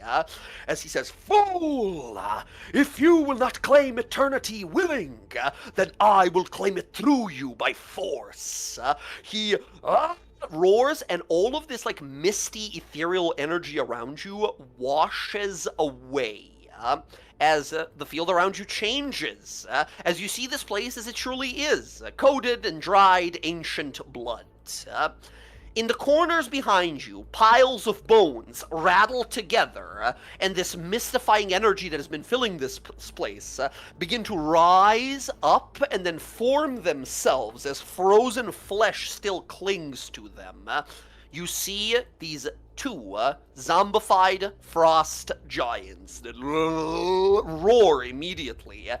The rotting Jarl falls to his knees and is bound, and will not be joining this fight because of your guys' roles here. However, the dead Jarl, this evil spirit version of him, will take his place instead.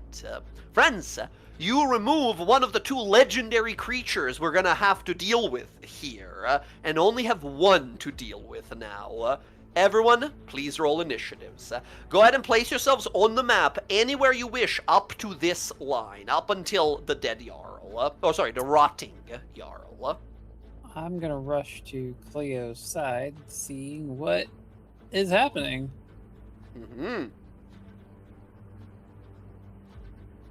I'm sorry, where can we move to?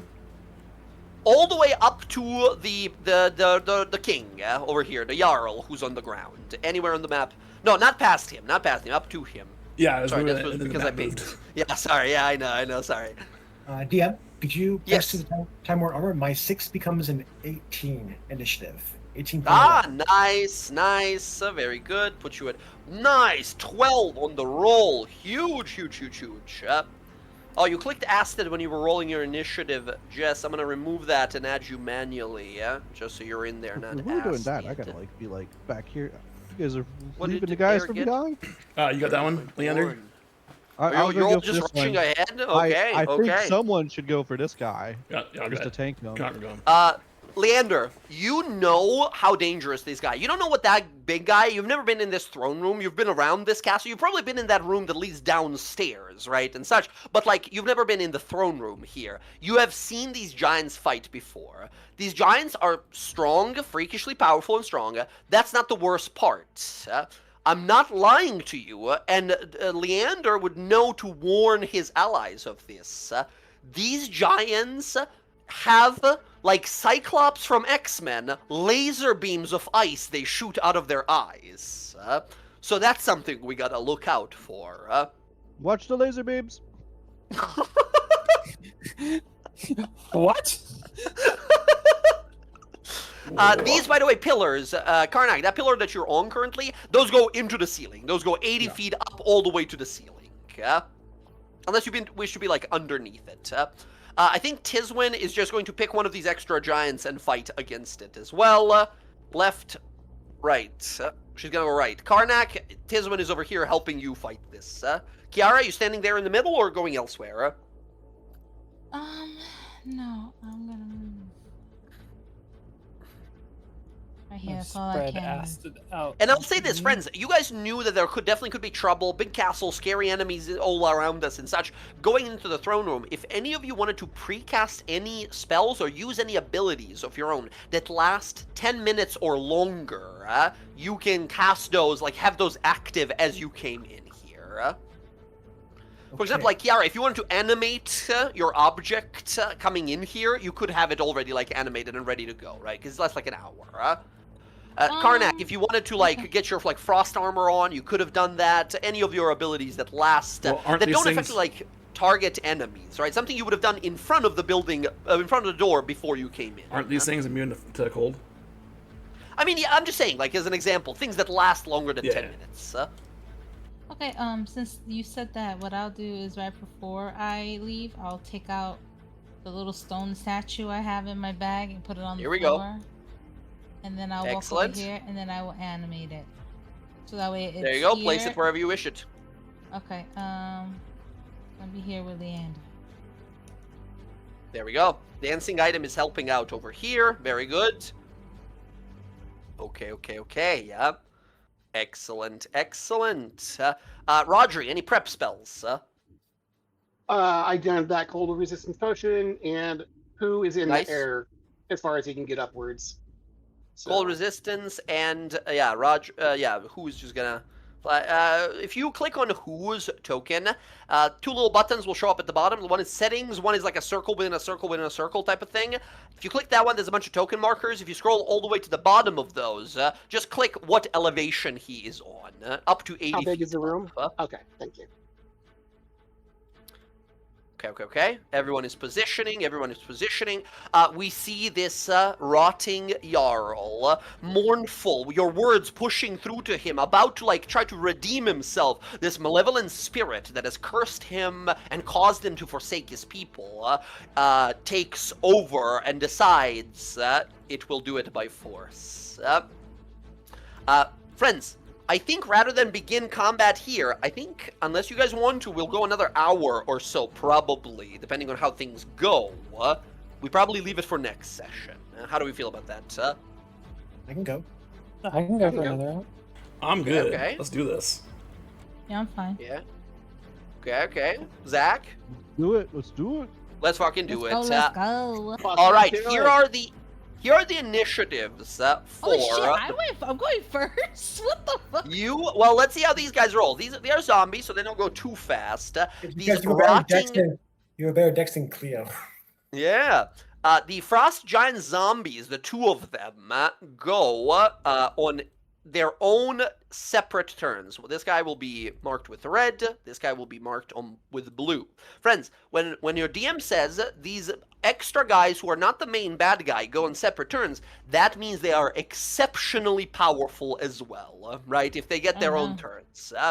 So here is the left one. Here's red, and here is blue. Super low rolls from both of them. Very nice. Okay. Next up, we have the Rotting Jarl, the king, who just took off the holy symbol that he was wearing and placed it down in front of Cleo before he is now restrained by this red lightning that is sort of kind of like pushing him and anchoring him to the floor. He roars back, "What have you done?" To this thing, this spirit, who just screams out, "I did what you could not. Claimed, myth, became legend." The trapped king rolls initiative, gets a natural one, that's appropriate. And then the dead Jarl, this giant evil spirit. Whatever I roll, I add +6 to. Okay. That is a 26 initiative for this bad boy. Okay, friends. As this guy rises up, says, "Enough of you! Now to dispose of these thieves! Thieves of my future, of my myth, of my legend!" Initiative begins. This guy pulls his arm back, a massive arc of crackling lightning, of red color, nasty red sort of gathered heat and power. He gathers in his hand and it begins to solidify as he rockets it down the line. He is going to use his big special move. He's going to use his Death Bolt ability here. As he does, I'm going to need, in a 120-foot line that is 10 foot wide, yeah, that's perfect, I'm going to need the ladies. I'm going to need Air, Cleo, and Kiara to give me a dexterity saving throw as a death bolt is blasted down the line. This wave of explosive, cold, and necrotic damage goes out. That's a fail for Cleo. Fail. That's a fail. You have advantage, but 18 is the number. Kiara, I need a dex save. Giant bolt of death lightning is coming your way. Death cold, kind of. Oof. Oh, no. I will re-roll it because I have not used my re-roll, my Yeah, we're looking at 48 damage here. Sorry, 45 damage here. 14 is not enough. 18 is the number. All three of you. Now, luckily, Air and Cleo, you guys are close enough together. The cold resistance. Oh, nice. Rodri, with a reaction here, throwing out his barrier. Arcane Ward. No, this is, you're thinking of the other one. This is the one that applies to you. I'm sorry, it's the wrong one. It's the... Oh, good. But this is what the Arcane Ward does. The reason that matters is because Rodri can now project his ward to other people. Rodri, it's a 30-foot reach with that. You're 45 feet away, 30, I thought it was 60. Apologies. Never mind. I will say, if, not to take away your, tactical positioning, if you knew that it was 30 and planned to use it and such, you can go position yourself where you want it to be. But for future reference, yes, it's a 30-foot range ability. Okay. Yep. Thank you. Okay, Kiara, a shield appears across you here. Air and Cleo, you guys will take half of the cold, so 16 cold, 12 necrotic, so 28 damage to both of you guys. So DM, Kiara, yep. do you remember a while back when you said I could use the new rulings for the Reborn? I rolled a d6 to pick either one of the three options, Mm-hmm. and it landed on necrotic, so I'm going to take half of that necrotic damage. Ah, yes. Instead of poison resistance, you have necrotic resistance. Hell yes. Nice, so you take half of both, so 16 and 6. You take 22 damage. Air, you take 16 and 12, so 28 damage to you. Temporary hit points are gone. Kiara, As you're about to take 45 points of damage, Rodri, how much do you reduce it? It's 17.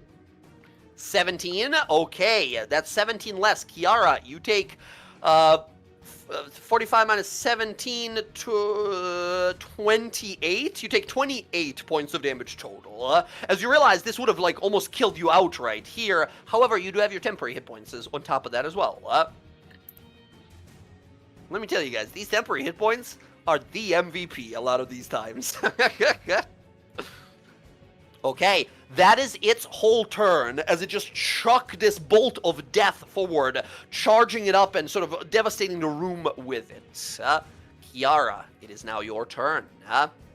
You're in a bad way. What do you do? Yeah, that hurt like a lot.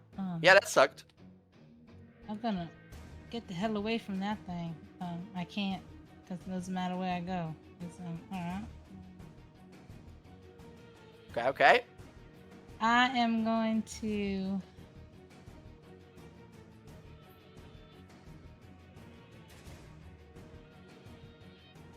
I'm gonna do mirror image, just in case. Okay. Actually, no. Because that No little special feats statue... in these guys, just that- guys. That little statue I have, it says that here that I can make it a small thing, right? If you want it to be small, sure. Alright, I know what I'm gonna do. I'm gonna move here so I can see Ander from here. I can see him from here, right? You can see the whole room, yeah. And can I see Karnak from here? I think so, yeah. He's sort of around the pillar, but not enough where he's obscured.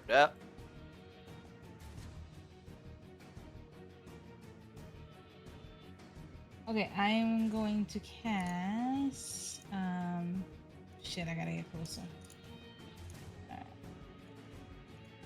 I'm gonna cast Enlarge and Reduce on Leander, so he's gonna be bigger. Ooh, awesome. So he does, now he's gonna be almost as tall as a giant. Dang. Because I saw Hell that yes. Karnak has those things that make him bigger, so I don't need to worry about him getting bigger, because he can't do that on his own. Awesome. That's the reason Leander, why I got... you are... Huh? Oh, right. Yep. Tiswin Initiative. Where is Tiswin? Why did she not get put on the thing? What does that do again? It gives me an extra D4? You are large. You have advantage on all strength saves and checks. And you do extra d4 points of damage, which each attack what you I land. Lord. 1D4. Perfect, thank you. Awesome. Again, thank you for reminding me about Tiswin. It keeps. I have a macro that should auto roll for her, but it doesn't. I gotta look into that. All right. Kiara, that is your action. You're now concentrating on this enlarge spell. We're gonna need those inspirations. Yep, inspire. I'm gonna inspire Karnak, and then that thing will attack. Karnak is inspired, a d8 ready to be used, and then the dancing item can go ahead and attack. 19 for sure hits, 8 points of damage.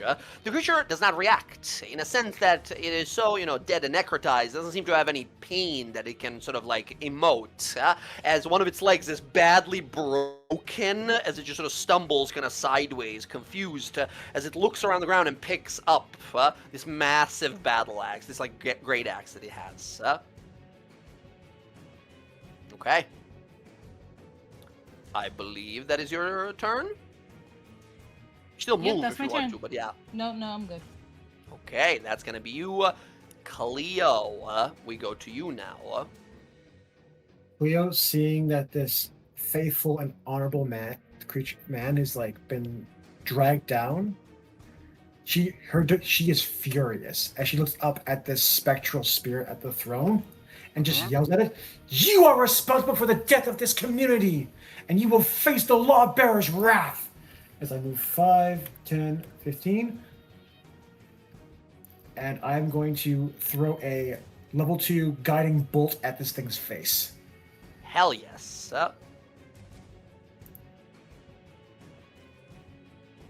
That is 16, right? I don't believe it's advantage, I think. No, it's just 16. 16 hits. It's a big ghost. Level 2.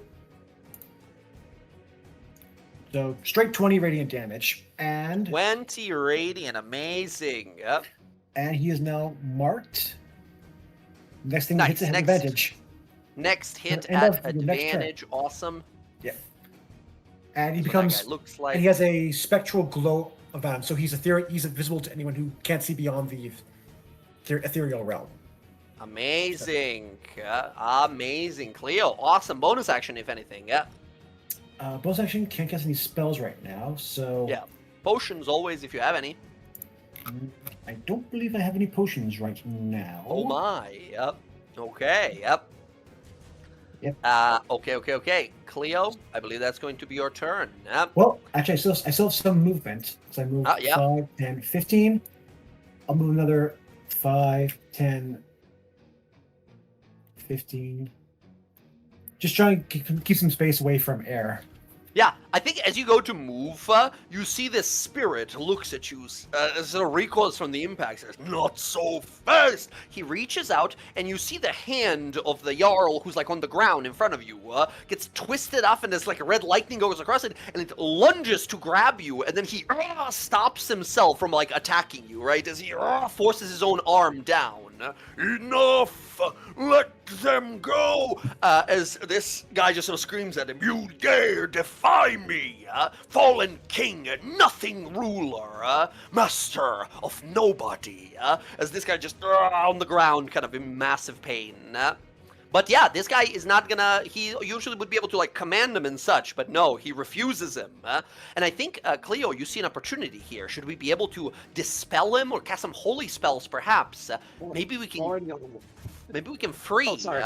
the rotting Jarl, the king here. He might be able to even help us, possibly. As he's fighting back, or trying at least, but he's not successful. I did not memorize Dispel Magic today. Darn.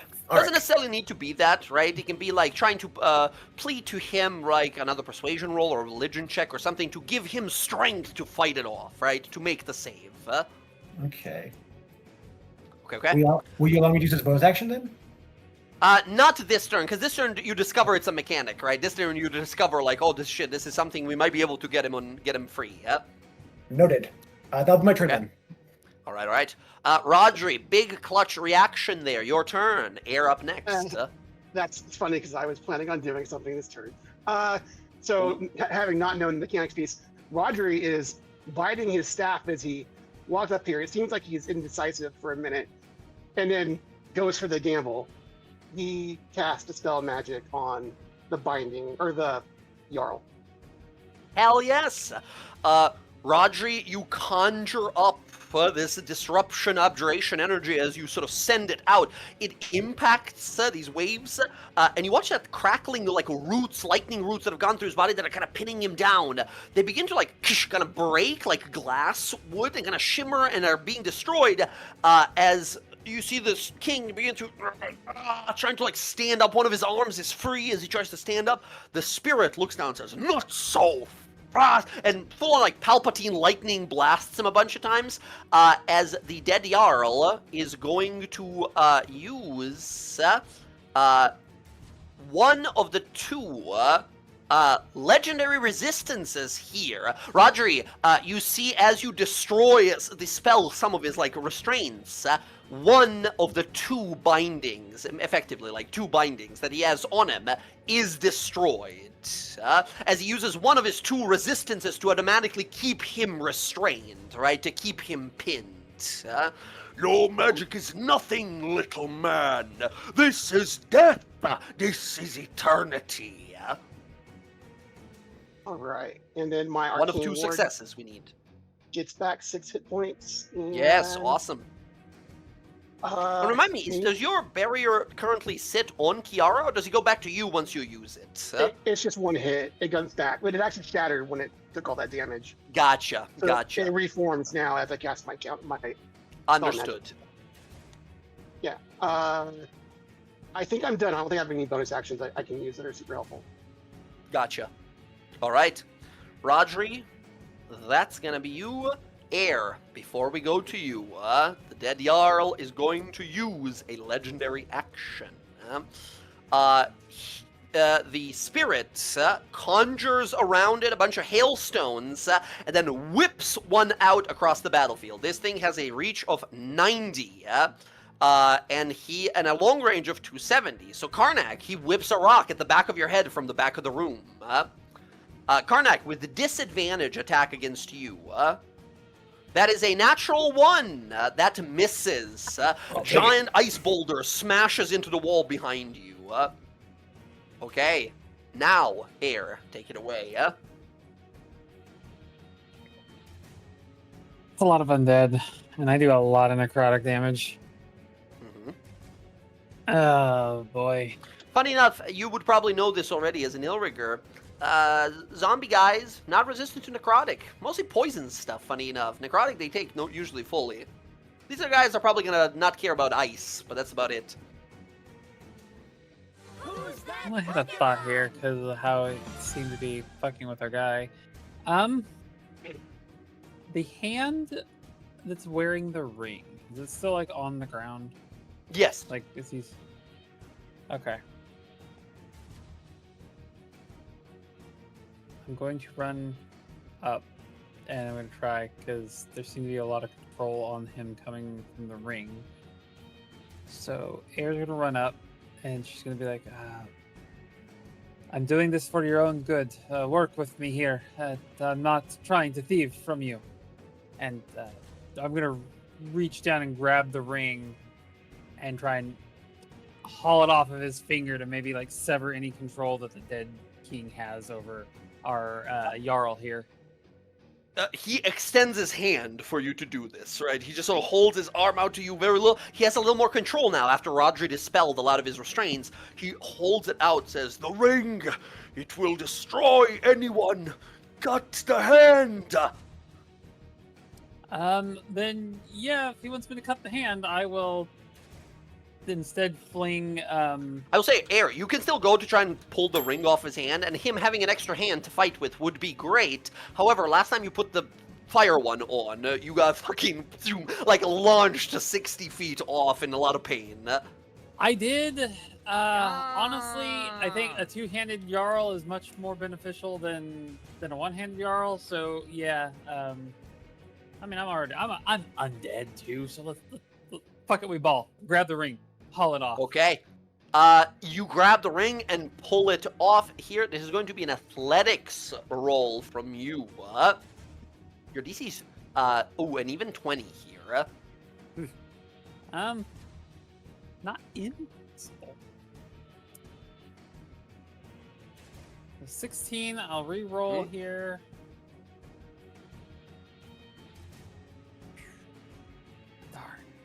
Ooh, 18. You attempt to grab for this, and again, Palpatine lightning, right? As this guy blast this guy and blast you backward as well. On the second roll, could I have used Astrid's help on the second reroll? No, Astrid cannot realistically help in this. Okay. You attempt, it's going to be one of your attacks, right? You try to grab for it, and as you try to sort of like pull onto the thing, you watch the tips of your fingers begin to freeze slowly as this guy looks down and says, "No!" and throws this giant lightning explosion, pushes you back away from this attempt. Okay. Can I use my second attack to try that? You can try one more time if you want. Yeah. I'll rush back in and same thing. Let's try athletics again. Let's see. That's 11, and I'll burn the last. Can I use the other reroll on that too? I'll just burn through both of them. I believe you already used your session inspiration, I think, right? Back in the original, you used your session inspiration when we were fighting the Lindworms, I think, right? That's when you said your last inspiration was? That was and my I don't think human one. Well, Like, that one you was- used in the previous fight in the mercenaries we fought the same day, yeah? Because that was the same day, That's unfortunately, right. yeah? Crap. And I don't believe Alright. you were one of the people that Kiara returned inspiration to this time around. Unfortunately, that's an 11. You attempt, but this time he just continues that stream of lightning, preventing you from even approaching. If you get close to it and manage to grab it, he blasts you with lightning, sending you sort of backwards. All right. Then It was a clever From- attempt, but the rolls, man, all under 10, unlucky, yeah? that bites. Bonus action, then I am going to throw my interdiction up on this guy if somebody shoots him. Awesome. Dark mark on his body. And this, by the way, the first time you see someone look down immediately and notice the interdiction. As you realize, like, oh fuck, this guy's like a powerful undead thing. If he's aware of like minute magical, subtle magical things like this. Oh, you see it. Good, then you know what I'm going to do to you. You, marked by foul powers, dare to stand here.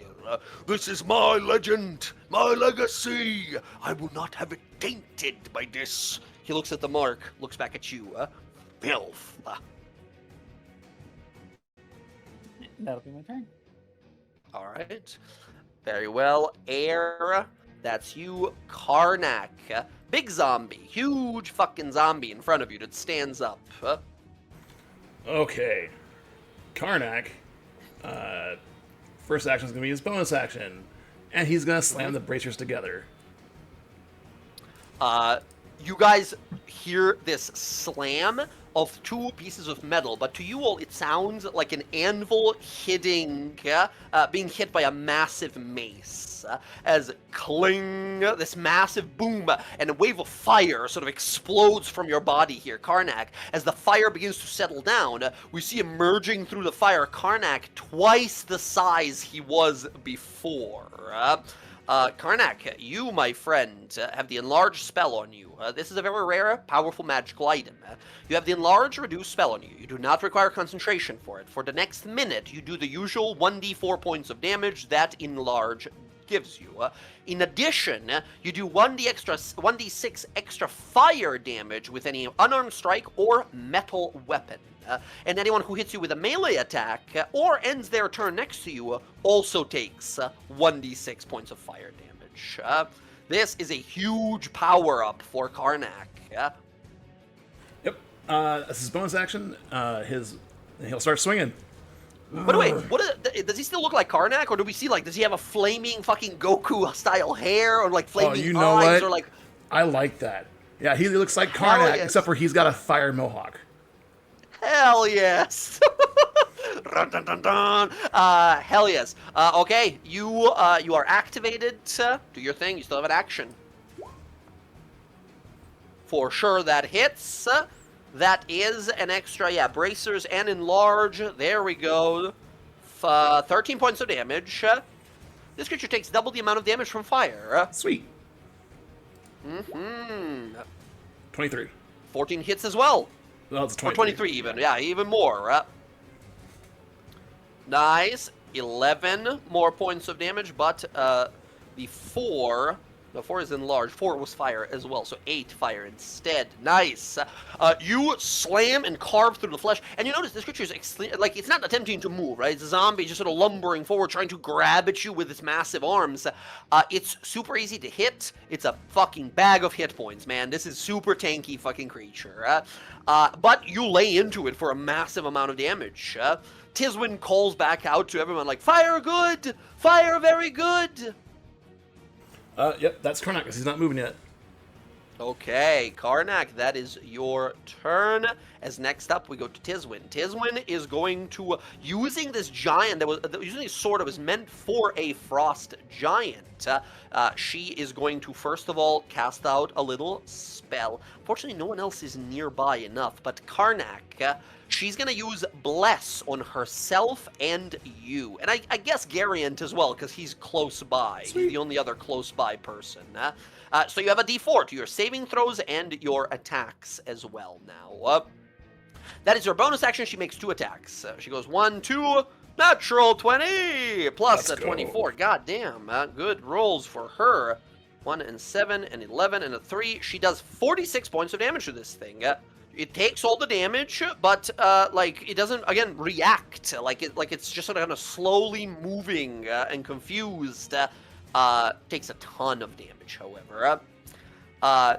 Now, I forgot to do this on your turn, so it's fine, but we're going to do this on her turn here to show it. This is why these big giants are scary. They have a little something called Numbing Aura, which Tiswin is going to have to roll against here. As this cold wind begins to whip around them. Friends, if you start your turn next to these guys, you got to make a con save 17. If you fail, you can't make more than one attack on your turn or take bonus actions on that turn. Absolutely brutal. Con save for her is a success, however. But yes, immediately you guys realize these creatures have an incredibly potent ability to slow you down. Speaking of which, we go to the red one over here, next to Leander. Leander, this guy's gonna pick you up and throw you 90 feet away. I need you to make an athletics roll or acrobatics to try to dodge as he tries to grapple you. Okay, here we go. You got a beat natural 20. and 11. Hey, natural 20. He tries to grab you as you move out of the way. He sort of misses, punches the side of the wall, confused, his hand broken from the impact. He picks up this battle axe he has and just whoosh, this wide swing against you. He's going to swing his axe at you. 16? Holy shit.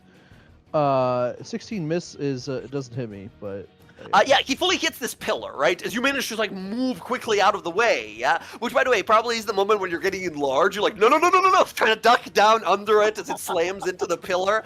As that is going to be his whole turn. Leander, holy start of your mackerel, turn. That damage. That was it's very scary. Yeah, giants, always scary. I need you to make a con save at the start of your turn as you realize its numbing aura is going to slow you down like crazy if you fail this. Constitution saving throw. Ooh, okay. Do I have advantage with the Tomb of Slaying?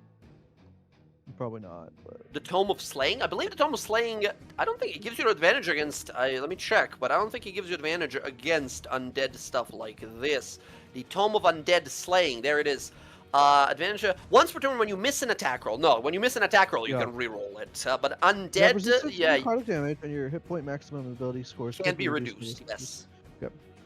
Not advantage here. Leander, you feel slow, sluggish, frozen. Leander, you are the only one who would know this here, but there's a solution to this. These frigid, freezing abilities of these creatures is exactly why they are so feared. Nobody, not even like the toughest adventurers, come here. But you figured something out. Probably your sister actually figured something out. A single point of fire damage done to yourself will remove this effect from you immediately.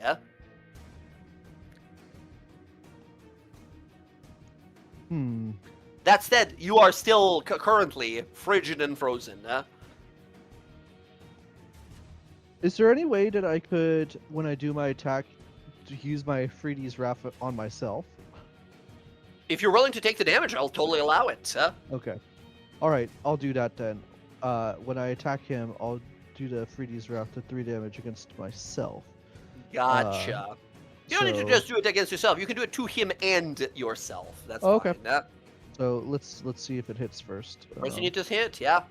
So 23 to Yeah, hit. baby, that'll hit. Okay. That is 12, I don't know what it 19. says. It's not 7 extra. fire. It's 3 fire. But It's all the other modifiers, but that's the only modifier that we wrote the type of damage for, so it all just Gotcha. becomes fire, right? But that's 2 fire becomes 4, so 2 more damage, 19, 21 plus the 6. 27 damage to him, and usually you would now be without a bonus action or a second attack. However, go ahead and take 3 points of damage, and you regain your bonus action and the extra attack this turn. Math 8. Okay. 8 temp. Additionally, Which I want to one? remind you, Jen, the resistible dance ability of your dancing item. If you want to, at the start of your turn, just give yes, Leander yes, extra 10 feet. yes. Yeah. Yes, I would do Leander, at the start of your turn, you gain 10 extra feet of movement because the dancing item just doing a little dance. He's doing a 2-step. Unless I choose to leave, I don't know how that's Just a gonna little happen. thing, just in the tidbit. yeah. But yeah, you have your second attack at a bonus now. Okay, so first off, let's try to shove this guy. I entirely doubt it, but you know. who knows. Okay, man. Oh, natural one! You fully swing your shield through his knee. It like turns his knee inward, and he just boom falls down face first. I can't believe it. It's on me for being so sassy about it. Excellent. Okay, I will then bonus action hex this guy, Bonus action hex. Let's go. and we're going to. Oh crap! I meant to do this. Can I do the Wyvern Scabbard now? I don't know if they're. Would I know if they take poison damage? Probably not. They're probably. You immune are to pretty poison. sure not. Okay. These kinds of powerful undead, usually first thing they're immune to is going to be poison. Okay. Well, here then I'll just keep it unclicked.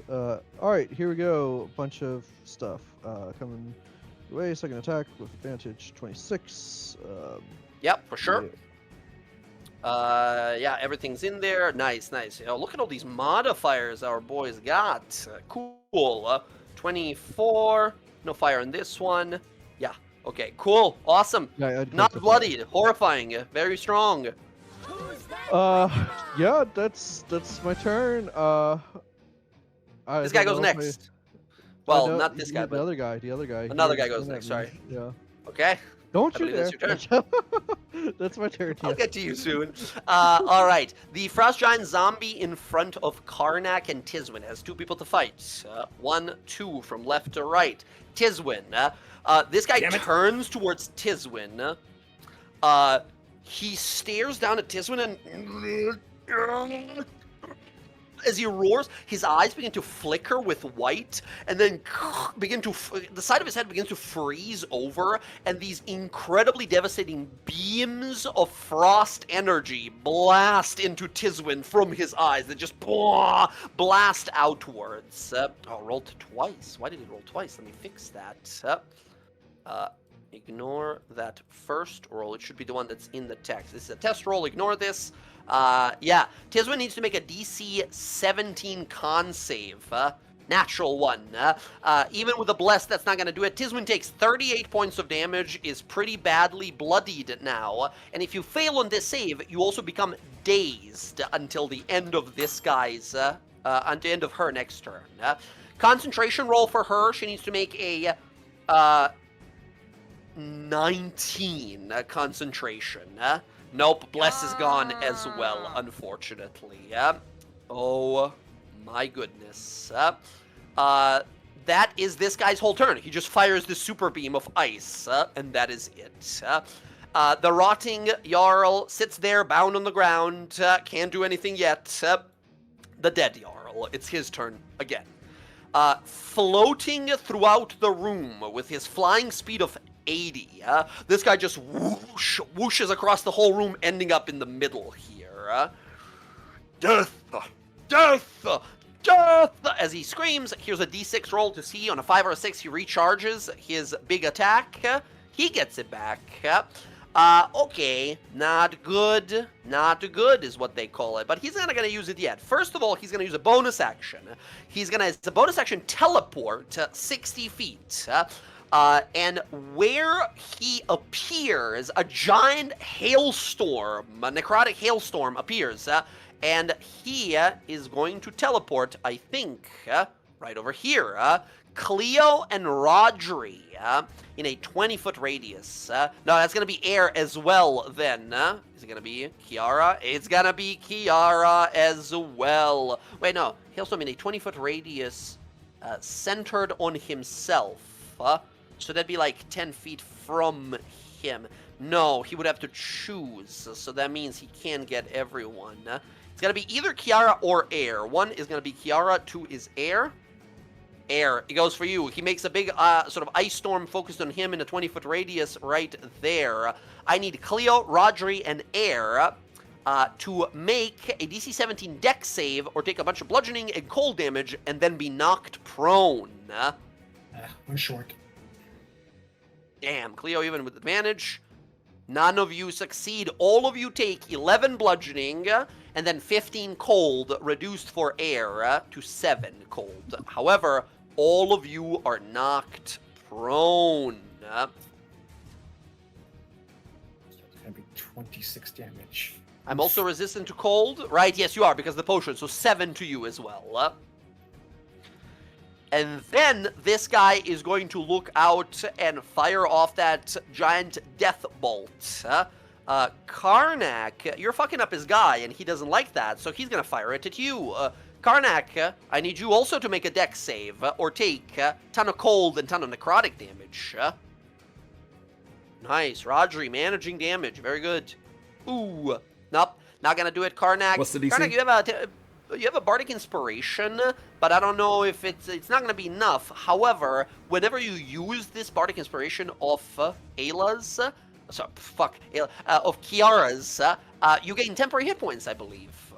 So if you don't have any temporary hit points, I've got 11 right now.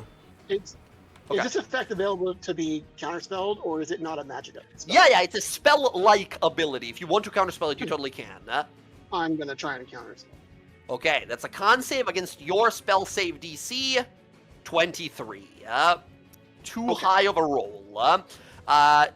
He fires this off. Karnak, that is not quite enough. Karnak, this is 27 cold damage and 12 necrotic. Okay, so the cold.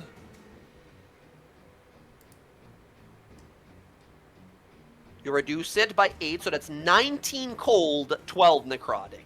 So that's that's 31 damage to you. Okay, so now when that happens, is that a single source? Yeah.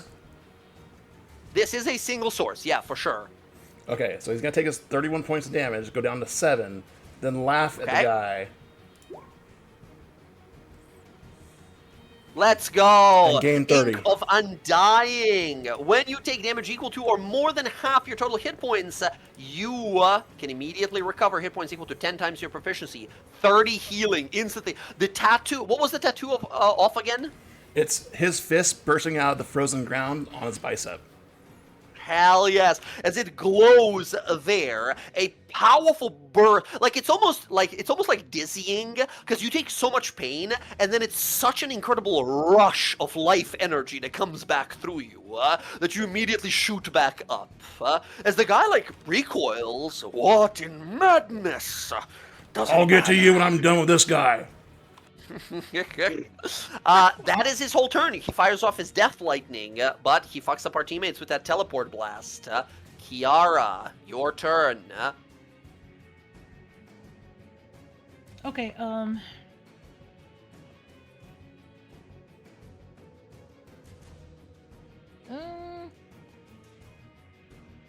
holy shit. Okay,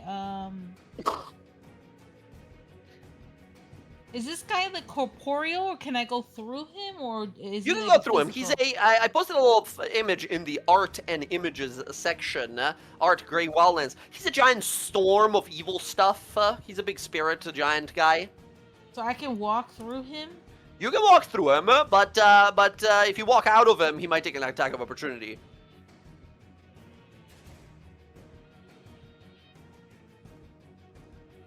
Oh no, so Cleo is 5 feet away from me. Fuck. Ooh. Don't worry about Cleo. She's got a plan. She's what? I've got a She's plan. got a plan. Okay, I will then heal air then, so...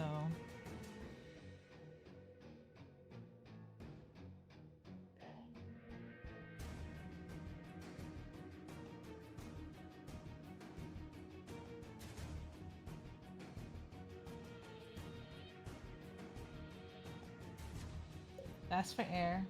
Nice. Air, you heal 18 hit points. And these things are undead, correct? Yeah, everyone here is undead. Even this storm cloud guy? Yeah, he's definitely like a ghost, like a wraith, like a spirit. Okay, then I'll do Starry Wisp as far as radiant damage. Excellent. Nope, never mind. 10 is a You have miss. advantage. He is glowing still from You have the- advantage. Right, no one Combine- actually swung on him yet, so do you have advantage? Roll again.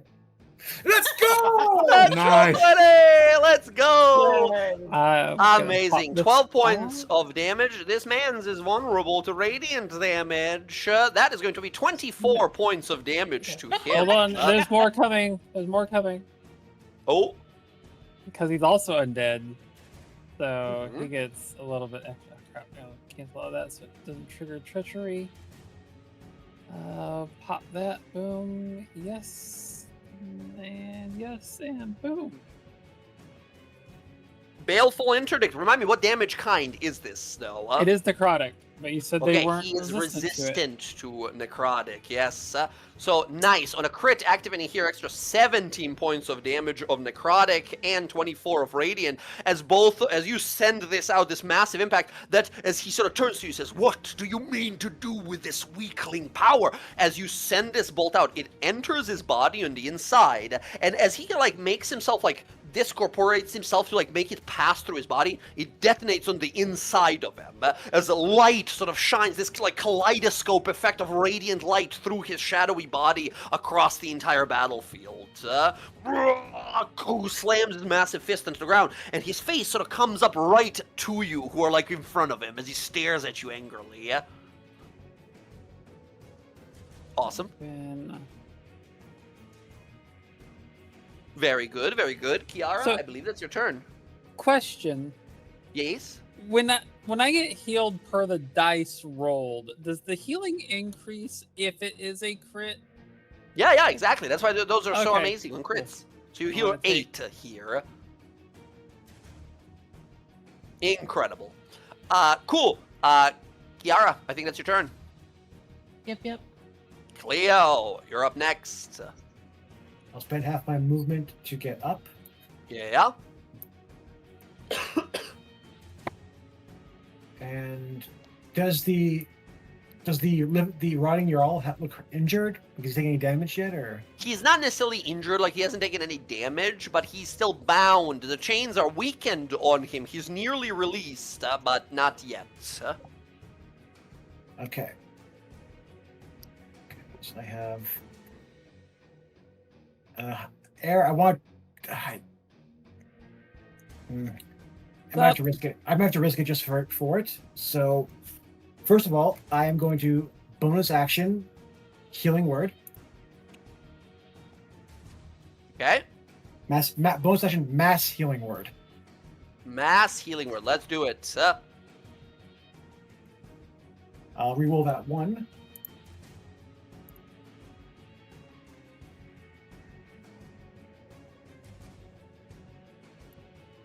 So that's Nice. That is that's 11, 20. I believe. Yep. 11 points of healing to Cleo, Okay. to Air,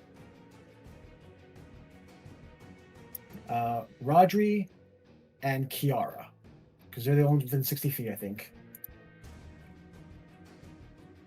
Yeah, I can't Nice, get. nice. I could, if I wasn't knocked prone, I could have gone to Tiz, but Gotcha. so I can only hit 4 people. And you know what? Nice. Just for shits, I'm gonna also get 11 healing to the Jarl and say, with the Lawbearer strength, break a chain. Mm-hmm. Amazing, Cleo. I need you to give me this is like a wisdom save. It's your wisdom plus proficiency bonus, your spellcasting ability roll. So you can roll a wisdom save just because it's the equivalent. Again, this is a save or DC check? 20 to overwhelm this.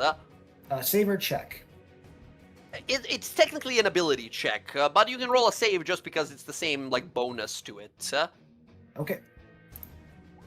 21. 21! A wave of energy that you send out healing everyone as it washes across the Jarl here. As the healing begins to seep in, he looks on up towards you, looks to this ring on his hand. As he pulls his fist back, this red lightning roots kind of pulling him down, restraining him. Your wave of energy washes over it and overwhelms the red lightning. Becomes this beautiful radiant gold up as it breaks off of his arm. He swings down and crushes his other hand with the ring on it. It shatters like T-1000, fully like frozen million pieces everywhere, right? As it goes flying in every direction, the red lightning disappears from him, and this guy, the spirit, recoils. No, impossible! As the Jarl stands up, picks up his battle axe in one hand, unable to hold a shield, and he raises his hand here. Foul thing, you have taken enough. Be gone, banished, or destroyed. He points his axe at him, and the spirit says, I will never leave. As the Jarl draws his weapon and draws initiative on our side. Nicely done. Cleo and Rodri freeing him here. Very good. Cleo, that's your bonus action, able to restore him. Yep, and as I move, can I move through this space right here? Even though he's kind of encompassed. You can go through this guy. He's incorporeal. You can just walk through him. Okay, so 5, 10, 15 gets me here. Okay. And I yell out, sorry everyone, and as my action, I will cast Channel Divinity. And Turn undead? Turn undead. Okay. Turn undead, I believe, are you 30 within? 35 of air. You're just away. She won't be affected by that. But it will affect the big guy, the guy that you just freed. That's why I said I'm sorry. Yeah. Okay. The Rotting Jarl will make his wisdom save. He gets a 16? That's the guy you just freed. That my DC is 14. Okay. He makes it then. He's not frightened. The big dude, the big bad, gets a million, unfortunately, and is not affected either. Okay. It was a very clever attempt here, Cleo, but these guys roll like monsters. Yeah, so my Seer Undead won't go off then. Done. Yes, Seer Undead, I believe. Yeah, I'm not actually sure, right? Click the thing. Is it just the things that are affected that take damage, right? Roll number obtains. The roll, I'd say, each undead that fails its saving throw takes the damage. Gotcha. Yeah, no, they do not fail up. It was a gamble. It was a good gamble. All the healing done and freeing the Jarl here, very good. The Jarl stands ready to aid. He looks down to Rodri, looks over to Cleo, and gives a nod of thanks. He looks over to Air, and I think he like reaches down to kind of help you stand up to continue fighting. Yep. Cleo, I believe that is going to be your turn. Yep.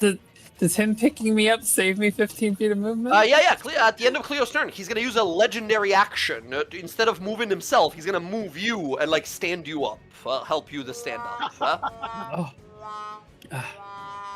Thank you. Excellent. Fight. Thank you for what you tried. And he looks down to his shattered hand and the ring sitting in the middle of the pile of broken ice, right? The power be damned. Cleo, that's your turn. Rodri, it's now your turn. So it looks like these two titans are about to face off. It definitely looks... Well, the ghost guy still has undead dudes helping him, right? So, yeah, we'll see.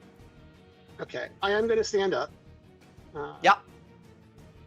And then...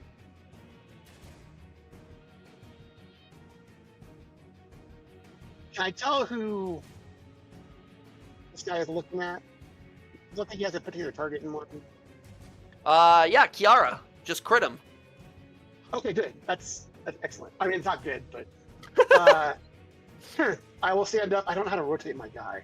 I keep forgetting it. Oh, if you click your token, I you'll got see a... Yeah, there you go. Who's going to dive over to Kiara? And then retreat. And I am going to cast... As he touches her, I will cast ward against spells on her. Awesome. That means you get to roll 4d6 temporary hit points for Kiara here. Nice. Kiara, you gain 10 temporary hit points. Thank you. Thank you. However, you have resistance to damage of spells while you have these temporary hit points. Amazing. Everything this guy does is spell-like abilities, so that's perfect. Okay, and that will.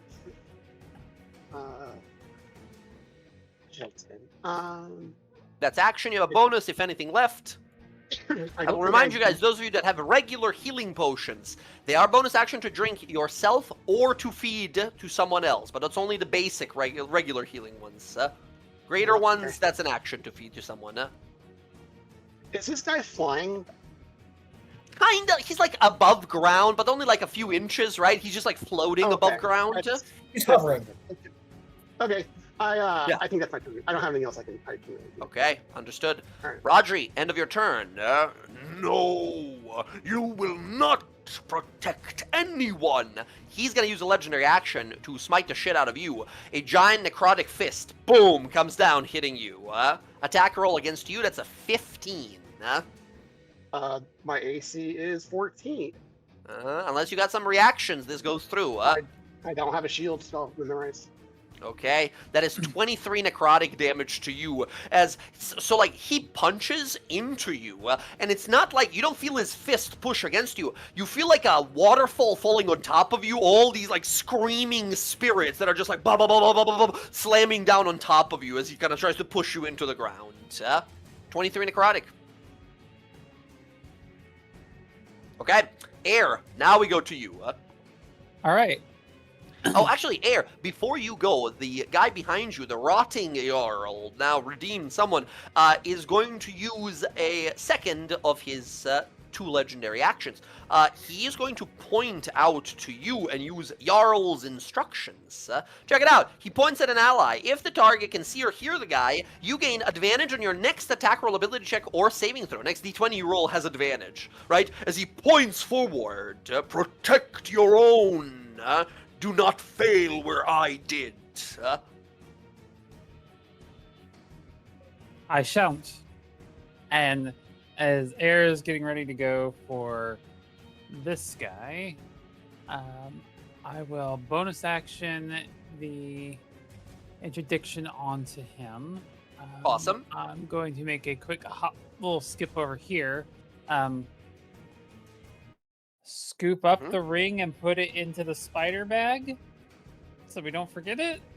If you grab for the ring here, you notice, again, much like the previous one, you don't like take any damage. It only was like trying to reflect you and do damage to you when it was on this guy's finger.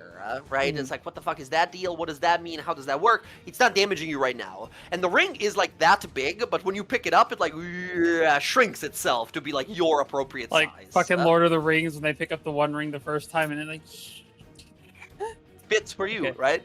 Yeah. I'm gonna put it in the sticky web bag so that it's secure, can't be stolen. Gotcha. There we go. And then I will move in. Interdictions on him. Yeah. I have allies within 5 feet of him.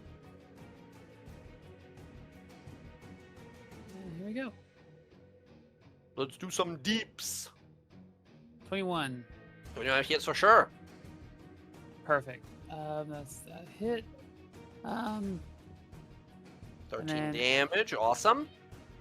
Asted, I think, can get in over here. Yeah, Asted can fly in. Give you advantage on the second one. Yep.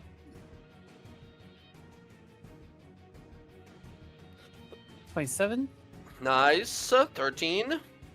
Consistent. Very good. And pop this off on just a first level. He's undead though. Add a little extra. Huh! Oh, wow. All Goddamn. threes. Wow. Goddamn. All right. Fair. That's- Bam. That's smiting though. It'd be like that sometimes. Yeah. All right. Awesome stuff. I believe that is your turn. Yep. Solid damage. The ring is secured. Karnak, before we go to your turn, big guy over here, Second legendary action. He looks down to air. Enough! And he's going to use that necrotic fist attack against you this time. Just sort of tantrum style, just slamming the ground as much as he can. 20 air, that's 26 necrotic. I'm going to use my reaction, and I'm going to activate the cloak. Reaction to activate? Yeah, the cloak, the Hereth Cloak of Shield. Oh, the heretic cloak that you got, the one that you sacrificed your soul for, yes. Excellent, that's a reroll for this guy. 16 instead. That is a miss. That's a miss, so let's go. Beautiful. Karnak, now it's your turn. Before the end of the last guy's turn, this guy here in front of me, he should have taken D6 point damage for fire. Oh, right, thank you. Go ahead and roll that D6. Where'd it go? There we go. 2 points. Very well. Karnak, start of your turn. I need you to roll a con save. DC 17. If you fail, you can make no more than 1 attack, and you will use your bonus action. I will use Bardic Inspiration. Bardic Inspiration, okay. It's a D8, right? It's a D8, and it's added on a save, so you will gain some temporary hit points. Jen, go ahead and roll a D8 plus your Charisma. That's how many temporary hit points you will get. But you go ahead and roll... well, I guess Jen will you can just roll a D8 for the save here. Oh, roll a d8? Yeah, D8. This is to add to the save. Nice. Karnak, that is an 18. You succeed. And also gain 4 plus your charisma is 5, right? So That's 9. 9 temporary hit points to you, Karnak, and you succeed on the save. And that replaces God, the this 11 Bard and a half, Sacrifice right? is good. That replaces the 11 hit points I have, right? No, if it's less than what you have already, it doesn't replace it. Alright, cool. And then... Wait, how do you still have temporary hit points? You fucking exploded. A guy shot you with a Yeah, laser you're beam. supposed to use Oh, that you're right, first. you're right. You're right. That goes Thank first, you. usually. Yep. Okay. And then I will do the minor beam regeneration. You got your full 1 turn. hit point. Yeah, 1 hit point back to full. Yep. And then we're going to go into rage. Yes, yes. I do love that we have you now with flaming hair, where you have like multiple rounds of powering I up. think- So it is checkable to you. So now, when the bracers get activated, he's got the flaming mohawk, but when he rages with the bracers, he's got flaming strips on his shoulders. Oh, hell yes. Okay, rage and flaming gauntlets. Let's go. Ugh. 13 hits. Oh, 16. I have Sprite next to me. Yeah. Sure, 16 also hits.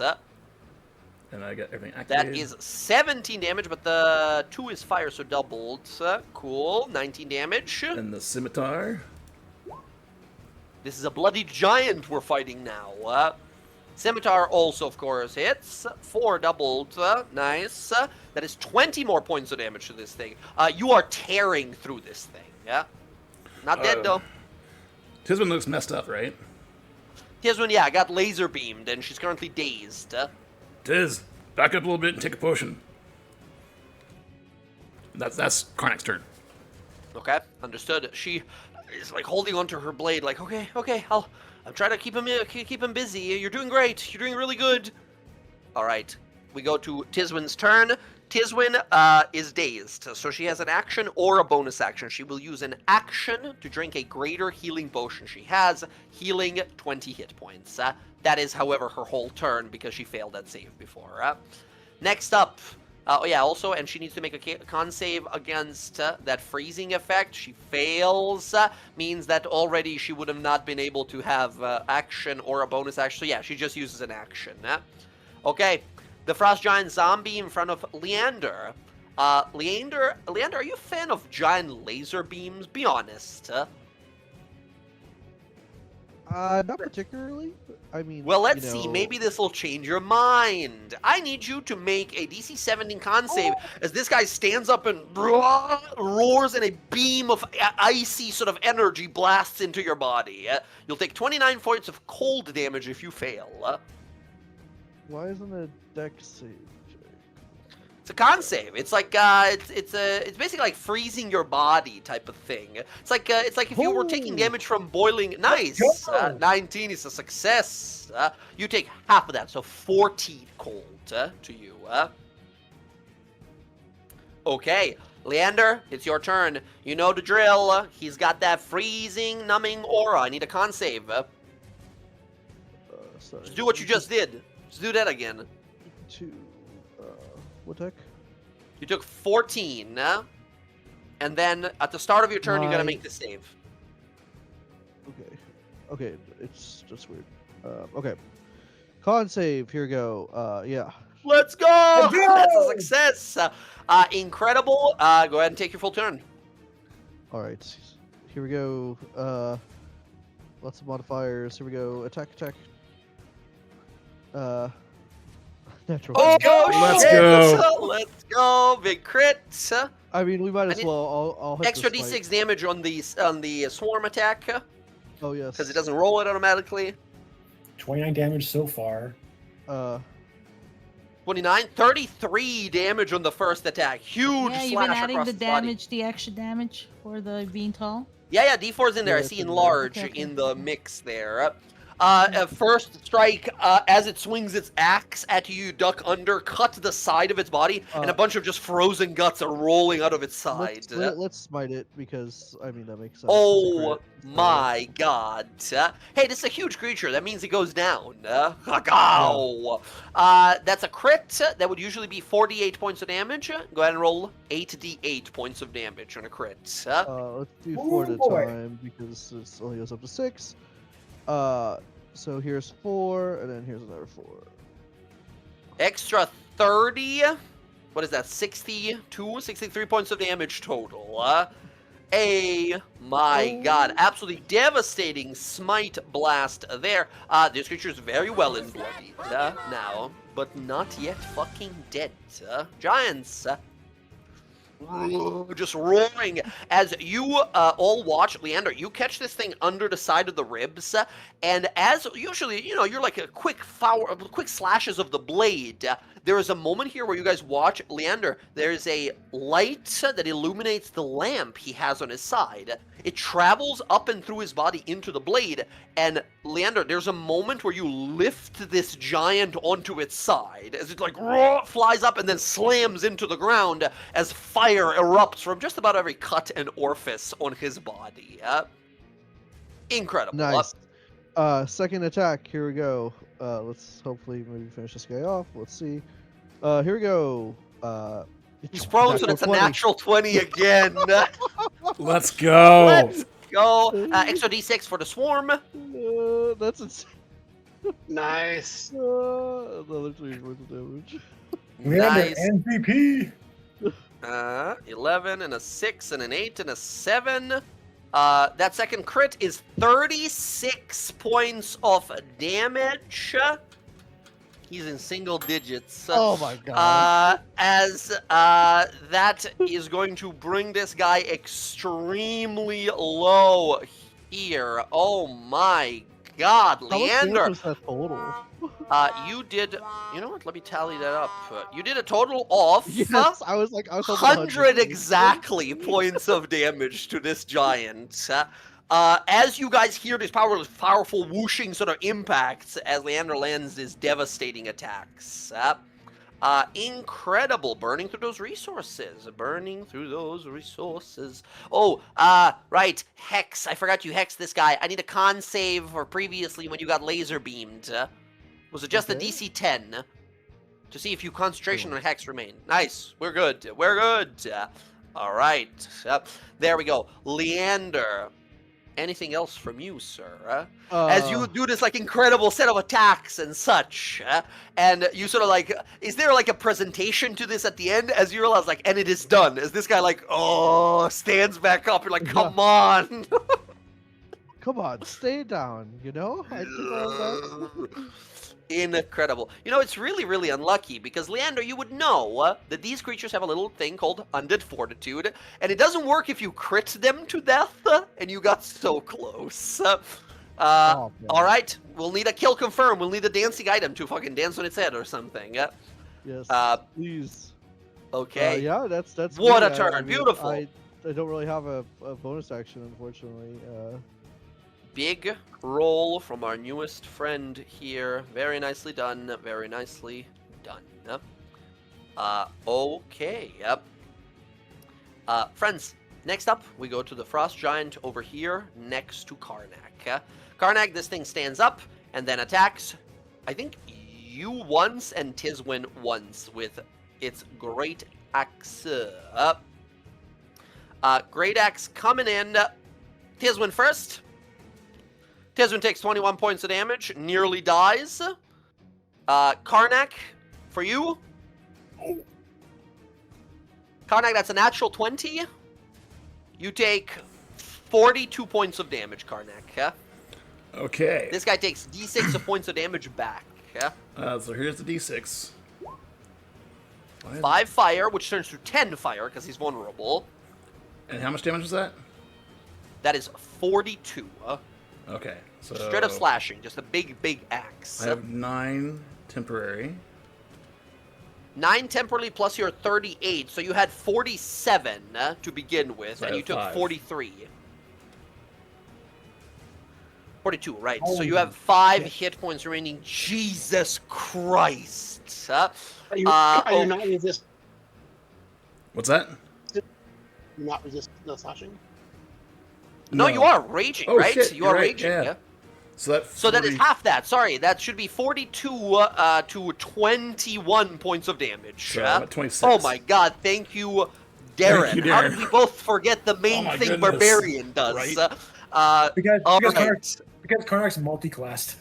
Which, by the way, this looks pretty brutal, right? Karnak, you're a glutton for pain, always been, right? So maybe it's fun when this guy like slams into the side of your head and slams you into this pillar, right, and pins you with the blade to the side and just like pushes into the pillar with you. But the fucking vascular veins, the body resisting a lot of it, you push him off of you. Karnak's a bit of a masochist. I think he's grinning. Yeah, always been, I'm always next. been. Yeah. Meanwhile, Tizwin is like on the ground bleeding from her mouth. Like, I'm okay. Oh god, to try to stand up. Okay, that is the Frost Giant zombies. We go to the Rotting Jarl. Okay, Big Man. Big Man is going to walk up to the other ghost Big Man. He's going to look to all of you guys and says, whoever you are, you have shown me hope. You have shown me my son. Together, now, destroy this wretched thing! Fight! And he's going to go ahead as his main action. He can make his 2 attacks, and also, if available, he can use his War Cry. Friends, this is his once per day ability. He roars real loud, and then any of his allies, which is all of you guys, gain advantage on all attack rolls and a +5 bonus to your AC until his next turn. As you all feel this like cold wind buffet you and some power that you've not recognized before, Cleo, you hear a sound of distant wind, images of a distant forest growing at the edge of a beautiful city, unification of the wilds and the civilized world, of order and law and nature holding hands together. As you feel this familiar kind of Melora kind of wild mother magic. Friends, advantage on all attacks, +5 to AC until the start of this guy's next turn. Additionally, his enemies need to make a wisdom saving throw DC 19 or be frightened of him. However, all of these undead are immune to the frightened condition, so that won't affect them. This would have been used against you guys if you didn't manage to get this guy to be with us. So that's good. As he roars and then makes his 2 battle axe attacks here against the big ghost man. Yeah, he hits him twice. 21 slashing and 27 slashing. He does 48 points of damage to him. Bam. Close to bloodied. The dead Jarl goes next. He rolls for 2 things. First, his teleport hailstorm attack. 5 or 6 is bad. Doesn't get it. Next up for his death bolt, like giant line attack. 5 or 6, he gets it. Doesn't get it. Amazing. He turns to the freed Jarl, says, I will deal with you later. He turns down to the people around him. Looks to Kiara, who just crit him. Looks to Air, who did a lot of fucking damage. Cleo, who tried to sort of frighten him away. 1d4. 1, 2, 3, 4. Air. He turns towards you here.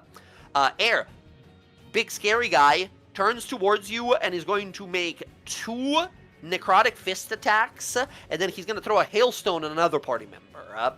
However, Air, here's 2 attacks against you. 16, which I believe It's a misses. miss. And then a 22, plus 5 to AC? What does that put you at? That will put me at. Let's see, I currently don't have my shield on. 24. No. Yeah, maybe 24. Yeah, so. it'd be- 24? That misses as well, then. Incredible. Karnak, this guy looks to you, looks over to Leander. 1 is Leander, 2 is Karnak. Leander, you hear like a wind-up sound as this guy picks up, plucks, like a bunch of these like hailstones that are kind of flying, rotating above him. He plucks one out and chucks this giant ice rock at you. Because he's in melee range. No, this is just an attack. This is not a spell, I Okay. should mention here. He just chucks a giant Okay. frost rock. His teleport move is a spell. I will say spell-like ability, or his like big line blast, like the lightning bolt Okay. thing he He's throws. charging are stuff. spells. I got it. Yeah, he's charging stuff. This Leander, attack against you with disadvantage because he is. This is a range attack in melee. That's a 24 with disadvantage.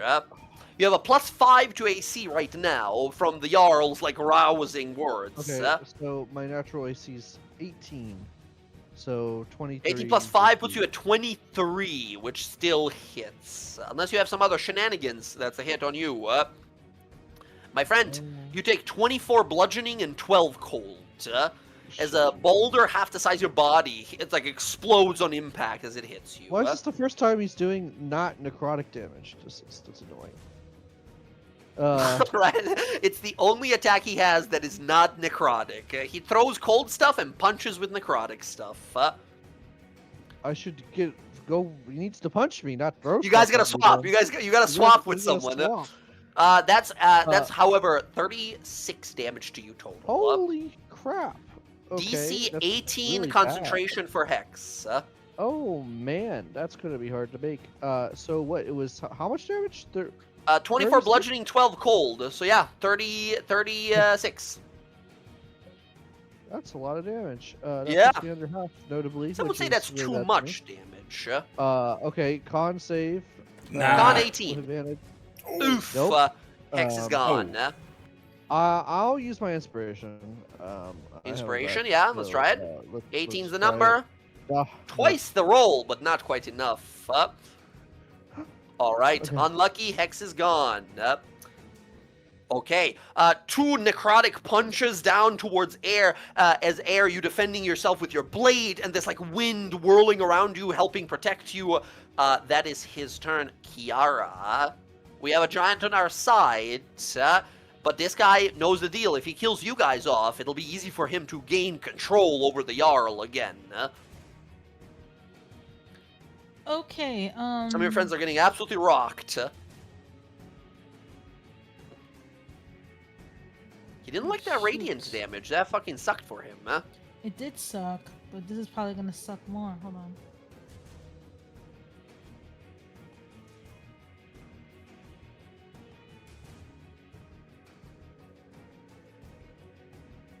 Okay, measuring.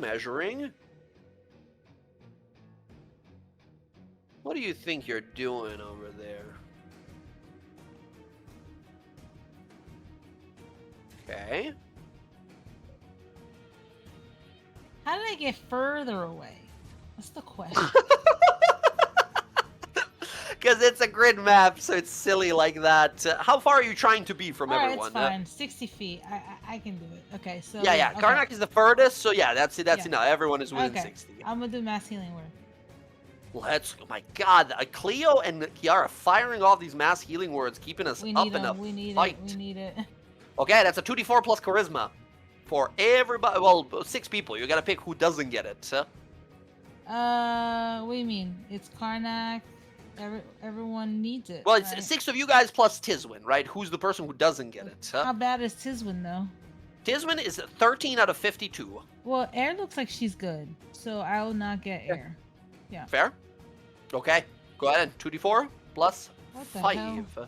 Extra d4 in there should be. You just rolled the 1 because it's the old version of the spell. And Roll20 won't let us put in the new version. Nice. That's 10 healing to the whole party. Overall, that's 60 healing you just did.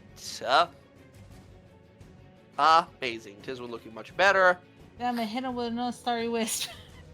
Yeah, let's go. It works just like crit again. Double the double damage. Oh, 1 away. All right. 7 damage becomes 14 radiant. He is now bloodied.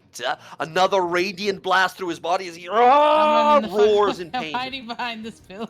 I don't want to get blasted. Excellent. Hey, you keep doing radiant damage to him, and that's a problem. That's a big problem for him.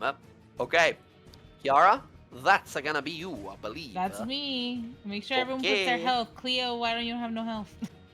Kiara, you have 3/4 cover against this attack. He uses a legendary action to chuck a rock at you. Jesus Christ. He immediately after that radiant damage with disadvantage. That's a natural 1, 13. A giant Yeah. boulder hits the pillar you're hiding behind. Who is like right above you looks at you like, are you seeing this shit? All right. Who? You and me got the same health, buddy. Oh my god. All right. Kiara, that happens at the end of your turn. Cleo, it's now your turn. All right. Well, Cleo, sorry, right before your turn, the Jarl here, the good Jarl, we'll call him the good Jarl, the bad Jarl, right? The good Jarl is going to use his instruction ability on you here. Fight! Fight! You have advantage on the next d20 roll you make. Yeah? I feel his inspiring war cry. I'm like, let me return the favor, as I'm going to use for the first time ever. I'm going to use my new ability, Embodiment of Law. All of my enchantment spells that would cost me an action to cast now cost a bonus action to cast. Yes, they do, baby. Yeah. Look at So- this shit, and you get to use a number of times equal to your wisdom. That's amazing. I am going to bonus action cast Bless Oh, on, hell yes. on myself, Air, and the Jarl, triggering Voice of Authority on the Jarl. Nice. Awesome. Bless, empowering your allies. The Jarl immediately swings his gigantic battle axe. 25 hitting for 22 points of damage, chunking right through this spiritual energy being like shredded and pulled apart in different directions, escaping his body here, roaring in pain as he gives you like a nod of thanks. Cleo, there's a moment of inspiration here for you. This feels familiar.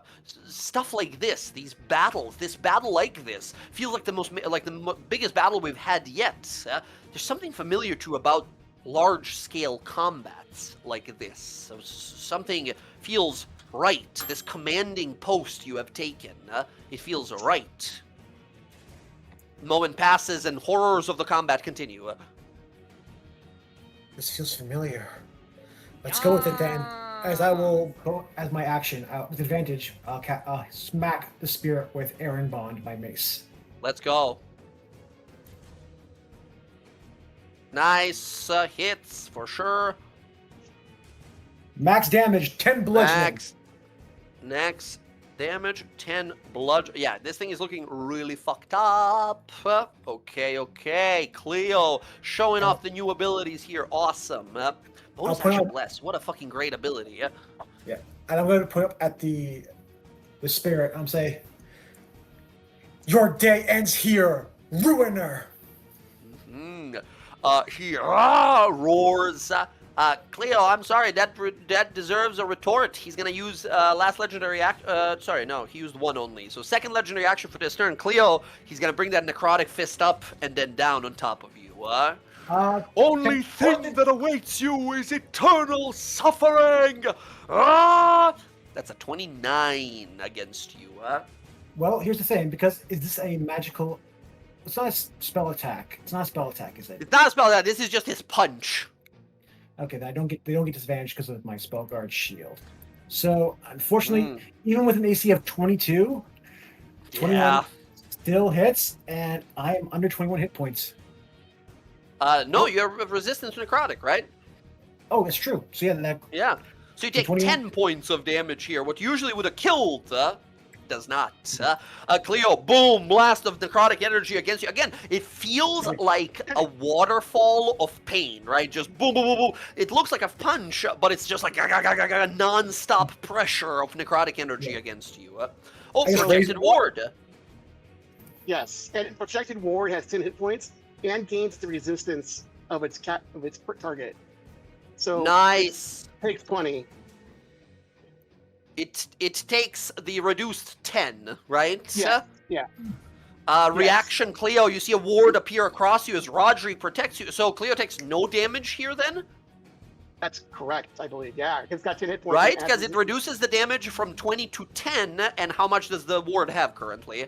It had 10, so it just shatters. 10. So the ward is destroyed, but Cleo, you don't take a single point of damage here. No need to roll concentration for Bless either. Let's go. As I think, Cleo, you turn, and Roger, when you do this, by the way, when you project your barrier, do we see you like holding your hands out or something? Are you really focusing on the person? Is there any kind of physical kind of action? I kind of feel like Rodri is like watching the whole battlefield, and as he sees somebody about to take a hit, you see his hand just kind of swoops in like a bunch of pebbles and move towards them on the ground and come up from their feet. And he's kind of keeping an eye on everything at the same time. Let's fucking go. Cleo, no damage whatsoever for you, as this guy turns to Rodri now. Enough of your meddling wizard. I look up at him. This is what the power of a company looks like. This is the lawbearer's strength. Just sort of roars. Rodri, your turn, friend. Okay. So his turn. He not being super well. He thinks it's important, but it may not be to everybody else. Who's gonna fly down to Tiswin, and then drop back. While he's over there, it's gonna cast another one of these. Hey man, they On work. Tiswin. They're doing great for us. Yeah. And Nice. in Another doing ward against so- spells. 4d6 And- temporary hit points and resistance to any spells for Tiswin here. Yep. Let's do it. And then his ward recovers, and then that's his turn. Roll that 4d6, by the way, Oh, thank you. for the temporary hit points for her. Oh, good roll. 17. She's looking much safer with that. Incredible. Incredibly done, Rodri. There we go. Awesome, awesome. I believe, unless you have a bonus of any kind, that's your turn. Oh, that's my turn. Okay. Rodri, as promised, third and last legendary action. He's gonna necrotic punch you now. I said enough! 31 to hit. I don't think any amount of AC is gonna help you with that. That's my AC is 19. That is 26 necrotic damage to you. All right, so I'm gonna my ward shatters again for 4. Okay, 22. this ward is working overtime. God damn, never been a busier ward. Okay, It's 313. I'm done. Yeah. I'm good. go ahead and take your damage as air. We go to you now. Blessed. All right. I am blessed. I'm gonna hex this man. Hex this man. Okay. Actually, do I want to hex him? No, I'm gonna interdict him instead. He's already interdicted. You interdicted him last time. Oh, that's right. We are. I don't know if you can stack those. I'm not sure. No. Okay. I mean, I guess technically it doesn't say I couldn't put more than one on a creature. I just never thought about it. I'm not sure. I'll have to read it through. All right. What you got? let's hex on him and Just about time for you to crit, I think. It's that that o'clock. would be nice. I would love that. You have advantage in all attack rolls because of that, like, roar Yeah. from the Jarl. Nice, definitely hits. 12 plus the 10. The necrotic is treachery and hex. The hex is a little. Oh, so are you hexing or not? Yeah, I hexed. Okay, gotcha. Gotcha. Hex is a little reduced, but still. Bam. 12, 14. Cool. Awesome. Good damage. I believe you Second got hit? one more. Second one. Oh, big damage as well this time. Good rolls. Good rolls. Anything but less resistance with 2 less. Nice. 24 No. damage. There was no crit, but he is undead. So at least there is the cancel that. Turn those off. So I keep forgetting to turn off the things before popping off interdiction. Okay, roll it up. Extra 13. Nice. You heal your. Well, you're full, but yes. Mm-hmm. Bam. Awesome. Yeah, yeah. Well, a few more hits like this, and we are done here for tonight. Let's go. Let's go. I believe that is going to be your turn. Just over here. I've got the ring and probably want it. No. He immediately, the moment you mention it, right? He was occupied fighting stuff. The moment you mention it, he turns towards you. You got his full attention. I'm gonna real quick. I'm gonna step out of his. His reach? Yeah. He's a big guy. Some would say even he's got 10-foot reach. So how far do you go? Break his 10 foot. Okay. He will use a reaction baited here by you to make that necrotic fist attack. A 14. That's a miss. No! Return it! It slams his fist down. You're already moved. Yeah, I was hoping he'd hit me. But that's okay. I'll come back in. So then, if player needs You to were move... hoping he would hit you. Yeah, I was hoping I was gonna fucking my hellish gosh. rebuke his ass. Okay, okay, okay. God damn. You player characters scare me. Alright. I mean, that's pretty smart, making him waste his reaction. I mean, Yeah. yeah, I thought that's what you were doing. Like, oh, interesting. Now the others can move. No, like, you just wanted to get hit. Gotcha, gotcha. Well, yeah, I mean, it's both. Like, yeah, now the others can move, but Yeah. also, you know. Very good, very good. All right, Air, that's the end of your turn. Karnak, you and Leander are basically competing for who's going to take down their zombie first. And honestly, you're both extremely close to killing these guys. Karnak, start of your turn. Numbing Aura, con save, please. Ooh, that's a natural one. Karnak, you saw Leander previously use some fire damage on himself to free himself from this. Karnak, you, this turn, can't make multiple attacks, and you don't have a bonus action. Okay, but I can break with fire damage, yeah? Any fire damage you take. I hit myself. I will say this. You have to do at least 1 plus your modifier damage to yourself for the fire damage to, like, hit you as well. So say again? You would have to take at least 1 point of damage with your, like, we can say your roll minimum on your unarmed attack roll, right? Plus your strength modifier, which is 5, right? Correct. So you take 6 bludgeoning, which will become 3 points of damage, and then go ahead and roll a d6 of fire, which you will be resistant to, but it will be enough to knock this effect off of you. 1 point of fire damage, right? That is fine. Usually when you're resistant to it, you can, like, choose to take none. Here you want to take damage, so you can just take your 1 point of fire damage and 3 points of bludgeoning, and now you have the rest of your full turn. You've spent your 1 attack. And I forgot to up my HP by 1, so I don't do anything to my health. So. Sure. Oh wait, no, I took 3 bludgeoning. Never mind. So I'm down 33. Yeah, you just took 3 basically this turn, Okay. and now you have the rest of your turn. So is that all my attacks or one of them? That's 1. No, that's 1 because it would be all, but the moment you take fire damage, it like unleashes the rest of your actual abilities. Okay. So second attack. 25. Nice. Huge, and with the fire damage doubled for 4, 19 damage on that one. Okay, 1 more like this. All right, bonus actions. We're gonna go flurry of blows. Where's my foot? Let's go. There we go. Karnak kick. 25. Karnak kick hits. Fire damage is 1, becomes 1 more. That's 13 points damage. Karnak, you killed the fire giant. I think as sorry, the frost giant. Yeah, he's looking at Leander. He sees his pretty hurt down on the ground. He looks at his, and with his fire mohawk, headbutts it and splits it down in half with his fire head. Bam! Hits the wall, slides down. As you look over to Leander, like lagging behind, friend, you Oh hear my gosh. groaning sound. As you look over, like, what the fuck? Karnak, you did 4 plus the 9. Sorry, 5 with the fire doubled plus the 9. You did 14 damage. The Undead Fortitude ability of this creature says when it would take a lethal blow, it rolls 5 plus the damage it took. If it beats the DC, it comes back up with 1 hit. Oh, okay. Con save is 5 plus what would we say, 14? So this is a DC 19. That was fire damage.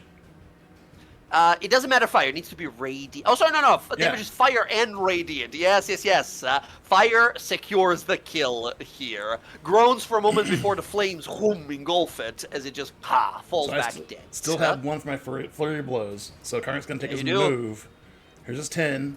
He'll jump his 30. And then move the rest of the way. And come over here so he does not burn the frost giant. Stay 10 feet away from Karnak right now, guys. And he'll take 5 his... feet, I think, right? Only, or is it 10? I thought it was just like only adjacent. It's 5 Gotcha. Or stay 10 feet away. Gotcha. Okay, Karnak, beautifully done. Last kick. 9 is going to miss. Well, Natural 10, 1. yeah. Yep. Right, 10, right. Okay, yeah, that's a miss. I said I'd be here when I got rid of that guy. Okay. Tiswin, who can move significantly slower, just right, so running this way. She takes a dash action and is going to go over here adjacent to this guy. That's her whole turn. I think bonus action, she's going to use the second Minor Divine Aid. She casts Healing Word on Rodri. Rodri, you heal 9 hit points. Sorry, that's all I got. Thank you. Okay. Frost Giant in front of Leander. Leander, this thing stands the fuck up and starts kicking you in the head. It is going to attack once against the dancing item. First attack against the dancing item. Dancing item is a 15. I think that misses the dancing item. Yeah, AC of 16 on Kiara's dancing item. And then Leander against you. 15 again. Misses again. Leander, it is now your turn. Yeah, F this guy. Here we go. Start of your turn, Leander. Con save, please. Oh. It's cool and frosty up here. That is, unfortunately, my friend, a failure. You have no multiple attacks and no bonus actions this turn. I will do the same thing. I'll hit myself with the freeze. Let's see if the attack hits. You can no matter what do damage to yourself, but you have to at least swing on the guy to try it. Yeah. 11 with an AC of 8. That hits. Oh, what? Oh, wow. I didn't realize zombie. Gigantic zombie. That is more than enough damage to kill him. You take 3 points of fire damage yourself and are no longer frozen by this. What does this kill look like? Yeah, it's like basically it took out his leg with that big one. That's why you think, and then he stumbles back up, and then his blade just goes up through his head, under his jaw and his skull, and then fire comes out of his eyes as he blazes through. Exactly. Instead of the ice laser, it's the fire laser. Let's go. Fire out of its eyes. Again, undead fortitude, but doesn't work if he takes fire damage. He stumbles back, arms fall to the side, and the body just boom, shaking the room.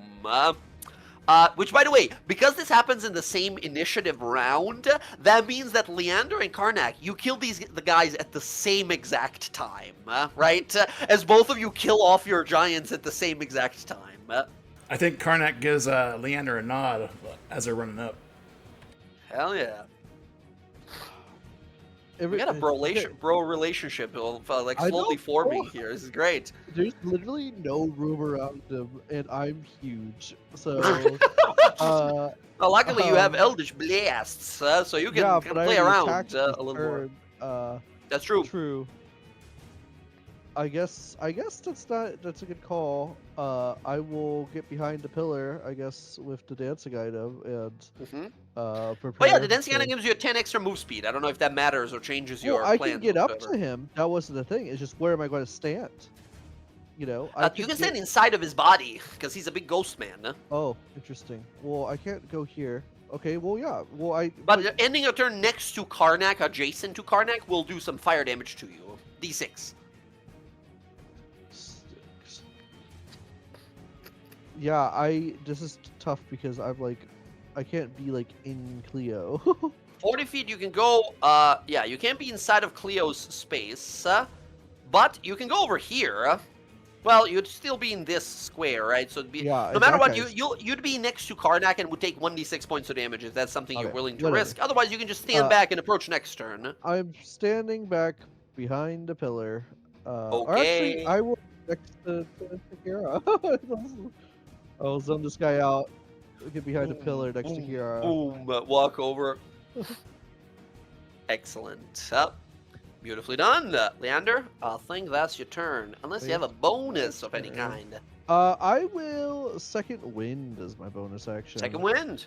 1d10 plus your fighter level. 1d10. That's good. 5 plus the 1, right? 6 healing to you. 6 healing. Okay, Leander, that's your turn.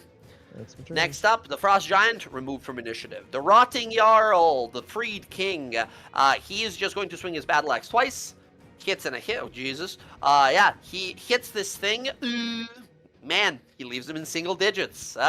Okay, the dead Jarl gets one last turn. No! This was supposed to be my legacy! He's screaming, D6 roll for the teleport move, doesn't get it. D6 roll for the giant death bolt move, doesn't get it. Get wrecked. He looks around and starts swinging wildly. He's got 1, 2, 3, 4, 5 possible targets. This is a I have D5. He's got 3 attacks. Oh. I have the ring if you want it. You have the ring. I'm gonna make this a D8 instead. 1 through 4 is gonna be people, people around going in like a clockwork motion. 6, 7, and 8. Sorry, 5, 6, 7, and 8 is gonna be air. Air. This is the 3d8 for his attacks here. He wants that ring, but he's in a bad mood. Wow, that's all 3 attacks for air here. Air, he turns towards you. The ring, my saving grace, return it, thief, scoundrel! And he just beats the shit out of you with a necrotic fist. 126. That'll hit. Yeah. Hold on. For I'm gonna use my 21 reaction. damage. Oh, okay. Let's see. If he fails this, he's dead. If he succeeds this, he will survive this. Well, actually, hold on. 15, 7. Yeah, he will survive this if he succeeds. Oh. Oh, wow. Natural 20. Okay, he survives. 2 hit points and a dream. He keeps attacking. Air, that's the first one, 21 damage to you. Yep. Second one, 26 damage. Go. Third one, 70 misses. Oh, no, sorry, does it? With no shield?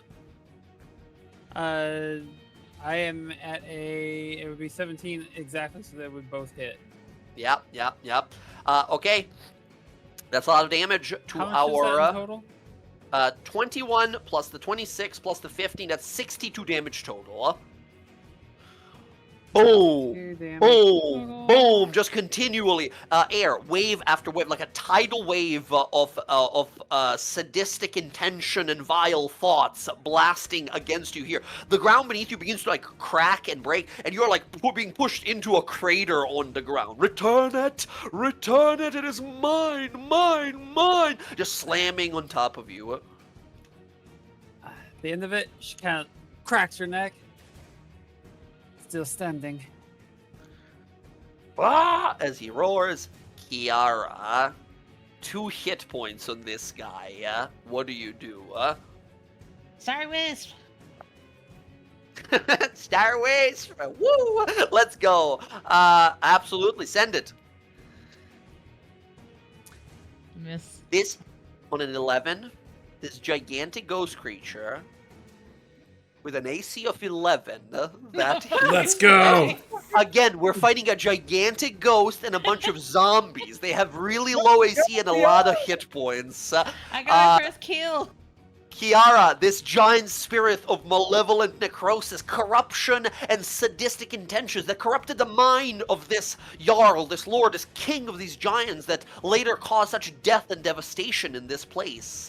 Your path has led you here, and now, as you unleash this energy, how do you kill this spirit? He feels something. Something is coming. He spins to meet eyes with you. How do you kill him? She's still scared because he threw a boulder at her, so she's like peeking over the pillar, and then she's gonna play like a little bit of music, and her hand's just gonna barely go around the corner and just gonna shoot him with the starry whiz. For whom the banjo twangs. For whom the banjo Yeah, my bring, as a wisp of brilliant, beautiful, golden set of energy floats towards him. No!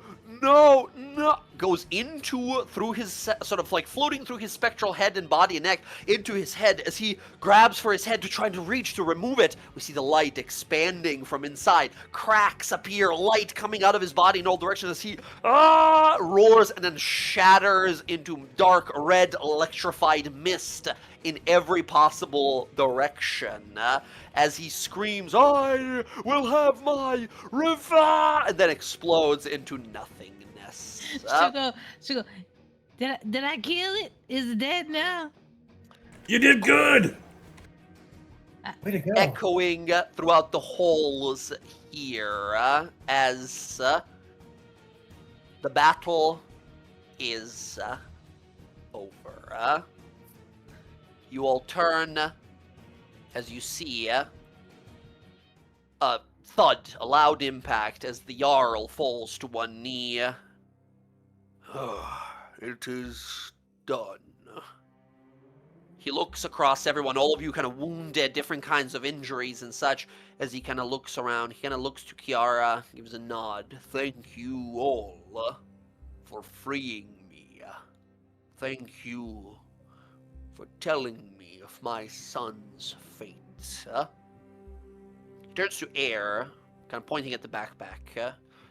That is a weapon of incredible power, but it exacts a cost. He looks at his broken body. Too high. You see the necrosis that was holding him together beginning to fade now that the spirit has been destroyed. You see one of his arms just detaches and falls to the ground. He sort of looks to it. I will. See the light slowly fading from his eyes as he just sort of I'm gonna- smiles and nods. Gesture for him to like lean down. No, he can't. He's dying. Okay. He's fully like starting. You see him like the No, I know. necrosis that was holding him together. He's fully like Yeah, no, expiring. that's fair.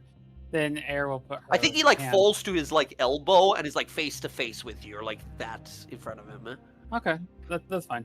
Then Air will step forward and she will put a hand like on his cheek and kind of pulls out like her what she considers her like, still her true holy symbol and hand on his cheek. You fought well. You have regained your people's honor and your honor. And I hope, no, I promise that wherever it is that you go, you will have a life better than what you had here. In the afterlife and in Nahal's embrace, you will find your peaceful end. And she makes like this like guys have never like seen Air like bless someone, but like she kind of like holds up her other hand and makes this like gesture in the air. Go with grace and dignity, my friend.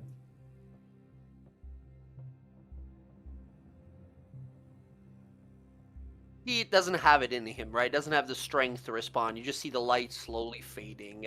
But the whole time he has this smile on his face now. As you see it begin to slowly kind of go lax. And before you all, this Jarl king, lord of these frost giants, now no longer haunted by the shadow of his weak will at one moment that decided the fate of all of his peoples. He fades away, dying a warrior in his own home. Yeah. Quiet falls over the castle. With Cleo placing her hand on the Jarl's arm, still feeling what's left of her blessing from the lawbearer, she'll say, I felt her. The Wild Mother acknowledged you. And I know and I pray the two of them will guide you and your settlement here to a peaceful, restful life. You see the tiniest little cork of a lip attempt at a smile in this last moment, but the magic fades and the head rests. As air, you pray for just a moment, a blessing. There's a feeling in your gut. Queen of Ravens does not allow for such things. Undead, the most unholy things. No pension for conversation or discussion. No decision of worthy or not. Things that are undead are foul, and that is end of it. Wish it as you may, you doubt she will allow him afterlife. Do I see any reaction on Air's face? Yeah, like there's this. She's hopeful, but then, like, she understands how things are and what the change that the Raven Queen represents is. And like you see, like she kind of like her hand just still lingering on like the giant, like she like lowers her head and just lets out this like long, tired like sigh, and just seems sad. Will she not grant him an afterlife? No, I think no, she will not. Cleo like looks sad and upset, and then she'll reach into her pocket, pulling out the 300 gold diamond, and looks at the Jarl. This may not work, but she's gonna try. Then death will not claim him today. And I'll cast Revivify. There's a on the hand Jarl. on like the diamond is grabbed, and like don't. He deserves an afterlife.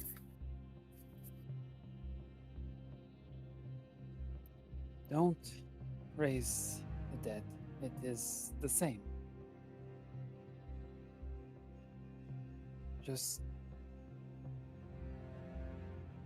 She won't give him the afterlife he deserves. Neither does locking him here. I will find a way to make sure that he can have what he deserves without locking him into torment. Why do you stop me, Air? The matron doesn't even want you or like you. I saw how they treated you. Yes! Because the dead are not supposed to get back up. Be it resurrection or this.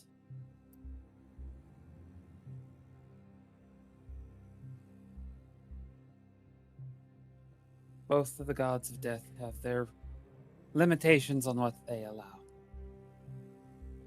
Mine does not allow for resurrection. Hers does not allow for the undead to go into the afterlife.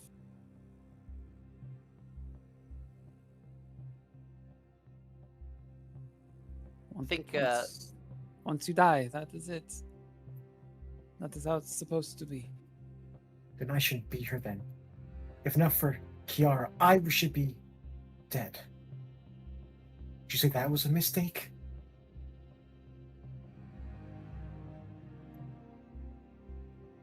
Both of us shouldn't be here.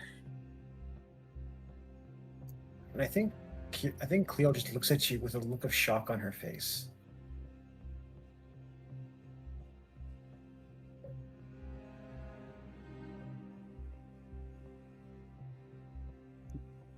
let go of the diamond, and she just turns away, and she just kind of has this like tired walk. Like for the first time, she probably actually seems her age as she starts to move away.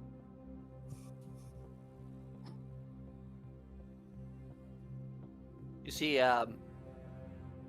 scratching her chin, looking through this like religious textbook, Tiswin kind of looks over, not to Cleo, who's in this moment of like shock now, but kind of like to the rest of the party, to like Leander, Kiara, Karnak, and Rodri. Say, I think Cleo means well, but this guy's been dead for who knows how long.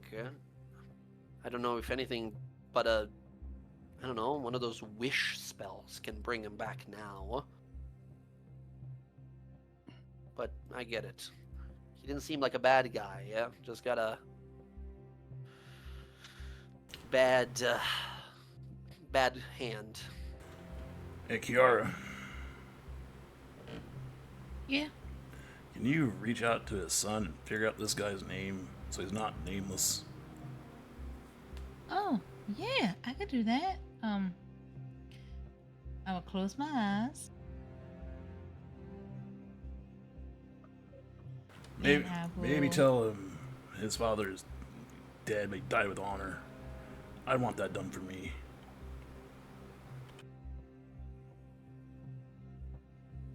Alright. Alright, I'll do a sending spell. Reaching out to Thorvald, the frost giant you met on your journey here, informing him of what has happened.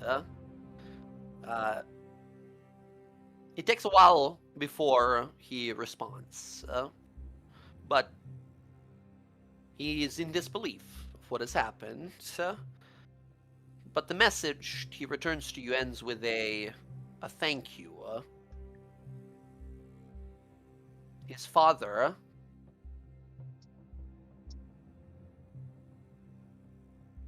had one shame in life and in death, which you have now erased. He promises to meet with you sometime and to repay such a favor. Kiara, or the party really, but Kiara really, go ahead and mark Thorvald in your allies and organization should you guys ever need help from a frost giant to fight for you guys. You got one guy. He's not here. He's not on Islecross right now. He's in Grain Wildlands right now. But in the future, should you ever need him to help you with something, you got a frost giant who's just ready to throw down for you guys now.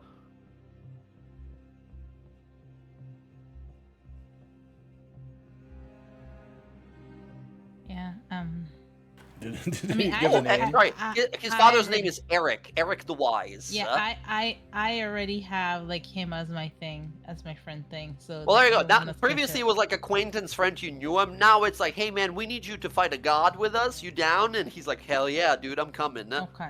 Well, then Eric I the will what? relate to them. Their Eric name. the Wise was the name of this guy, yeah. But the world will probably remember him as the Dead Jarl.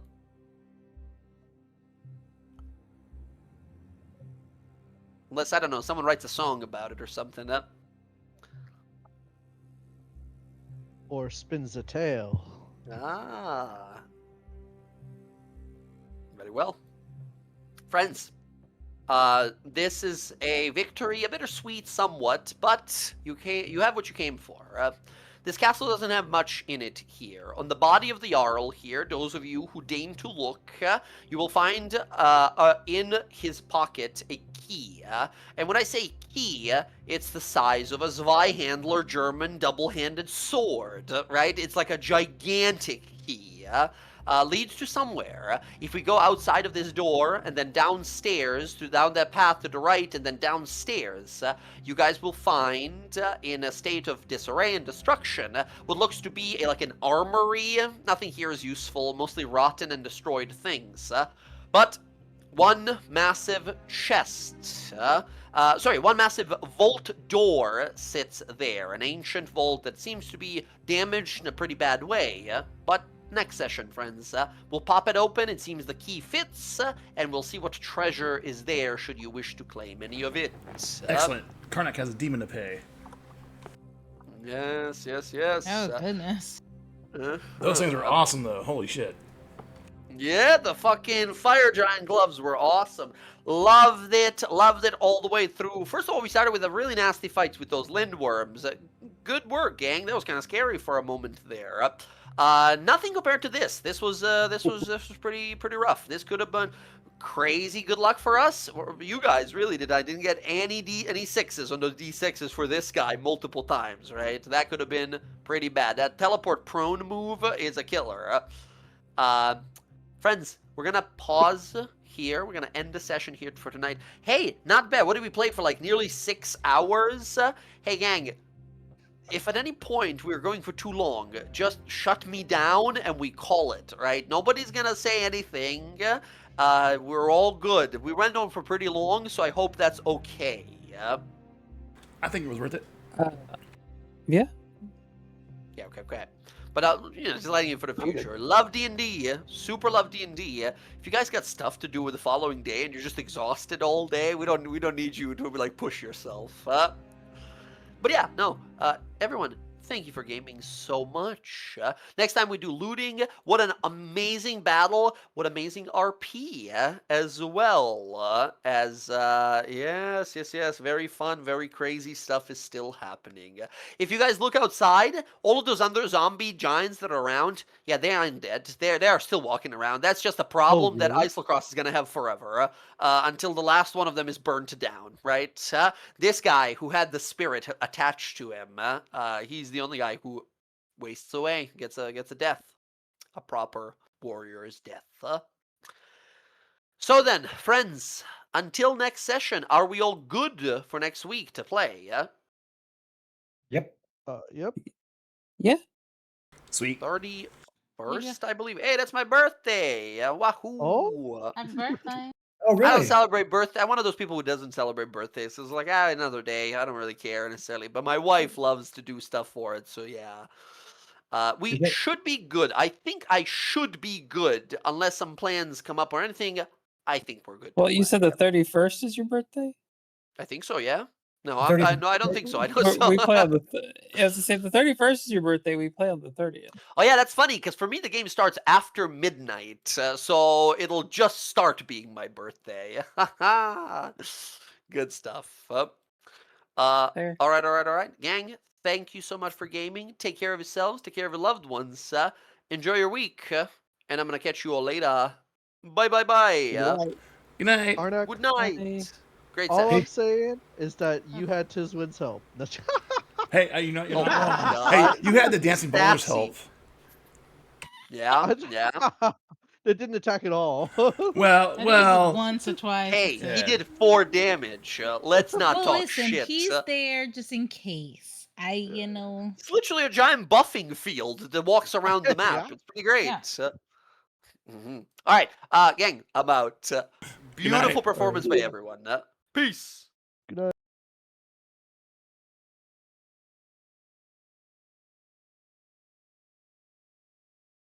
Okay, that was our Graying WildLands campaign. That was a lot of fun, a lot of fights tonight. It was awesome. Is anybody on?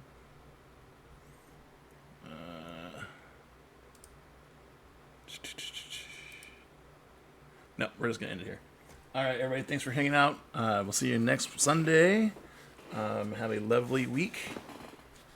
I know stuff can get crazy, and I'm hoping my week's not crazy. Anyways, I'll see you guys on Sunday. Good night.